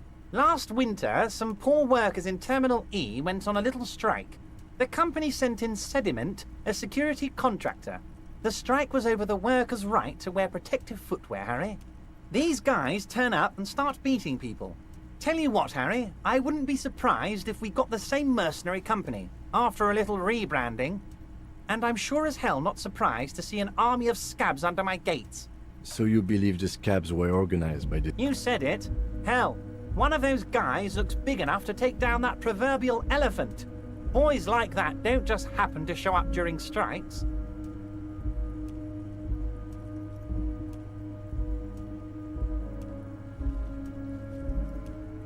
Of course, you're always one step ahead of me, Harry. I'm no genius. I'm in this position because people like me. Tribunal? That sounds serious, Harry. We union men should be shitting ourselves. I wish you hadn't told me that. I'm gonna lose... He's clearly happy about the tribunal. Oh, Harry, what do I really think about the tribunal? You're trying to climb to second base with old Everard before you've even courted him properly. He wants you to do more things for him before. Oh, Liz is a bright one.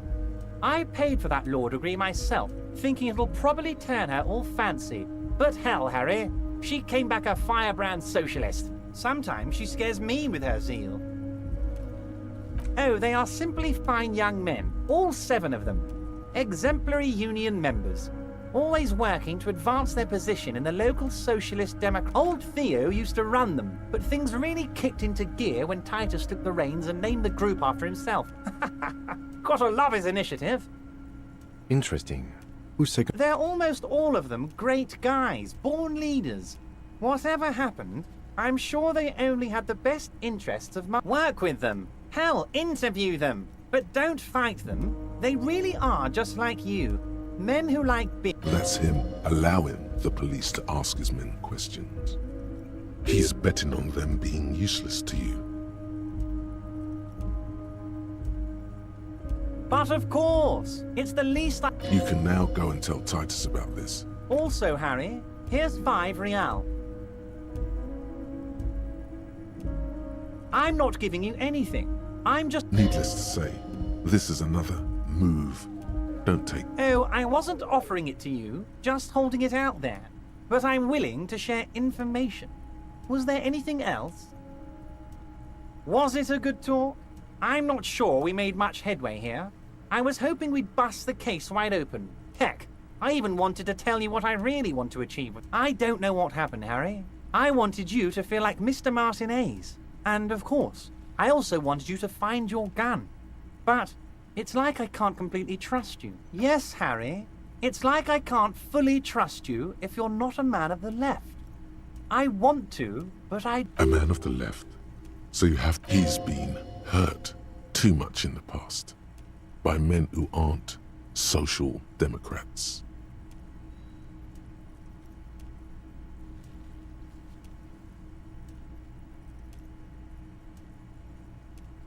What does your heart tell you about your lost gun, Harry? Does it tell you to forget about it? Or do you think it wants to be found? I think it's lonely and cold. I think it wants to be found... And what would isn't? Once again, I require nothing unethical or illegal of you. You just need to get 2 little signatures on this piece of paper, and then mail it to my accountant in La Delta. It depends. I don't think what we just got from Mr. Clare was very useful. But, he thinks, it's... As I said, it weighs on me heavily. But once we get really talking, well, I'm gonna hand you the keys to Martinez, and maybe even help you figure out who's behind this killing. He's saying as little as possible, as vaguely as he can, deliberately omitting things. I'm glad you asked, Harry. The Union is going to build a modern youth centre in Martinez. It will be righteous. We're gonna get those teenagers off. There's a nameless little street on the coast with some old houses around it. Most people have already signed. I just need 2 more signatures on the coast, Harry, across the canal. There's a cul-de-sac there, a little village they're calling it. A gloomy place. You're already pretty deep into this. What's a little more? No one can see you here in Martinez. They are just gonna have to deal with the construction noise for 6 months, and then they'll be living like kings. right next to a fancy new youth center designed by the... Is he absolutely sure the tenants won't be thrown out in the street? Am I? Harry, these people, Martinez is the most important thing in my life. We're gonna build a youth center there. The value of their properties goes up and kids have a place to play in.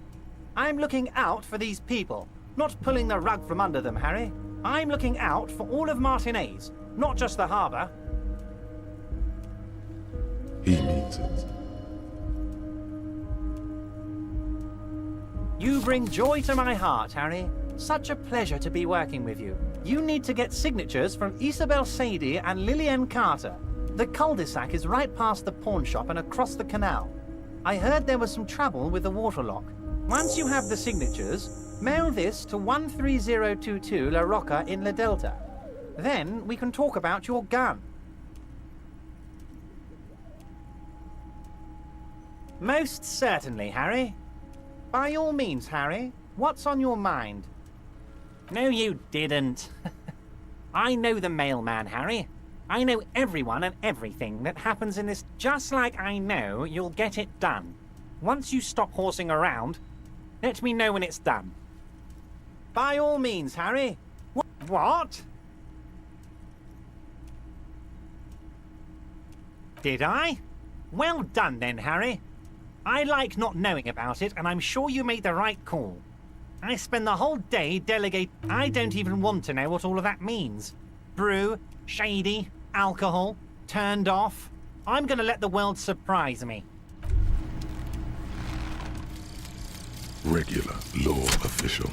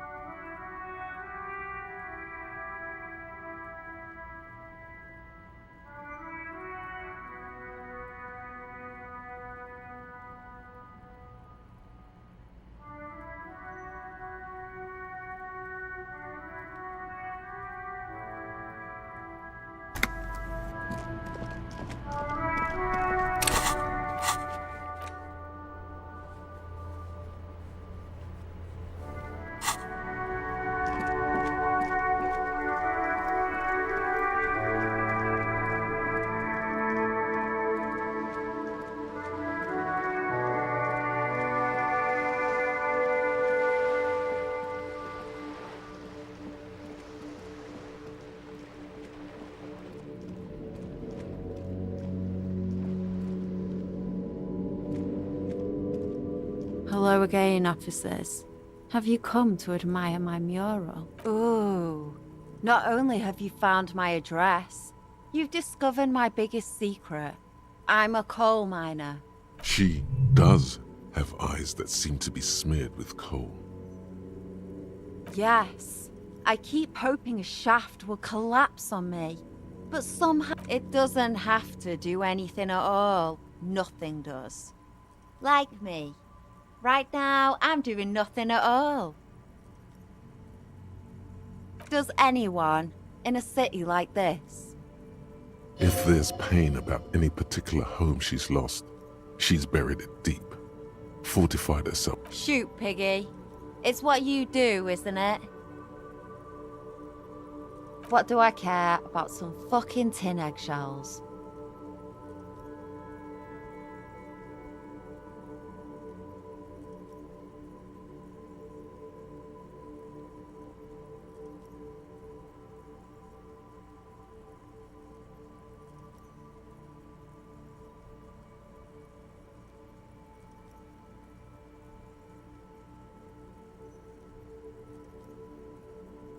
Not particularly.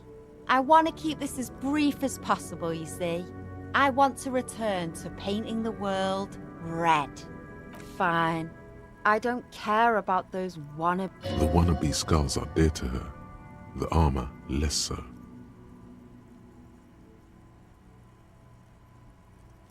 Alright, Piggy. I'll give you this one.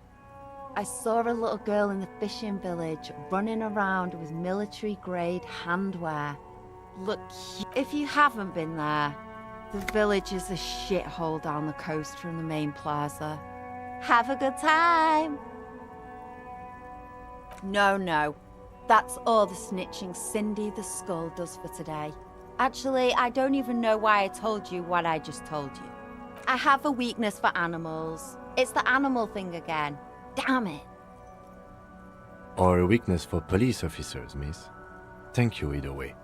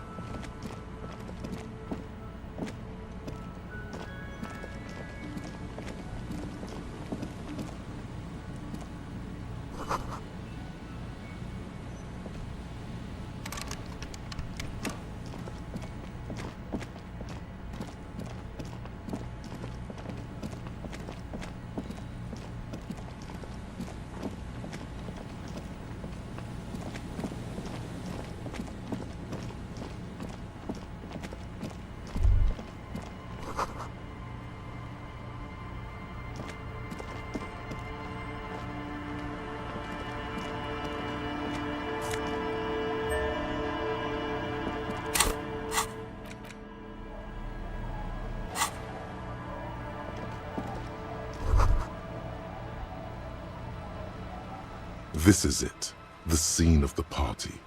The fire pit, cigarettes, and empty bottles all evidence it.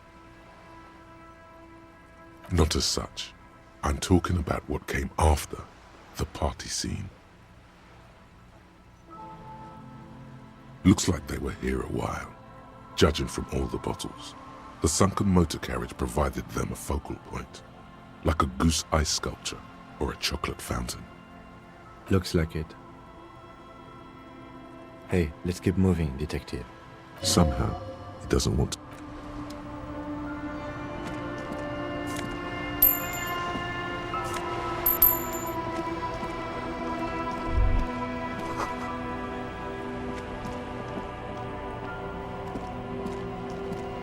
A banged-up motor carriage lies half submerged in the icy water, slowly sinking into the Insulindian Ocean. Only the cabin top, rear wheels, and the engine remain visible. It must be cold and lonely down there. Remember the tire tracks in Martinez? This is where they were leading. It appears to be so. I agree. We should definitely investigate. You get a sudden, sinking feeling. Stomach acid comes up as you look at the motor carriage in the deep, dark, cold water.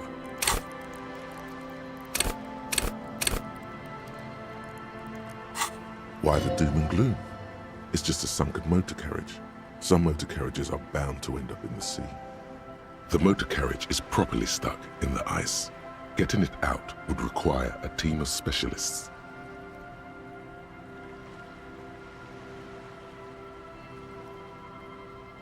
The logo is too deep in the murky water. You can't make it out, but you do see a monkfish float by.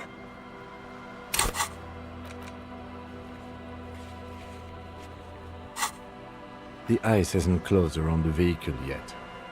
My guess is it's been here since last Saturday or Sunday. The estimate is correct. The incident probably occurred on Sunday evening.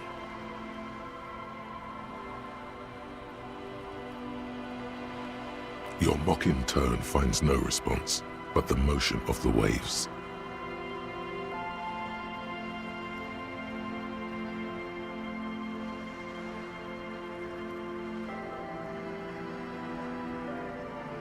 I did not. But I'd say it has been here since last Saturday or Sunday.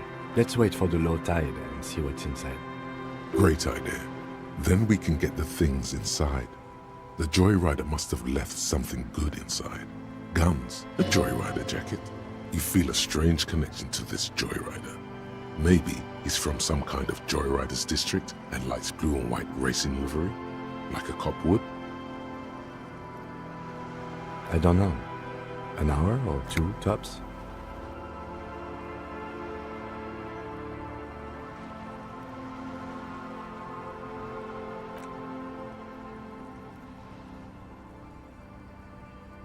As you sit down in the old, rusty playground, the world around you becomes very silent. The hinges creak under your weight. Nothing but the sound of seagulls high above in the sky, echoing like distant laughter. Ice cracks around the blue motor carriage in the sea. Yes, it does. Let me think about it.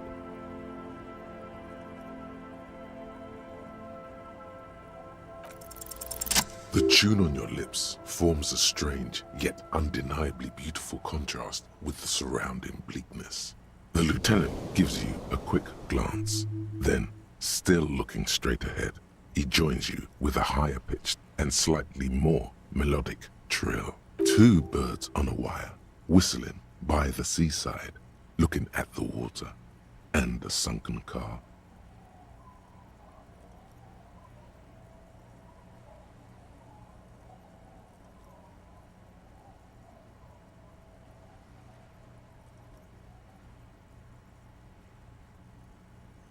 The clouds pass in the sky, and the shadow of the swing moves like the hour hand on a timepiece.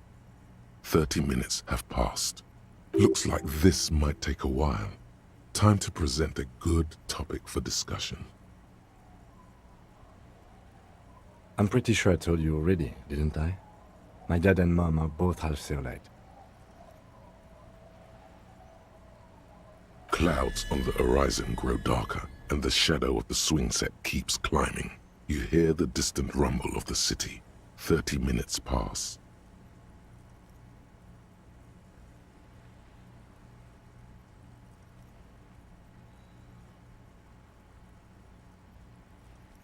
God, I hope so.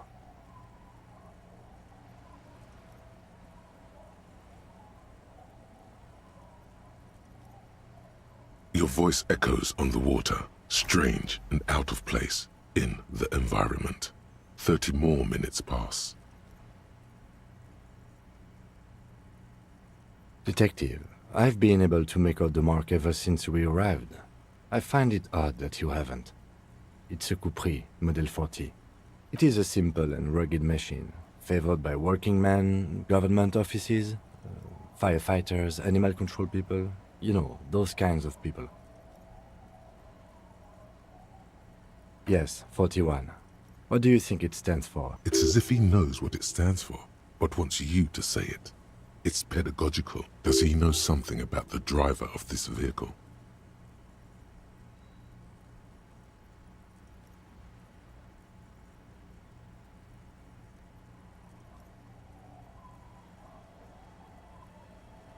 I'm sorry, Harry. I'm so sorry. 41. Precinct 41. A massive pit opens up in your stomach. And no. Just nope. Say no to this, Harry. Yes, your car is in the sea. Face it, so we can start dealing with this. The lieutenant just... I'm afraid so, yes. It looks like you started in front of the whirling, jumped over the canal, and then drove your vehicle in the sea right here. Of whom? I don't think so. If anything, detective, we don't. A rescue operation really isn't viable at this point. I'm afraid it will have to be there like that for many years. Look at it. Parts of it might be salvageable, but overall, that is very unlikely. All the electrics are toast. That goes for the electromagnetic steering and brake systems as well. You'd be lucky to find one undamaged component in there. In a few months, there will be nothing but rust left of this vehicle. It'll be cheaper to buy a new one. Well, not cheaper. This motor carriage costs 40,000 real. But in the long run, it still makes more sense to buy a new machine than try to refurbish this.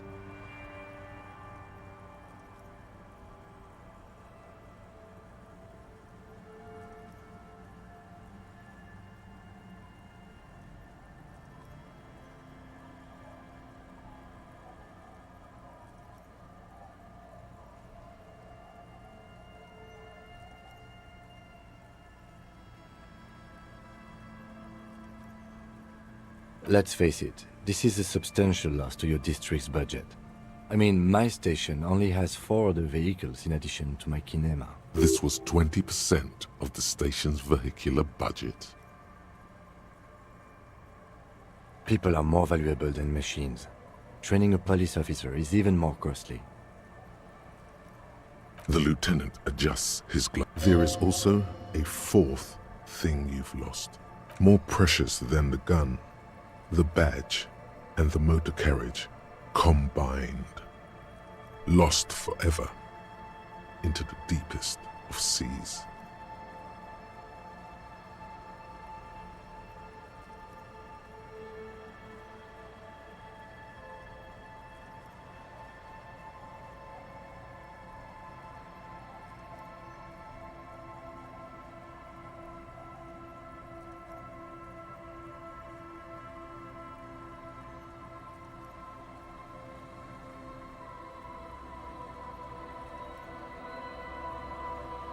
You can still whistle.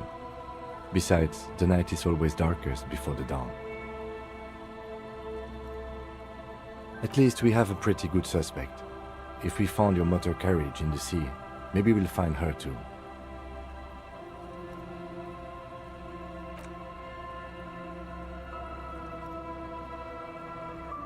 Yes, let's go take a look.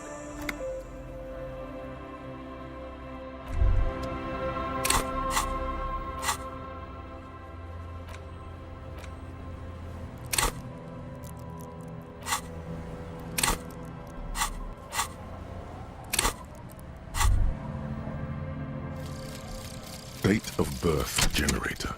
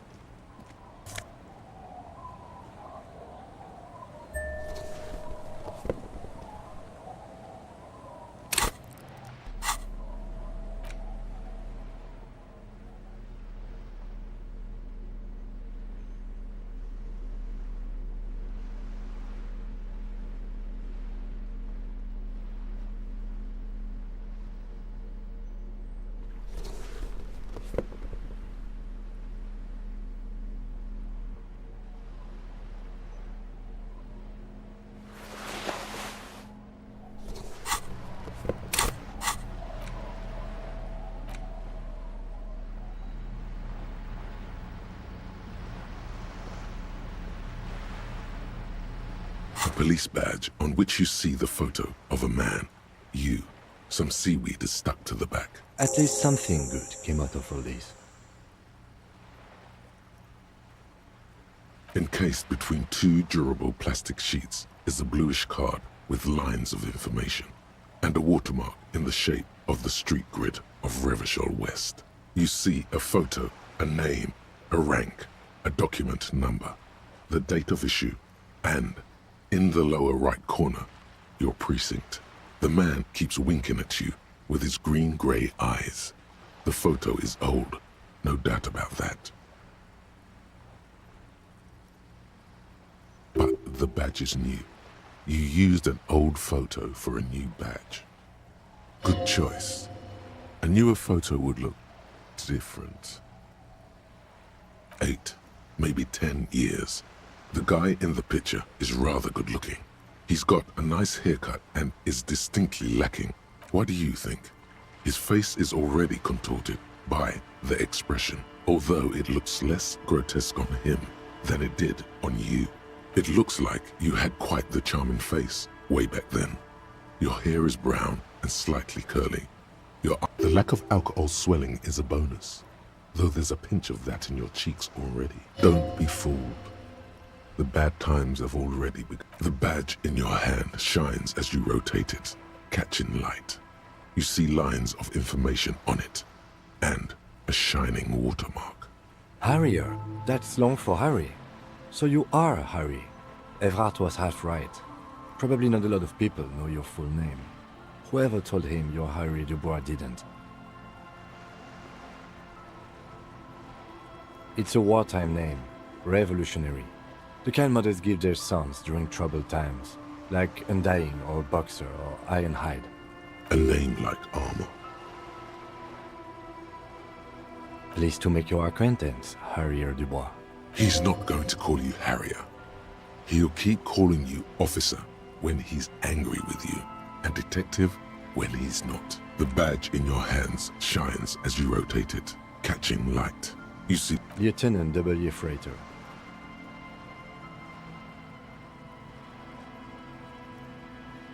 The lieutenant is a rank above sergeant and below captain. It's the highest rank in the RCM that still does field work. I am a lieutenant. The title of Yefreitor is added to your rank when you decline a promotion to a higher rank. In your case, Captain. You have declined twice, thus you're double Yefreitor. There are many reasons one would do this. The rank above you in your precinct's decontage might be taken, or sometimes promoted officers do not want to replace their superiors, out of respect. And sometimes they just prefer the type of police work available to their current rank, in your case, Lieutenant. Heavy-duty case-solving machine. Decontage is the hierarchical system employed by the Revachol Citizens Militia. It means counting down to twos. The countdown is modeled after the dual leadership system employed by the left during the revolution, which in turn was developed by last century experimental psychologists in the University of Königstein. The lowest rank is junior officer, usually teenagers. Then there are the patrol officers, then sergeants, lieutenants, then a captain. Kings like satellite officers and the additional Yefreitor rank I already... The long and short of it is, you're his superior.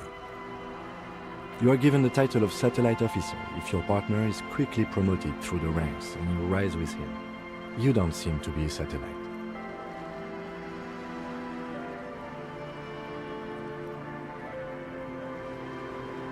No, I've been putting up with you because despite an unconventional approach, it matters more than driving your motor carriage into the sea. And now we've even found your badge. He trusts you, for now. Try not to... Yes, apparently you've had a rather successful career in the past, and this leads me to believe maybe your current situation is only temporary.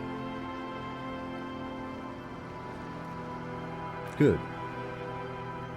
Such a small yet precious thing. That's just the serial number. Revachol, Jamrock, Precinct 41, with some numbers thrown in there for good measure. The numbers are not there for good measure. They have an administrative purpose. One that's unfortunately... 4 months ago. I'm guessing that's when you were promoted to the rank of Lieutenant W. Freighter. A new badge usually comes with a new rank. You seem to have been... You're pretty sure you weren't doing well. But a lot can happen in 4 months. Especially in winter. I remember that time! That was a good time. We had a good work-drink balance going. What happened, man? Yes, it's the designation of your precinct. 41. Like mine says 57. The 57th is mostly industrial harbor. A lot of asphalt. The 40th, it's a tough station to work in. You have all of Jamrock to cover. That district should have 3 precincts, but money is what... It's no wonder you are like you are, he thinks. But then again, it's a legendary district, and a hell of a station too.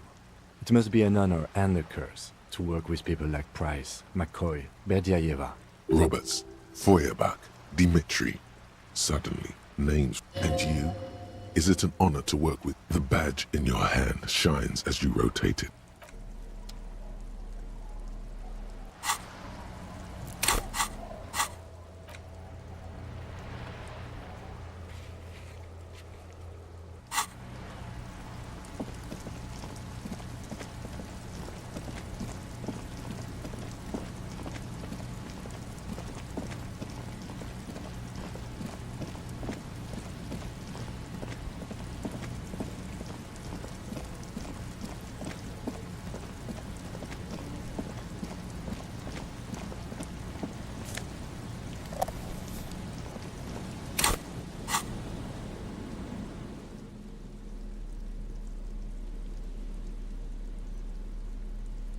The porter reel is just what you needed.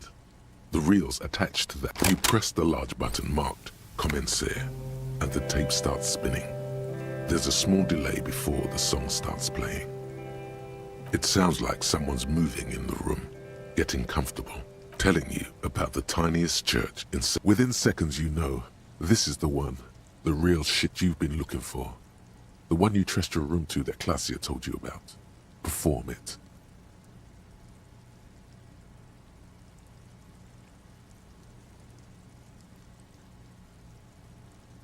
A click, then silence for a bit. Then the tape stops spinning.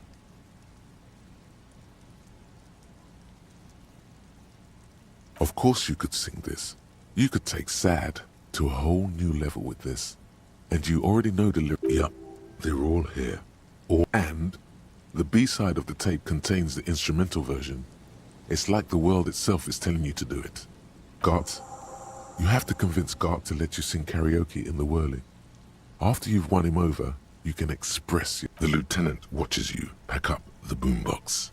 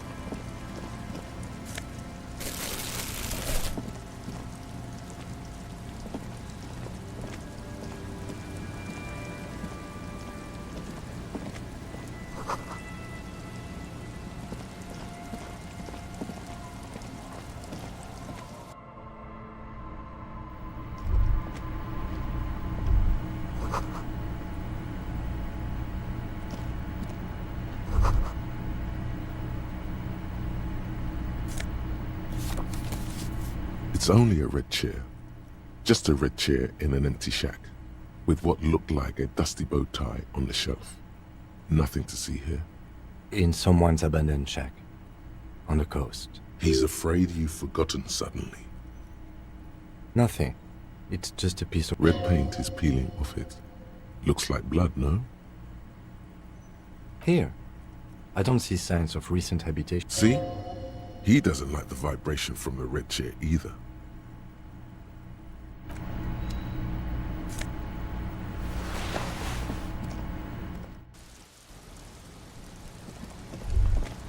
Great news.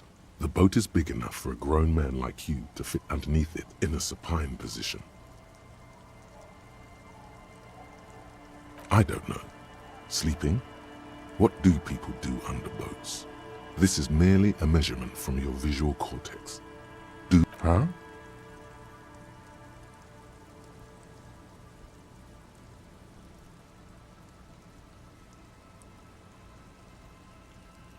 Sarcastic self-pity is not what we needed. I understand the situation looks grim. Think of it as a self. You have a home somewhere. All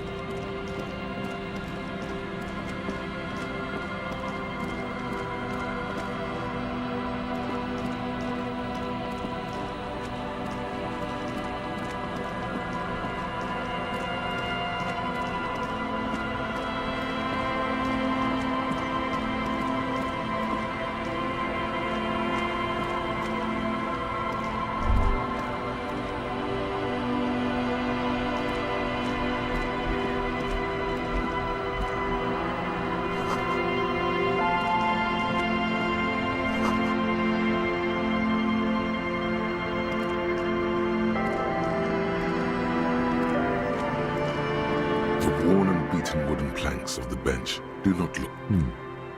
We can sit on benches after we've solved the...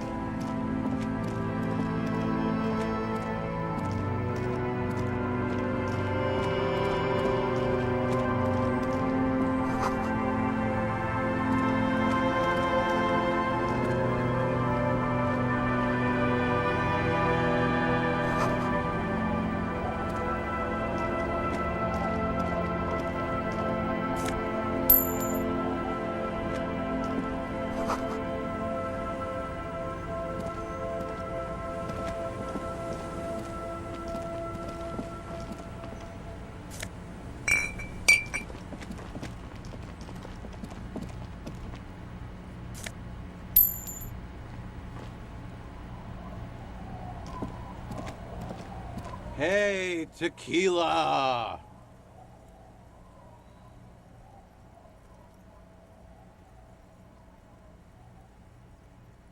Good to see you. How's business? How's the whole reality situation? So what's happening?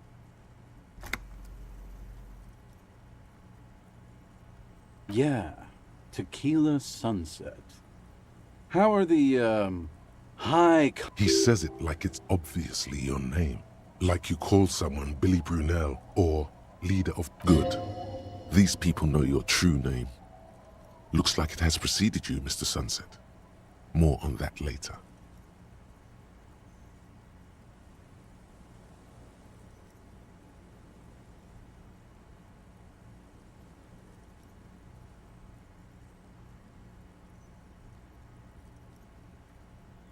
That's the spirit. I used to shape reality into my image a long time ago. Those days are over now. Sadly, things aren't going that well in Idiot Doom Spiral Land. Haven't found those keys yet, haven't won that great piece of ass back. No word from my business buddies.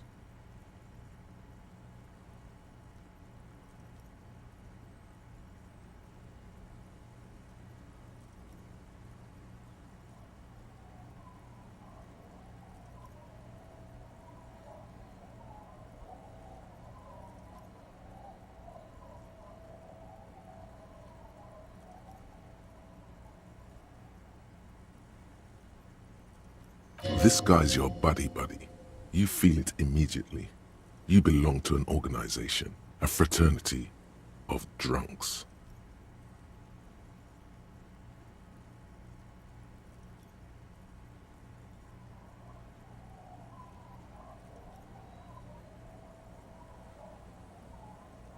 Idiot Doom Spiral, huh? This is bound to be a good, high-concept conversation. At last.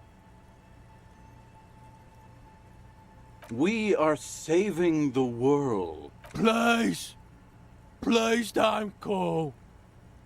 Don't go! Okay, we're drinking. We're drinking alcohol. That's what we're doing. I tried to save the world once, a long time ago, with enterprise, creativity, and so now it's a pirate's life for me. Can't really remember seeing any women after losing. It's a touchy topic. He hasn't got laid in ages. He really has no idea who this Ruby is, sire. It's you. We've met before. No, you sure don't. Aha. Do you want to know how Tequila Sunset came to be? Tequila Sunset. Something ominous there. You think you feel bad now. Wait till... No. You need the wisdom. Let me take a sip to moisten up my chords. Tequila Sunset rolled into Martinez last Friday, and by Tequila Sunset, I mean you. The man, the myth. Hey, let's not jump ahead of ourselves. This is your story. Stop interrupting. You got here on Friday to solve a case, hoping to be the early bird who gets the worm. And by the worm, I mean the buzz.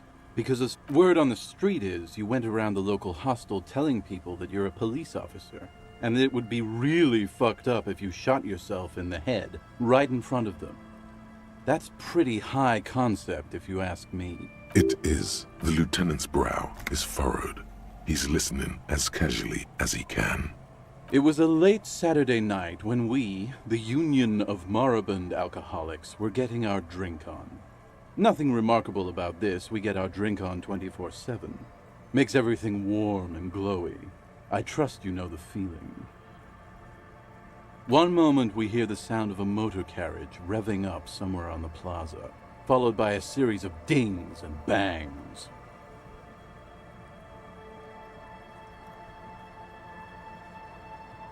Do you remember the sound of wood cracking? The billboard. Naturally, loud noises pique the interest of anybody owning a pair of ears. That's just the reality we're in. Anyway, there was a brief silence, a gasp of silence, if you will, followed by a real commotion. We heard the carriage careening towards the coast at top speed.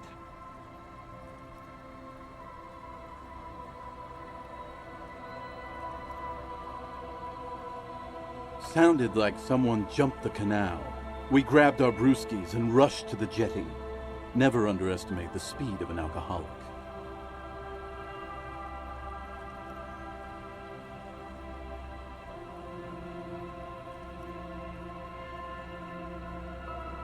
What we saw was a sight to behold.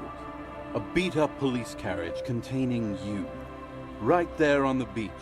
You rev the end. The time hath come. So, naturally, being the curious cat I am, I have... The time hath come for Tequila Sunset. The end of all things. After which, your reality contracted. You jammed the pedal, plowed right off the jetty, and through the ice. We ran towards the ice, whilst you crawled your way out, miraculously unhurt. Covered. When we finally got there, you were sitting on the beach crying. You said that your badge and uniform were in the car. It was too late to get in there, though. The carriage had sunk. Recognizing a brother in need, we offered our condolences. We asked about the whole Tequila Sunset thing, and you told us it was your name now, and insisted that we all call you that from then on.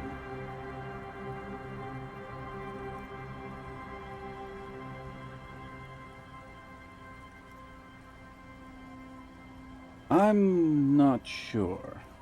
I think you were the event. Tequila Sunset. You know, as opposed to a... No, that's just what your mother called you. Your real name is Tequila Sunset. Just embrace it, brother. Hours. It was an all-night drink-a-thon. Then, at some point, I think it was Sunday morning, you got belligerent and wanted to talk about Revachul, how they're beautiful and also whores and so on. How one of them fucked you real bad. After a short while, you crossed the event horizon, looked sullen. Wow. Yeah, I bet Tequila's a fucking legend around the precinct. You must be proud. If you only knew.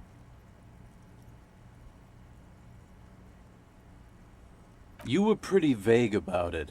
But you kept saying you got fucked real hard, and that we've all been... Please, don't open that door. No one's fucked me. I do the fucking around here. Abigail! It seemed pretty painful, to be honest with you. If I had to guess, I'd say you're still working through some shit. Beside your gun and your badge, you said something about your hope or heart or something. In retrospect, I guess you lost your motor carriage too? That's a big one. You told us that they were a bunch of fucking losers whose main interest was cramping your style.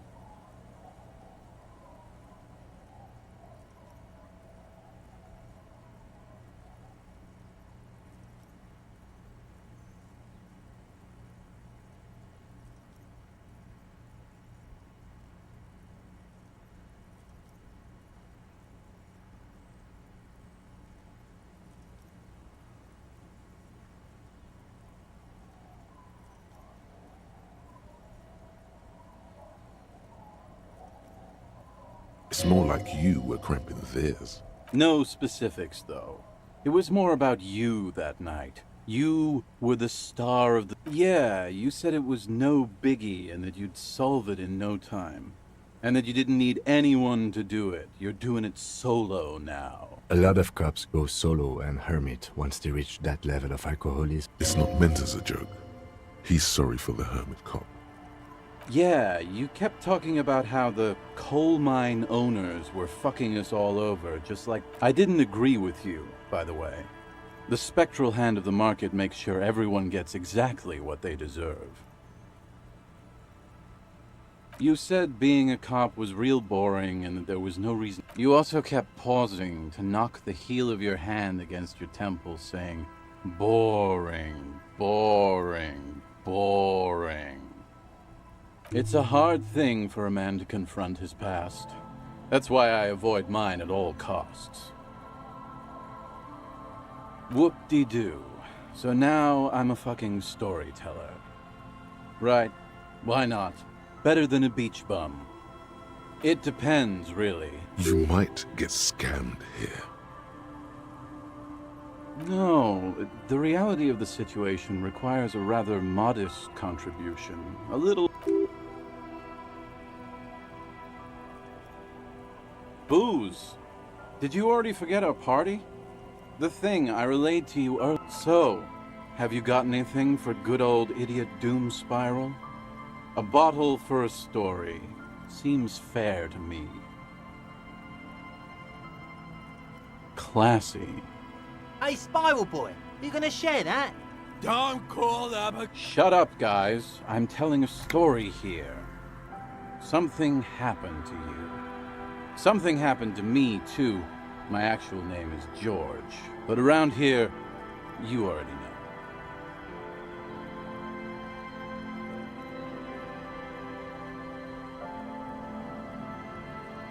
I was once a reasonably high net worth individual. A founder/junior partner at a high-concept creative services agency.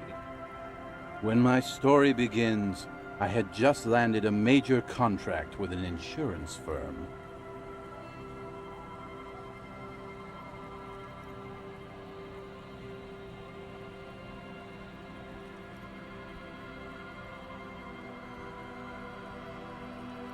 I used the profits from my agency to finance what I called a cultural incubator.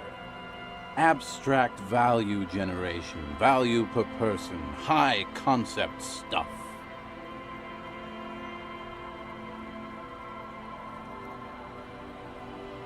I developed the paradigm, worked within the paradigm, but the burden of leadership weighed heavily on me.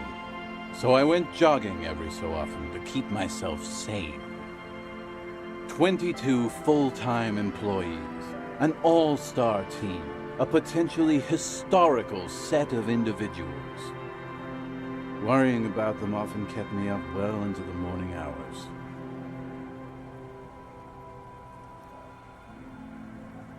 It did. With my trusty Sansarique tracksuit, I felt like I could conquer the world.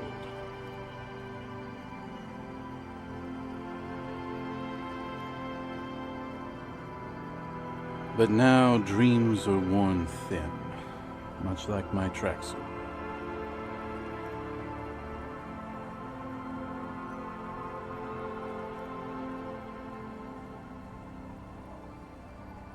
One day I left on my evening run. As you may know, it's impossible to clear your head when you're distracted by the sound of keys jangling in your pockets. His eyes are clouded. his dilated blood vessels encircling his irises like stinging brambles.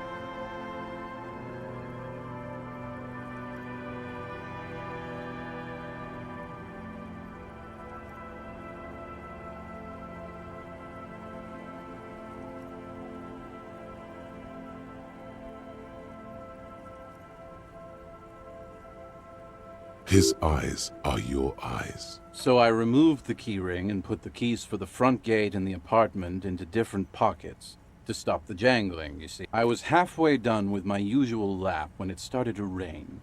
The reality situation became very wet, very quickly. Wet, okay? It was raining really hard. I made my way back home and discovered that I didn't have the key to the front gate. I'd mixed it up with the key to the letterbox, which was used. Naturally, the situation required me to climb over the gate, which I did. There was no climbing down because I slipped and landed on my ass. Ouch, indeed. Reality was looking rather grim just then. Me lying on my ass in a mud pit in the middle of a heavy shower. But when life knocked me down, I always got up. So I made my way across the yard. Standing in front of my apartment door, fumbling with my pockets, I realized that I'd also forgotten my apartment. I wish I were, Tequila. I wish I were. Instead of my apartment key, I'd taken the key to the office. I rang my neighbors' buzzers. It was late, and most of them didn't even answer. Those who did assumed I was trying to sell them. People are naturally wary of ad men, you see. One moment someone chats you up, 5 minutes later you've bought a box of edible lingerie and a strap-on. I don't begrudge them, especially since I was known to be one of the best. Heavy is the head that wears the crown. Just then, I experienced a moment of clarity. I still had the key to my office. I could wait out the storm there.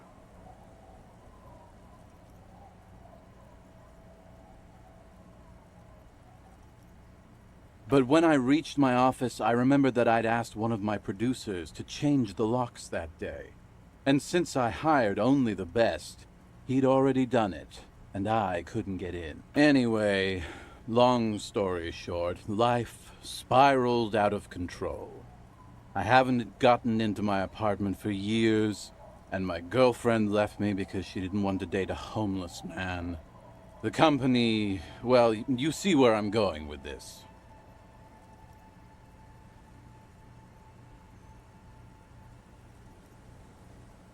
So, now you've heard my tragic tale.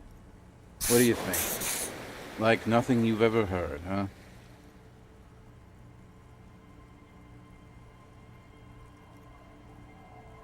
The hobo lifestyle definitely has some perks. Not having to pay rent, first and foremost.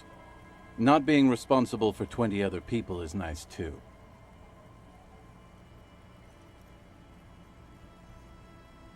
But that charm wears off pretty quickly. Before you know it, you're wearing a shit-stained tracksuit and spending your days picking tear. Good fucking question, Tequila. If I knew the answer, you think I'd be hanging out on a beach in this? I used to own my reality situation. My business buddies and I had our own creative services agency. I had a nice apartment, an even nicer piece of ass. Now I can't hang on to anything. Just last week I stole this nice new jacket, but then I lost it too. You of all people should empathize with this. Perhaps this lost jacket is something you could help with? My agency, man. The Boom Boom Room.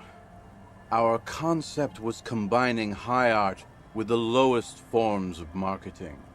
The color red, breasts, and oil paint. I convinced my partners to reinvest some of our profits in an even more high-concept cultural incubator called Thin Air. The artists were happy, the clients were happy.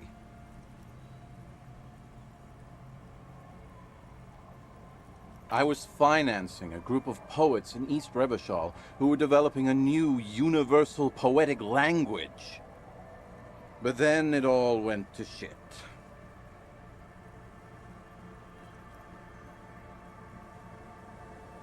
If it sounds like it makes no sense, that's because it doesn't.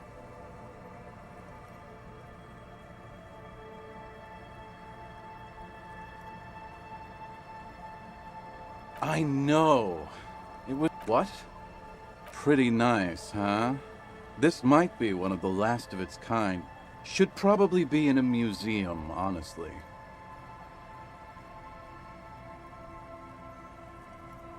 Good God, it's nearly impossible to describe how dirty this texture is. It's like rubbing two jellyfish skins together. You feel about 50 randomized trials have also found Lycra, TM, to be associated with a number of exotic, highly malignant cancers. And then there's the smell. But Wow, you're lucky. That's because your paws are fucking filthy, Rosie. My fellow members of the Union of... Hey, tequila! You wanna buy... Shut the fuck up, Rosemary. I thought he was a cool cop. Don't call up a guy. And this is Abs. So yeah, that's basically us. We drink together. Tequila, it's a verifiable tragedy. It was practically brand new. Sure, it didn't really go... Say, you're a detective, right? Maybe you can help old Doom Spiral out. Solve the case of the missing jacket. What do you say? Yeah, exactly. You're here to serve. If I knew where I lost it, don't you think I'd have it? I mean, maybe I was up by the boardwalk, or walking along the beach, or checking out the abandoned fish market.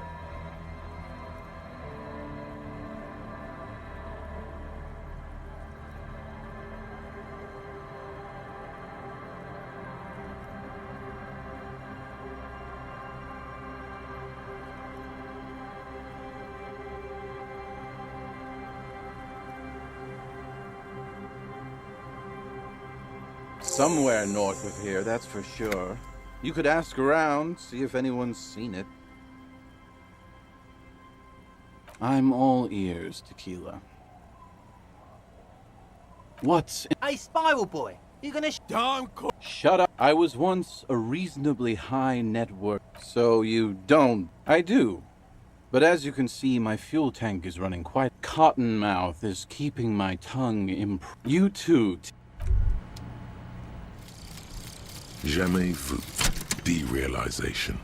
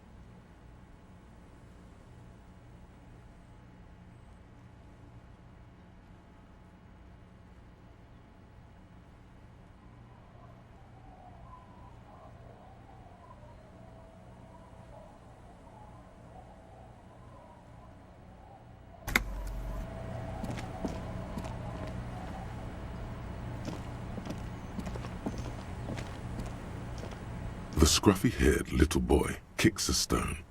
He can't be more than 5 years. The other one looks indistinguishable from him. He watches his brother kick the stone with his tongue lolling out of his mouth. What bad people? I don't think questioning 4-year-olds without their parents present is gonna crack the case. Then we're definitely doing it.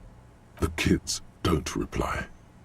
The stone-kicking one becomes frantic all of a sudden, as if that's something to be scared of. He looks just like me. The boy doesn't answer. His brother throws another rock. Both of their hair is covered in some kind of dirt.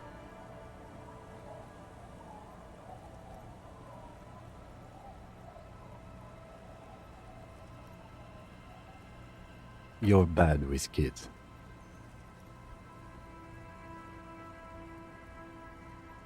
Don't worry, everyone is. How about we do some police work now? We're not getting anything here.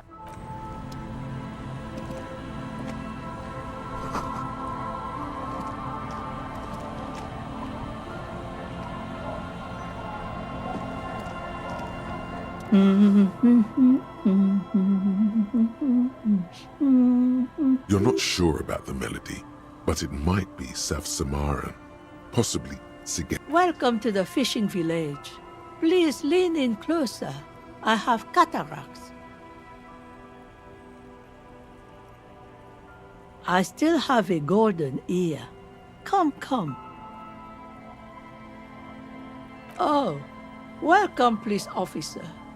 We don't cause any trouble around here. We are not here to cause any trouble, madame. Oh, of course. Last time we saw you around here was 12 years ago. You also came to take care of trouble then. Wish you did. But no, not you personally.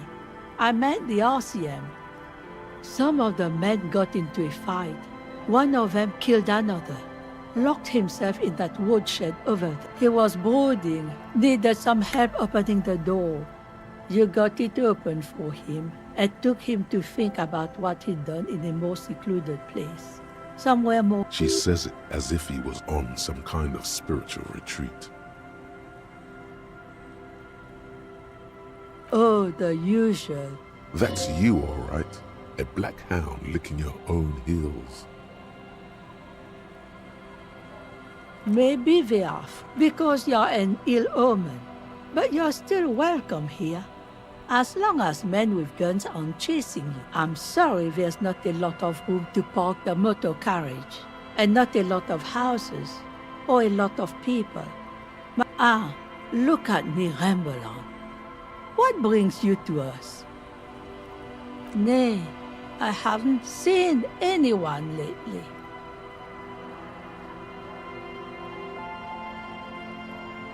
This is my little cinder block town. I know... She's being evasive. She knows something. There was a murder in Martinez. She might be a suspect. We would appreciate your help. Would you now? I know how this world works. And it doesn't work when people tell on each other.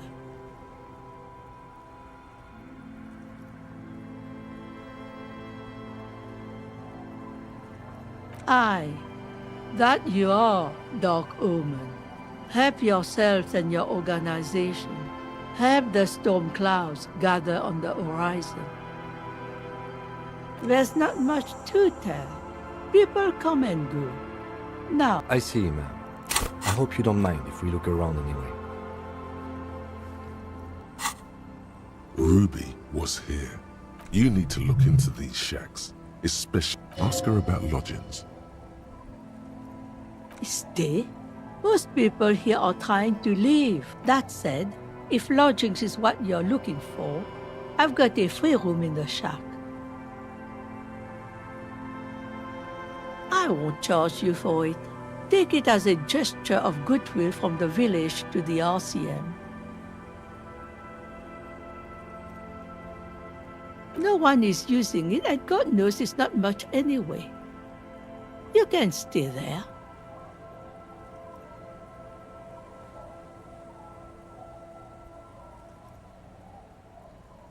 Oh, don't. It's your choice. No skin off my teeth. My kids grew up and left like they do. The house is long empty now. I live in the small side attachment. It's easier and cheaper to keep warm.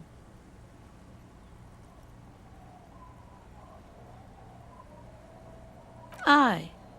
The room is pretty bare bones, but it's got a bed and roof over it. That's more than some folks have around here. You best not be plotting another revolution under my roof. We barely got through the last one. But the room, do you want it? Don't make an old woman regret opening her house to— Well, if you are not in the hostel in the morning, I'll know where to find you. Here, in a shack. He's a little relieved you're no longer in that room. Just us. It's barely a village anymore. We almost— This is pretty much a non-place. A gap. A blank spot on the map. Just a cluster of nameless shacks on a nameless street. The place is so pornographically poor, it's not even funny. Over there, you can find more of the same. Shacks and trees growing wild. That's the pox. An old military hospital and its surroundings. Or it used to be, during the time of the suzerain. After the war, it was turned into a goodwill hospital for shell-shock veterans and folks looking for some quiet in the old sanatorium gardens.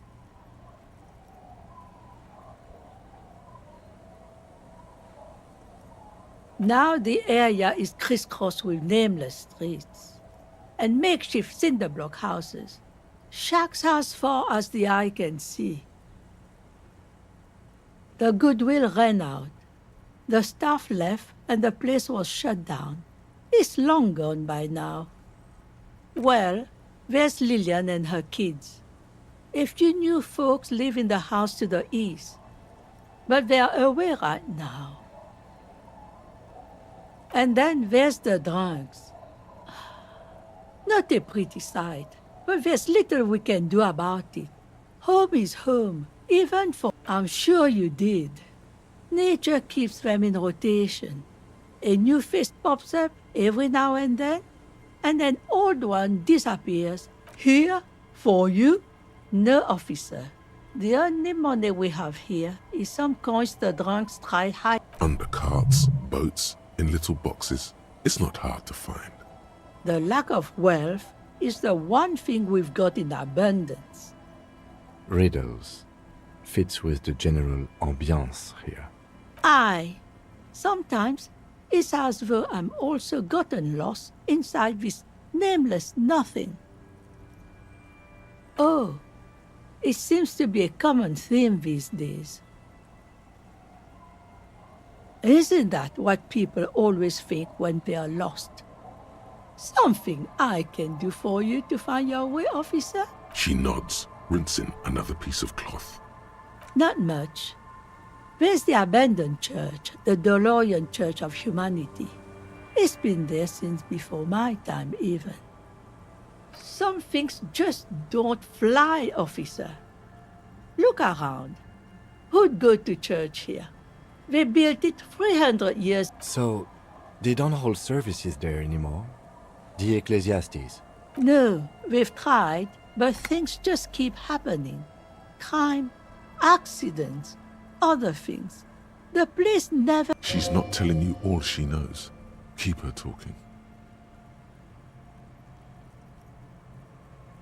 Well, there's that music. Music from across the sea. It started a few— and now, suspicious-looking people are sneaking up. Interesting. You could look into this ruckus if you have the time. Before you get to the church, there's some ruins, an apartment complex, or some kind of electrical plant. I don't know exactly. A pre-war place. It used to be something. Before the war. I wasn't here then, you know. Was born in Samara. Of note, the old fish market up on the boardwalk, but it's closed. No one. That's why it's closed. It was once a bustling place, back when I was young, and so was everyone else. Now, what catch we do bring in goes straight into a lorry for the Delta or somewhere else. What? You're one of those real estate people with big plans?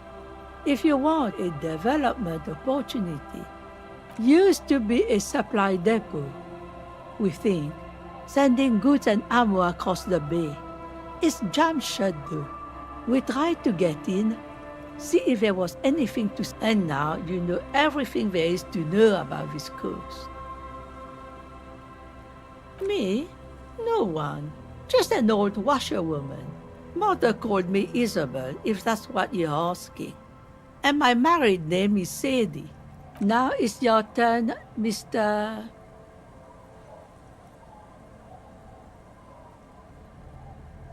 Quite a handle you got there. So many titles. One of them double. She's got a couple of ranks herself. Honored chief and so on.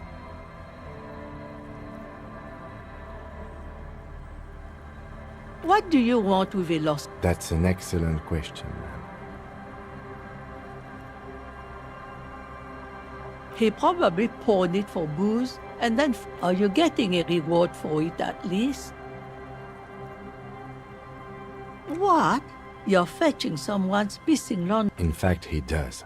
None of my business, either way. Anyhow, you might ask Lillian, eh? What's this about? Come now, I can't read all this script. Test the waters here. Say that there's nothing to be worried about.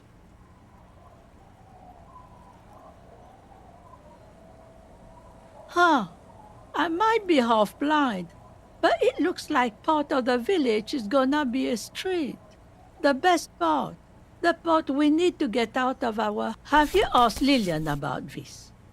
I won't even consider signing till I know she's on board. She's right over there. The dark-haired woman, leaning over the railing. Yes, you do that. Can't let fat Mr. Clare down now, can you? She is not impressed by a cop running errands for a local...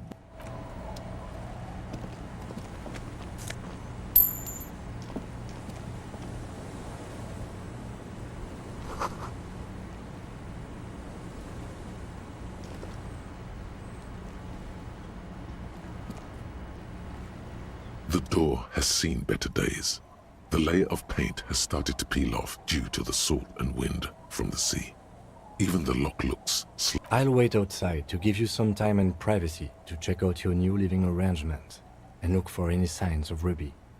But just so you know, after we are done with the day, I'll still be staying in the whirling in rags for the night.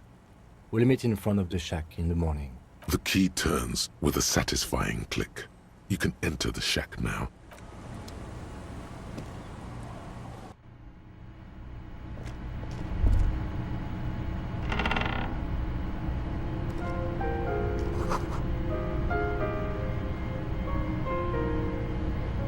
As you look at the floorboards in this corner of the shack, it's clear one of them isn't quite level with the others. The edge of a floorboard next to it looks scratched.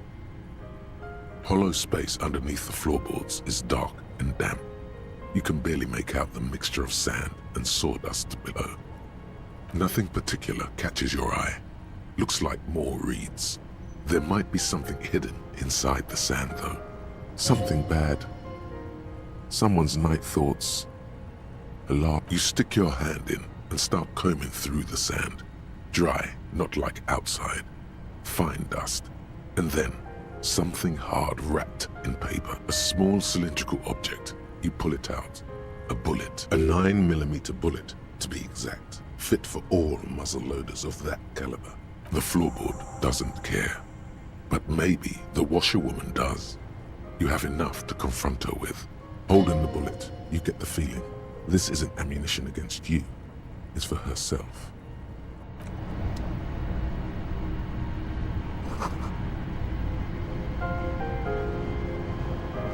On the table, you see a bowl of water, a rough soap, and next to it, a small hand mirror. A straight razor soaks inside the wash basin. The water reflects back a vague image of your face. Nose bulbous and red, hair unkempt, wrinkles lining the eyes and forehead. The stash is gigantic.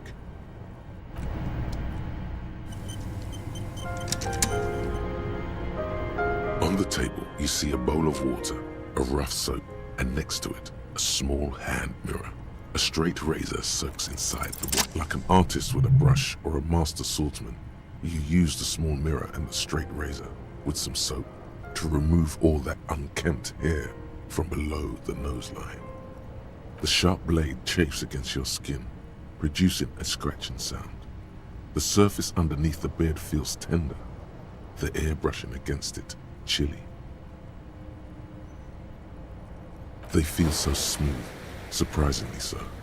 A feeling of freshness overcomes you, as if you just came from a cold bath.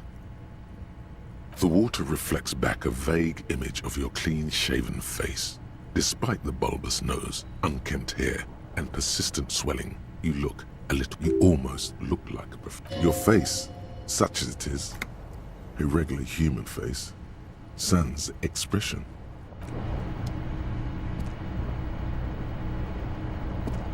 On the table, the water reflects back your face.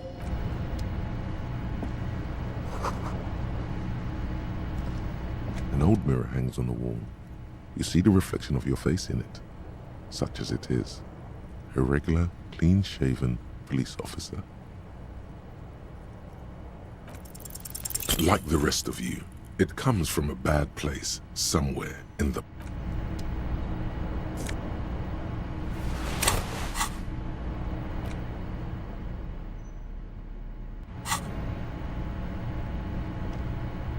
The bed is comforting, if a bit run down.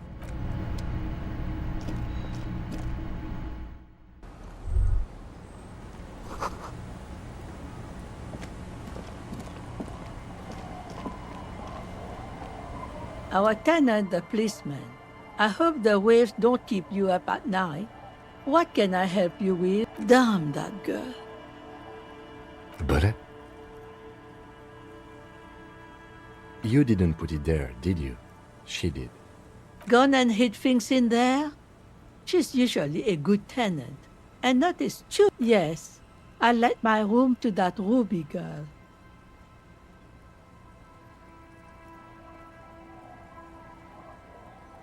As I've done before when she's been in trouble or just looking for solitude. I've made it clear. She came last Friday, left on Monday in a hurry. What has she gotten herself into, that girl? She seems genuinely worried about her previous tenant. She's seen her hiding out. That's for the police to find out. Right there. Please answer each question to the best of your ability.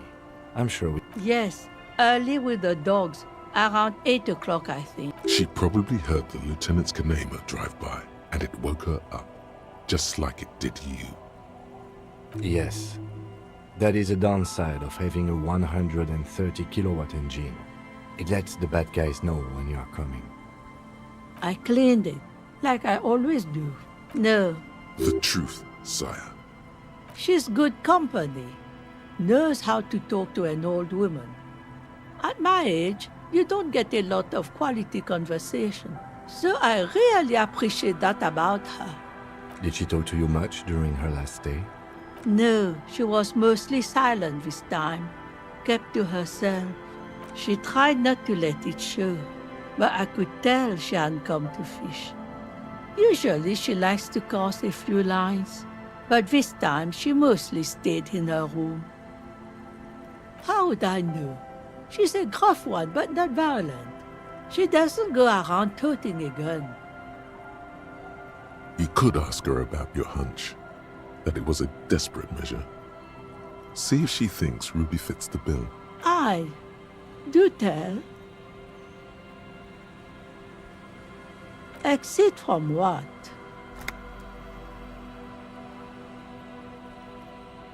Lieutenant stops writing for a moment. No, she's a fighter. She really believes that. Nothing of the sort.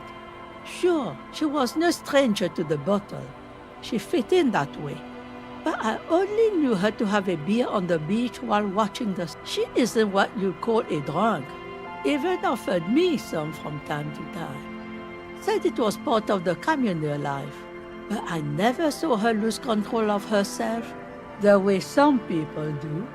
Not that I know of, though she was into nice music. She once showed me a few mixtape milieu she'd made.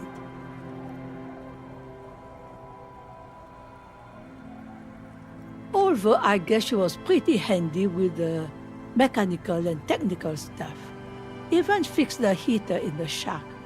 You should be thankful for that. She may simply have kept the equipment elsewhere. I don't know.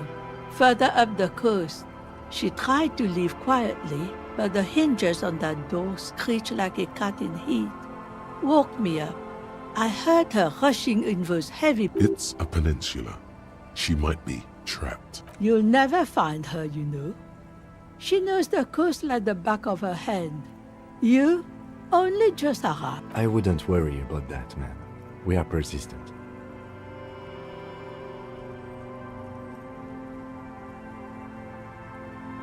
Are you sure you would rather stay here? Get a nice cozy fire going in the heater? Seems like a better idea to me. No, you can do it. You still have behind the cinder block houses. Old pre-war ruins rise to the sky like dark palaces. The wind calls. What more do you want to know? Yes, let's hear one thing, officer. If you do find her, please go easy on her. She really means it. She's a good girl. Whatever she's gotten herself mixed up in. Yes? Yes. I don't know what to say. Perhaps, I'm not really sure about this turn of events. I think the mutton chops might have been a better idea. This, either way, good on you. You were saying?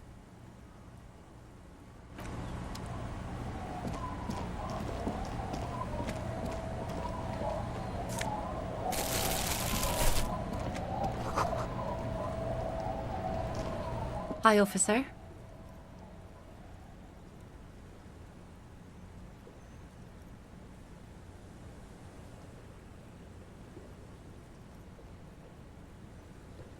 Anything I can help you with? A fishing village on the seashore. This place doesn't really have a name. It's sometimes called Elysium. The sign on the street leading here is illegible. Has been since they built this place. The name is Lillian. People call me Netpicker. I think I have time for questions, and that was actually the second one. Indeed. You're always confused as to your whereabouts. Ask her about the cool sword. Helps to break the ice.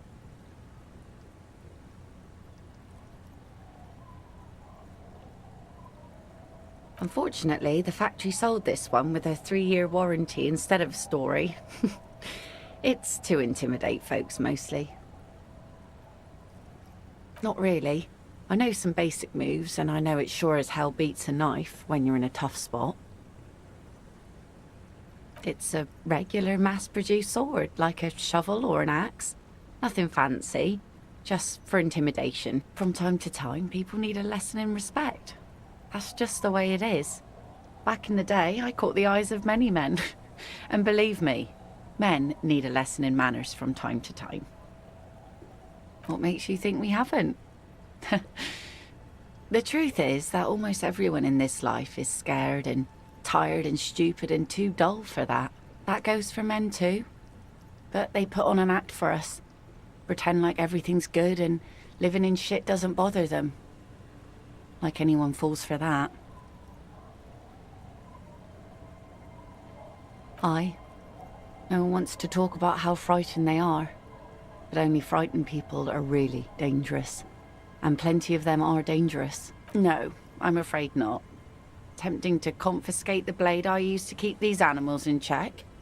You would put me in an early grave. She refuses, but your word is the law. You are law. Some went to patch their wounds, their lesson learned. Others were more thick-headed. And one of them, I ended up marrying. Guess I enjoyed the way he bled. If it is, then why the melon? Gone. To the waves. The sea took him. It was a long time ago. Who knows? Maybe he fell over. He didn't respect the sea. Went out there drunk like a skunk, and sure enough, one day the boat was found floating empty. The bloated corpse turned up 2 weeks later. Now, before you tell me how sorry you are for my loss, know that it was 4 years ago, and I've moved on. There's only so much mourning you can do for a drunk with sinewy muscles.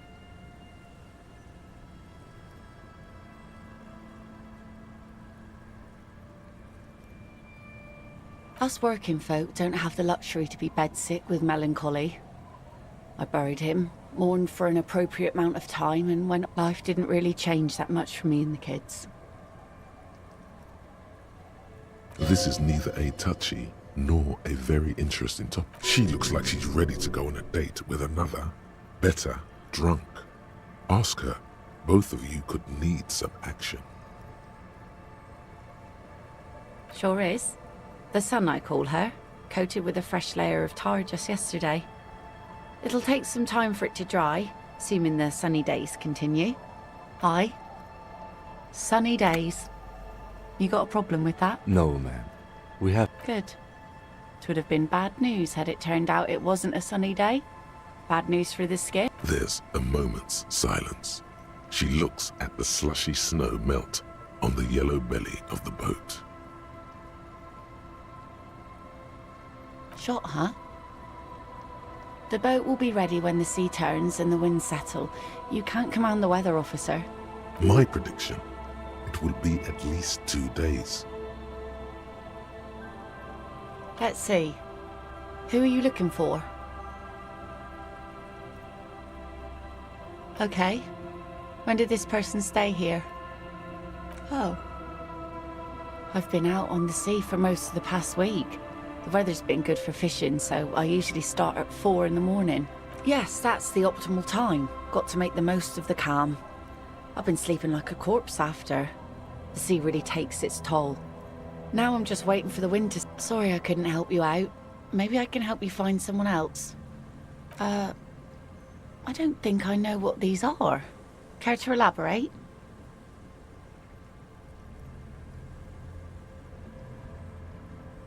Aha!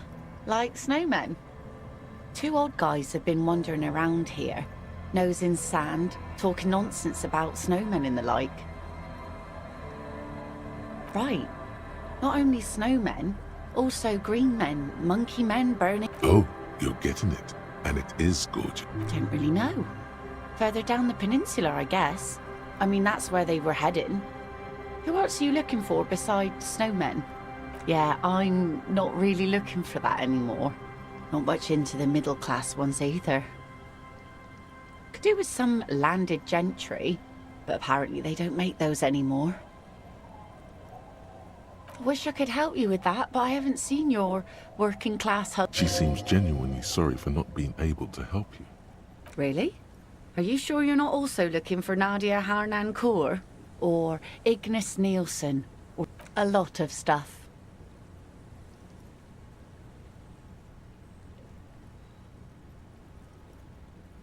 Oh, there's plenty missing, but that's too much for even an eager terrier like you to handle.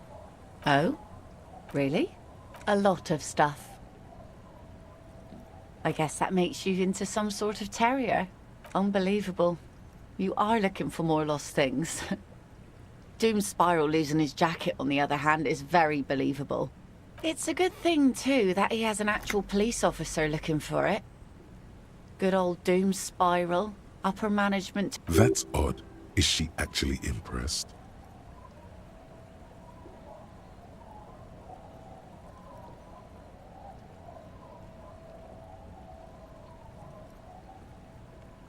Aye. We all feel that way sometimes. Sometimes I wonder if I'm the protagonist even in my own life story. A gush of sadness suddenly washes over her. Anyway, I looked near the fish market north of here on the boardwalk. Drunks are drawn to markets for some reason. Was there something else? Like I said, fish mostly. Sail the waves, take care of the kids, pick nets. Right now I'm tarring a little skiff.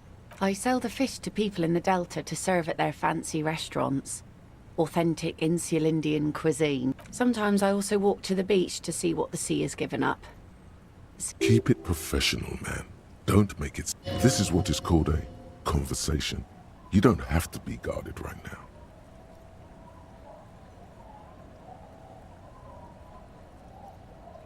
Wood, pieces of glass.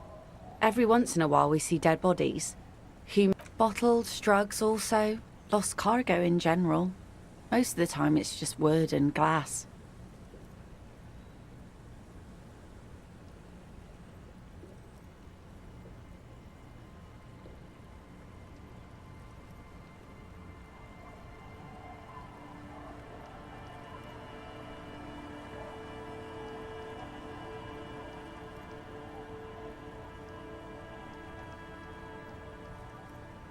All right. Major choice moment. You only get to ask one thing. It would be weird to say them all. Choose wisely.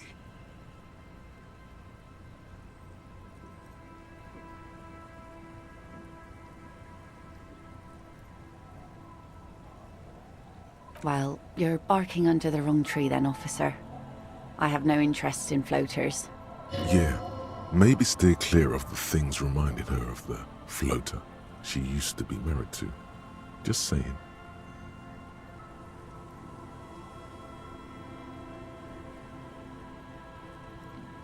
Were you? What a nice idea. Wouldn't have thought that... She sounds incredulous about the niceness of the idea. That Evrart and the Union have nice plans for anything. I thought they only cared about themselves. Well, I guess Union members have children too. And those members have a vote when electing the head of the local chapter.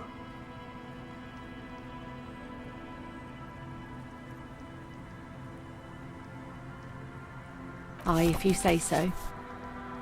Probably better that way. I mean, who likes construction noise?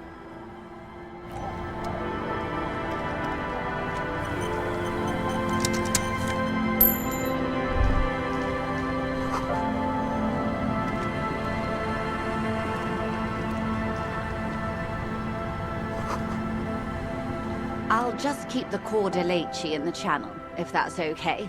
It's too shallow near the pier. Hi, ma'am. And it's a jetty, by the way. Of course. Jetty. I prefer a good jetty to a pier any day. Jet. Something about the way she says it makes you want to... Oh, jetty, oh, jetty. It's good to see you here, detectives. What brings you here? Nothing, really. I've had my eye on this jetty for weeks now, so I decided to investigate it personally. This cluster... That. And she's also keeping an eye on you. Spying has such a negative connotation.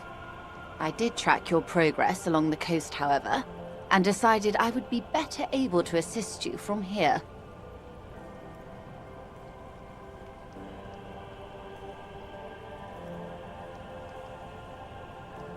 Then there's the matter of that little scamp in old lady clothes. She threatened to paint the Cordeleche red. Like blood, you see. Well, I like it the way it is. What is this? Destruction of property? Hooliganism? Elder abuse? No need. Lillian and I are getting on much better. For one, she appreciates the concept of rent. How do I like it?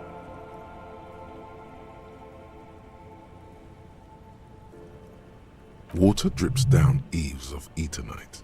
The jetty below her feet creaks to the tune. The smell of salt and dog shit in the background.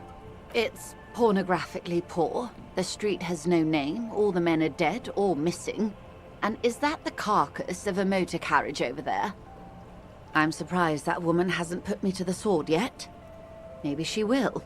Dark eyes survey the coast leading up to Martinez. Dull grey metal rests in her scabbard.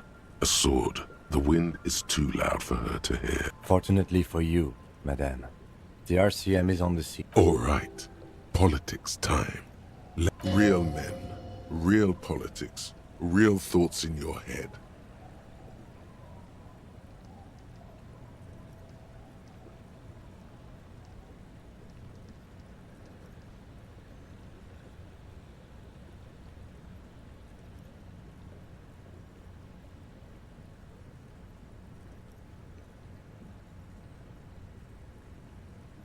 She could easily just...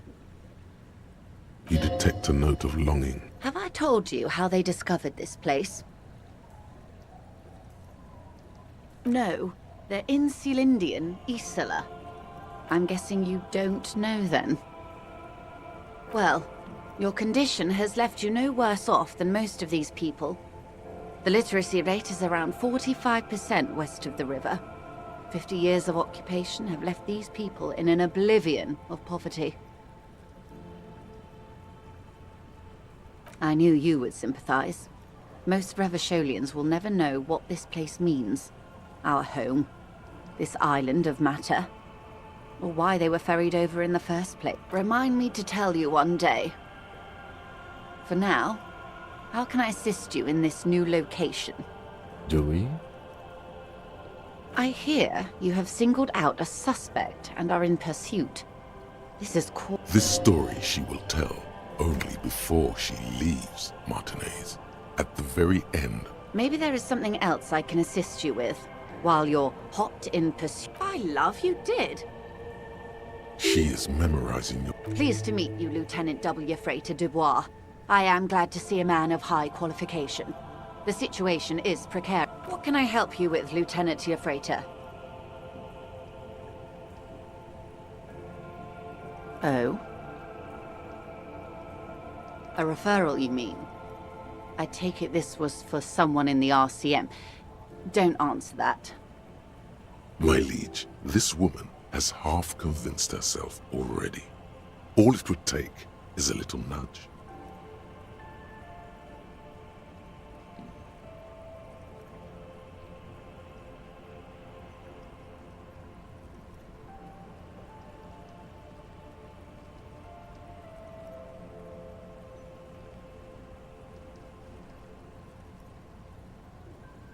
Such referrals may sometimes get you information from a man like Everard. Detective, I advise you to be very selective with what information you choose to share. This may have consequences beyond our line of sight.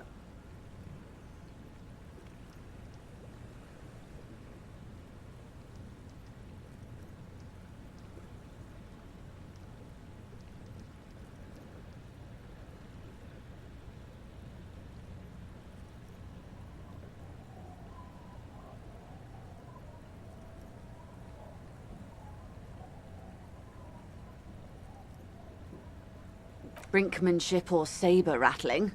Was he surrounded by... No, it was more like he wanted things to get worse. In secret, of course.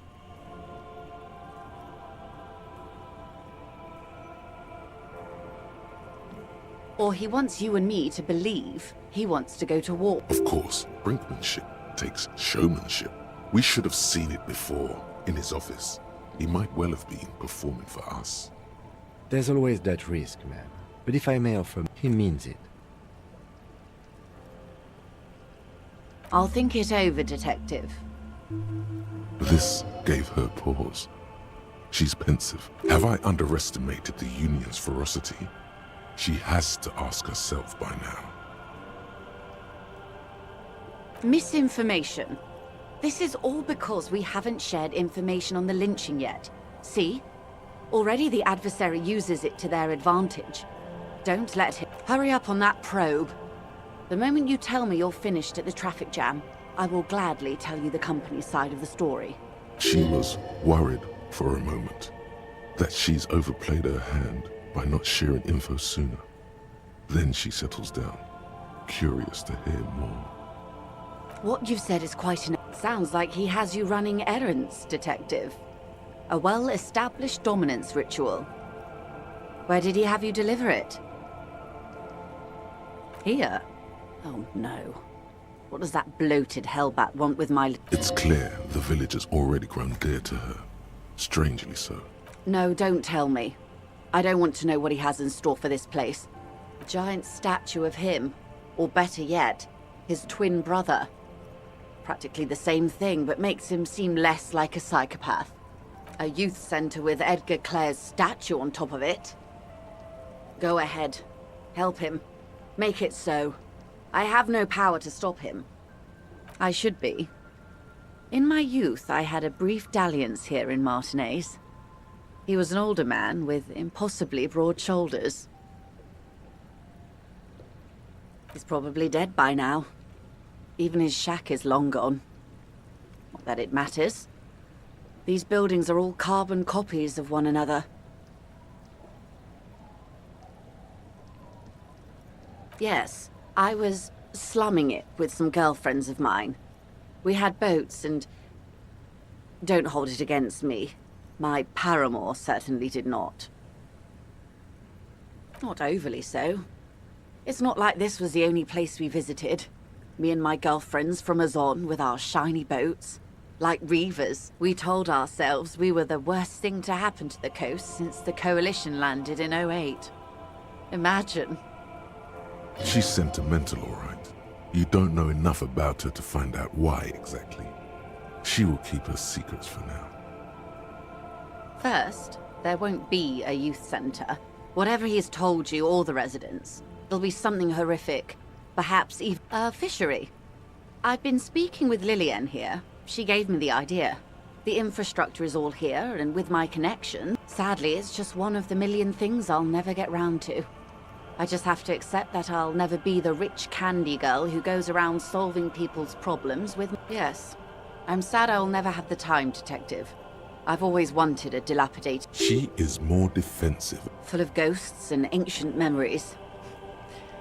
Has this errand yielded you any information?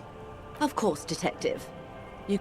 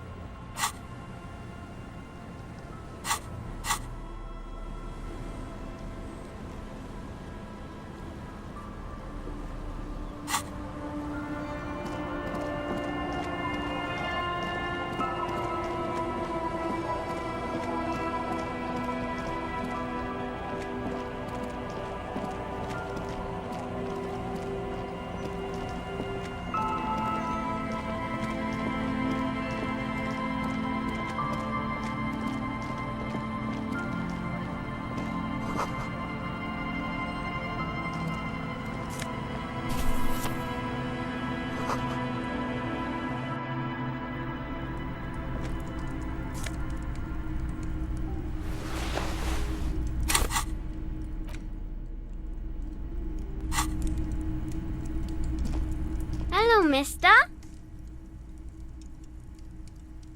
She clutches a small stuffed animal. Occasionally, she twirls it around. Oh, I had gloves. Very big ones. Heavy, too. Where did you get these gloves? Found them when Lemmy and I were playing hide and seek. In an empty house. where no one lives. She doesn't want you to think she stole them. I hid them. The twins were gonna take them. They're stupid. We're going to need those gloves. It's for important police business. Oh. They're in my sandcastle. Behind our house. Under the sand. You can break the castle. It's not very good. Luby. Raluby. My mom tells me I'm a big girl, but she doesn't know that I can't say Earl. Or like, sometimes I can, but then Uller. Kids. Yes, I am. Little Lily. You know my mom? That's nice. My mom is great. She's never angry or anything. Yes. They don't want to play with me. They're older and play outside. They look the same. Sometimes I can't tell them apart. They look identical.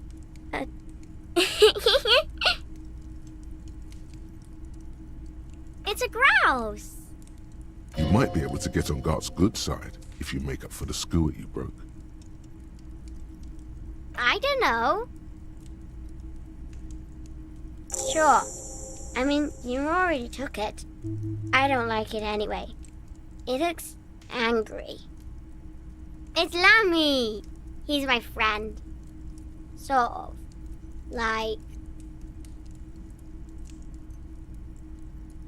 Lambie is a stuffed lamb that, admittedly, has seen better days. One of the eye buttons is missing, and the fur is tattered in several parts. Lammy usually doesn't like strangers, but you're also fuzzy, like Lammy. Bye!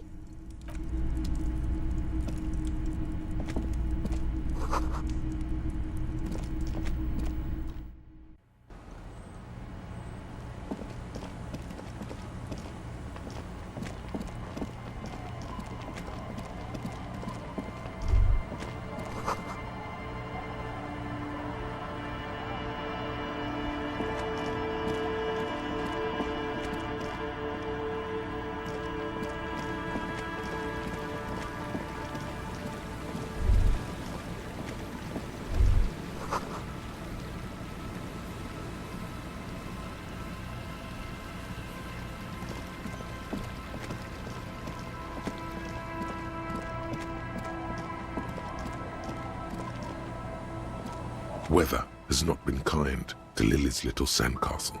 The once mighty towers are quickly eroding away. You can see something shining back to The little castle? The reigning lord must have come upon some really tough times to let it sleep in such decrepitude. The walls and floors give way to the giant's greed, collapse and present you with a pair of ceramic gauntlets. Congratulations. That's the gauntlets down then. We're doing good on the armor collection front.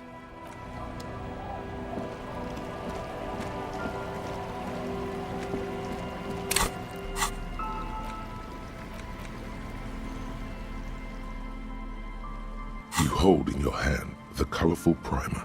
The title reads, A Primer for Small Kids. There's a This book will show you the score. Get you oriented with those basic concepts you appear to be hazy on. The anthropomorphic bear, the alphabet. Every page has one word designating one letter of the alphabet with a faded illustration. Most of them are scientific and cultural principles. A is for azimuth. B is for Boreas. C is for cosine. D is for diamite. E is for ellipse. F is for phlogiston. G is for gamete.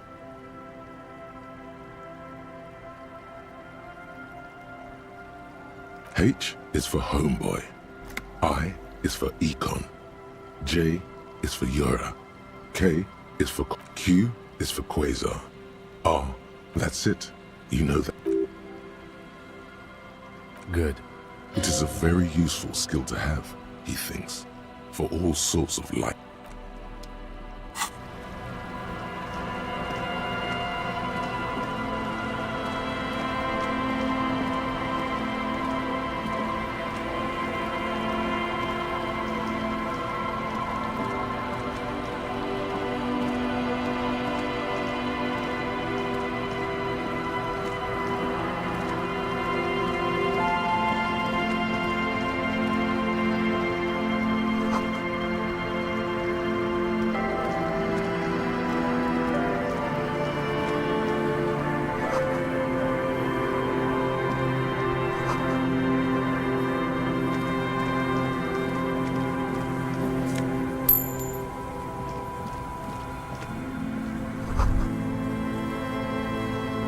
The light vanishes inside the concrete slit.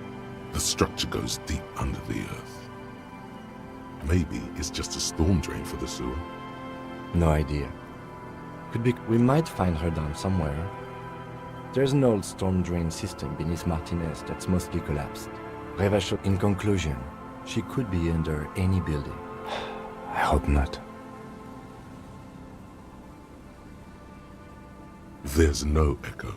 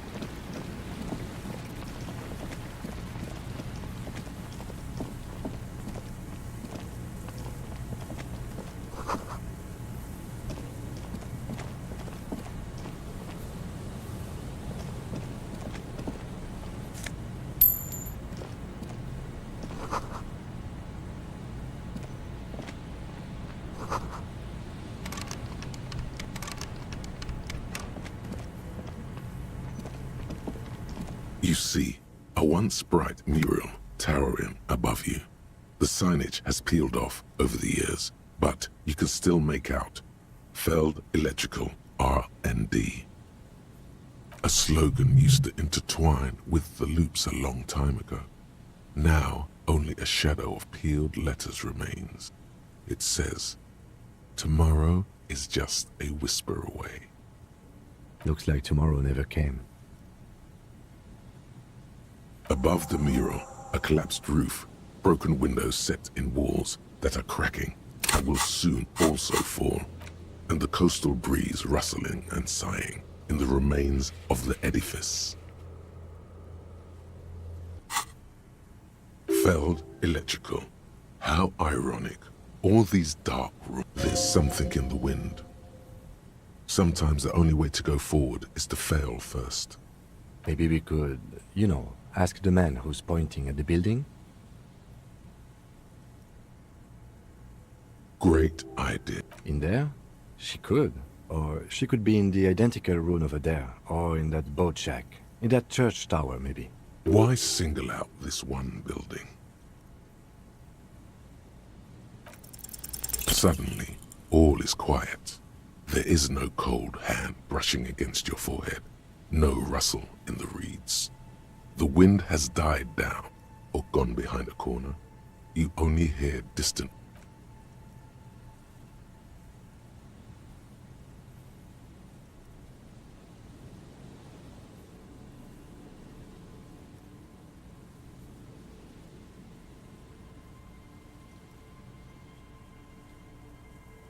The ruin in front of you is silent as a tomb. Trying to talk to the wind, the city, whatever you thought would happen, did not. And now you're just standing there with your hands fallen to your side.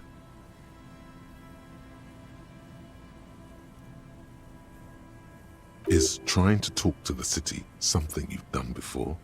Is it in your secret repertoire? A trick for when you're out of ideas? A prayer of sorts to Revachol. How do we? I was really hoping she'd be in the village. Okay. She's probably north of the village, and this place is a peninsula. I think there's people west of here. We could ask them. Indeed. You hear what sounds like two men arguing whether... And then there's the church. If I were a murder suspect, I would not hide in the most prominent building here. But who knows? Maybe she's reckless. Or spiritual. She could be looking for refuge. Anyway, we do it the old-fashioned way, sector by sector. Go over the whole peninsula, ask the locals, enter the places where we can enter first, like we did in the village. Then, if we're desperate, we can look where we can't enter. Bunkers, storm drainage, this place. I'm sure it won't come to that. Walk the coast, the old boardwalk, the reeds. You can always come back here and talk to the wind again. Look where it already got you. An adventure awaits. An adventure on the windswept urban coast.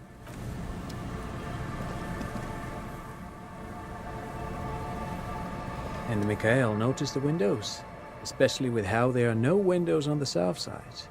This was to deal with. You officers, come to investigate the historic subtext of West Martinez? I'm Khan Hailostam. You must be Kim Kisuragi, right? I was just telling my son about this building. Not a lot of people realize the historic significance here. Very rich. Nice to meet you. Yes, hypertext, young carp, and the collection of cultural hyperlinks. Oh yes, so Mikhail. They had to deal with monitor glare, especially in the summer. They still had vector monitors back then. That was 49 years ago. So they didn't have windows on the south wall. No, I can't say that we've met before, but I've heard of Kim, of course. Mikhail, say hi to the officers.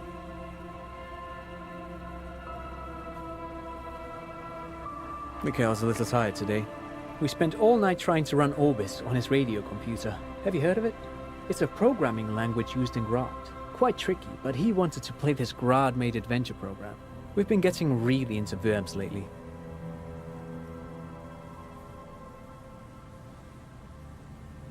The man speaks in the artificial cadence of a professor, or someone who's been on too many radio shows. But I assume you're not here for giant worms when there are so many real things to see. Just as I was telling Mikhail before, this is where the Coalition landed in 08. We could be standing on what is the most interesting landmark in Revachol West. This man is your half-brother. You feel it. Well, get a load of this guy. He really enjoys his trivia. The Orbis programming language was named after its inventor, Victor Orbis, a cybernetician from Grad. They run Vox in the Occidental countries. Aha! But it's not just any empty old building.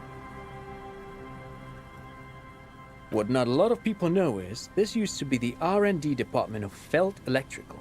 And Felt, which now sells ink cartridges mostly, was once a top dog in the turn-of-the-century cybernetics boom. Hold on. What's R&D? It looks old and weathered, with seagulls picking apart its stone and metal carcass.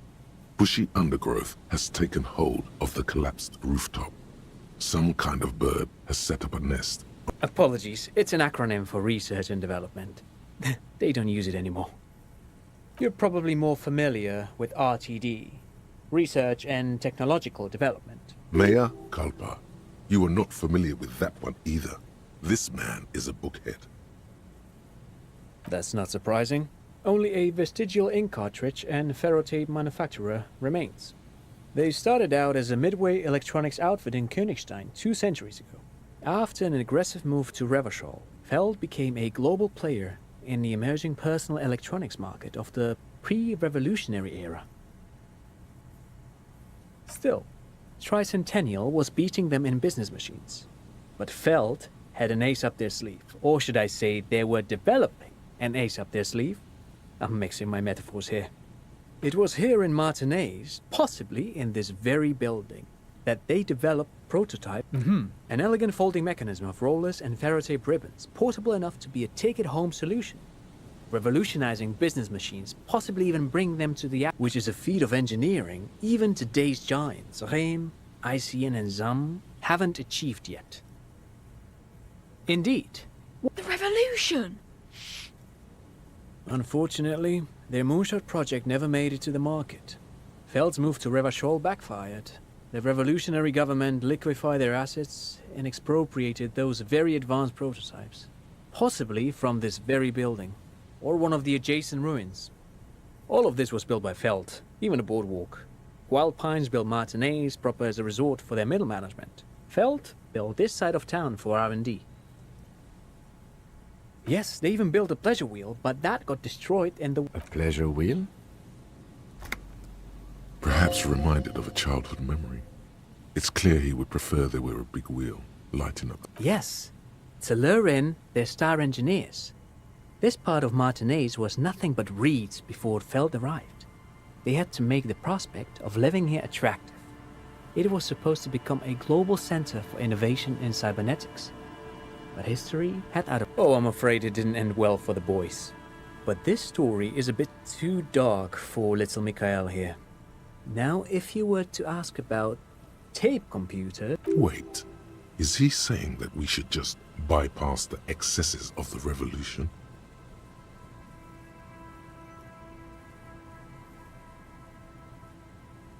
Officer, I told you this chapter... The boy looks first at you, then back at his father, confused. They used them for military communications, but also to write and send out press releases, the most notorious example being Le Décret de Mars.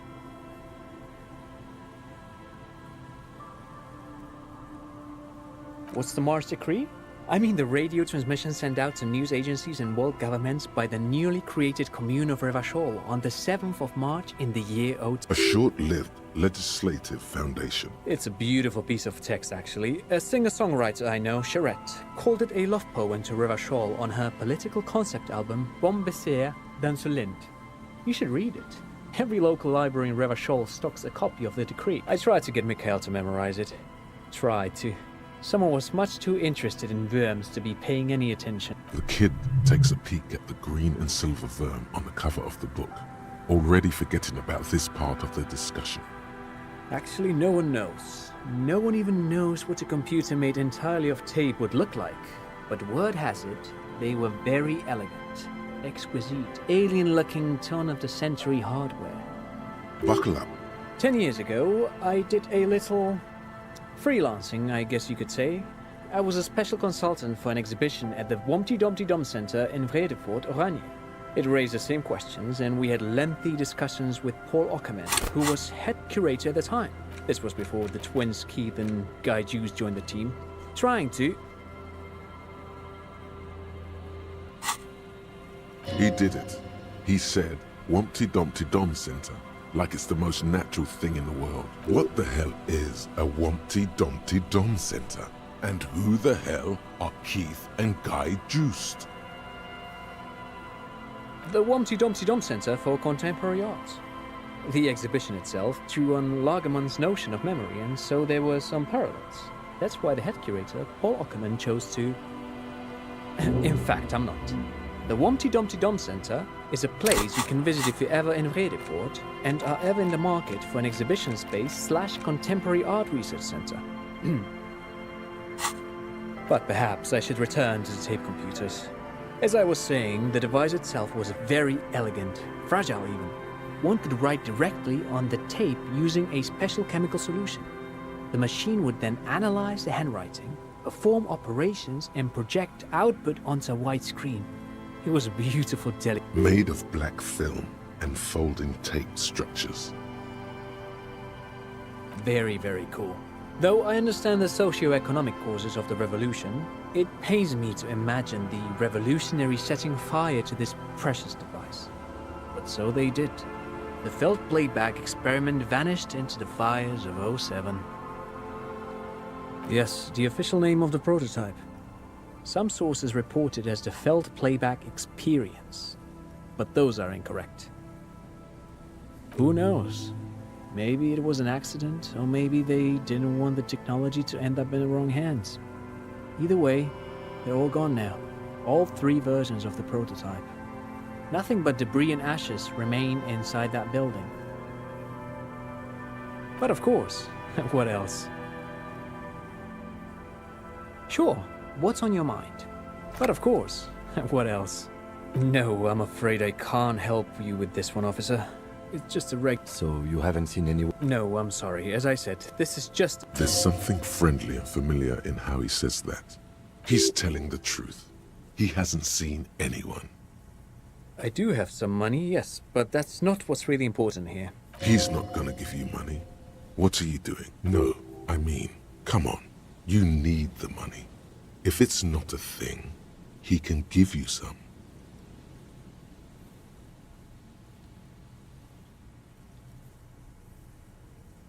Oh no, I don't have it on me, officer. I'm just spending time with my kid here, showing him around the lesser-known parts of our hometown. Not that he would have to worry about being robbed. He looks surprisingly buff. Does he work out? I do some Lomantang stick fighting now and then. Lo Mantang stick fighting is a form of martial arts originating from the island of Lo Mantang. It uses slender wooden sticks for confronting the opponent. Actually, a great many cultures have their own version of stick fighting, such as the sacred Mabolo tradition of the Harli people, the name deriving from the butterfruit tree traditionally used for crafting the long, slender sticks, whereas the sticks used in other cultures... You doze off as he paints you a comprehensive picture of the history of stick fighting among mankind. Man, he's good at speaking. But anyway, I'm boring you with details again. You were saying? Then I guess everything got said. No, thanks to you for having me and little Mikaela here to pick your brain. Pick your brain? If anything, this was rather one-sided.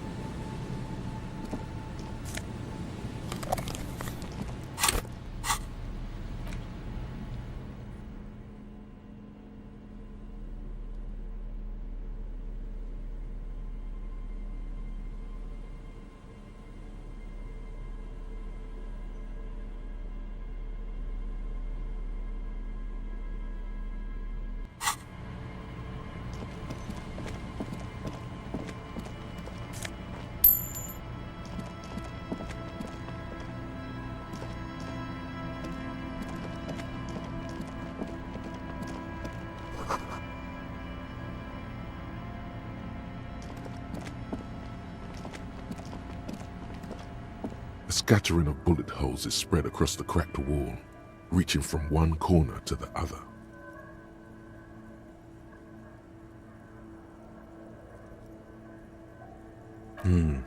Correct. The density of the bullet holes is unusual, even in a general average bullet hole frequency in Martinez sense. Meaning, this is a lot of bullet holes. Looks like fully automatic rifle fire. Something you don't see these days. The manufacturing and sale of automatic rifles was curtailed after the revolution. The destructive power of such tools proved to be too much. We do need to retain some humanity in this world. A row of ghostly shades stand facing the wall. There are many of them, a dozen at least, their heads lowered and eyes blindfolded. It's quiet. No sound, no movement. 10 meters away, other shades are lined up in an orderly manner, automatic rifles primed. A gust of wind blows by. The coats of the firing squad flap slowly in the breeze. A single person stands on the side. The sun blazes high up in the sky, baking the planks, the sand, your skin. The order was carried out in the afternoon. A long time has passed since the moment of this fusillading. Rain and brine have since washed all the blood away.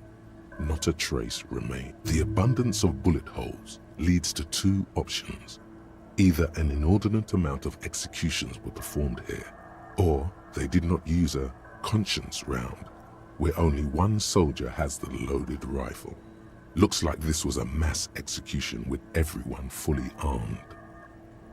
A host of men, probably in everyday clothes, ragged from the conflict and covered in dust. They were not sitting, a common practice for executions in some nations, as demonstrated by the height level of the... They stand, facing the wall.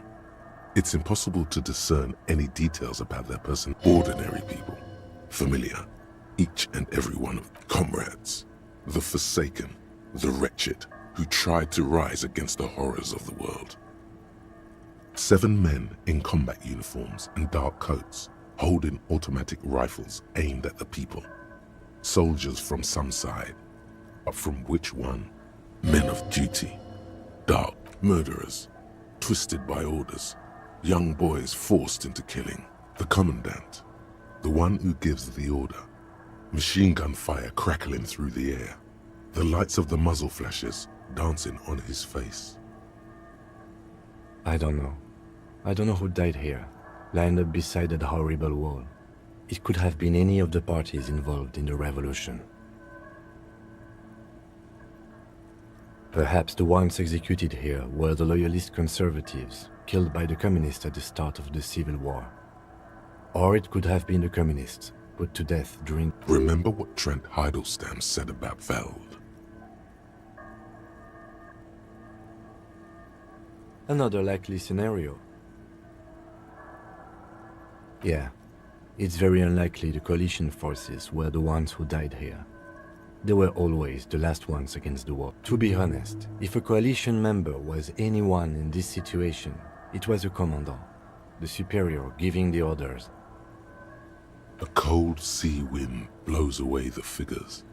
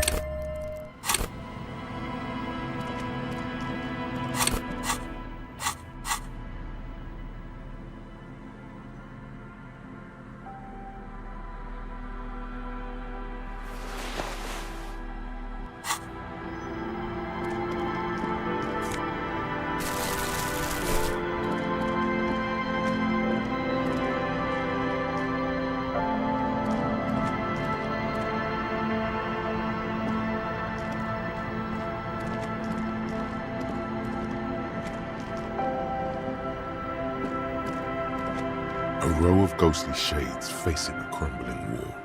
With another 7 shades, step a cold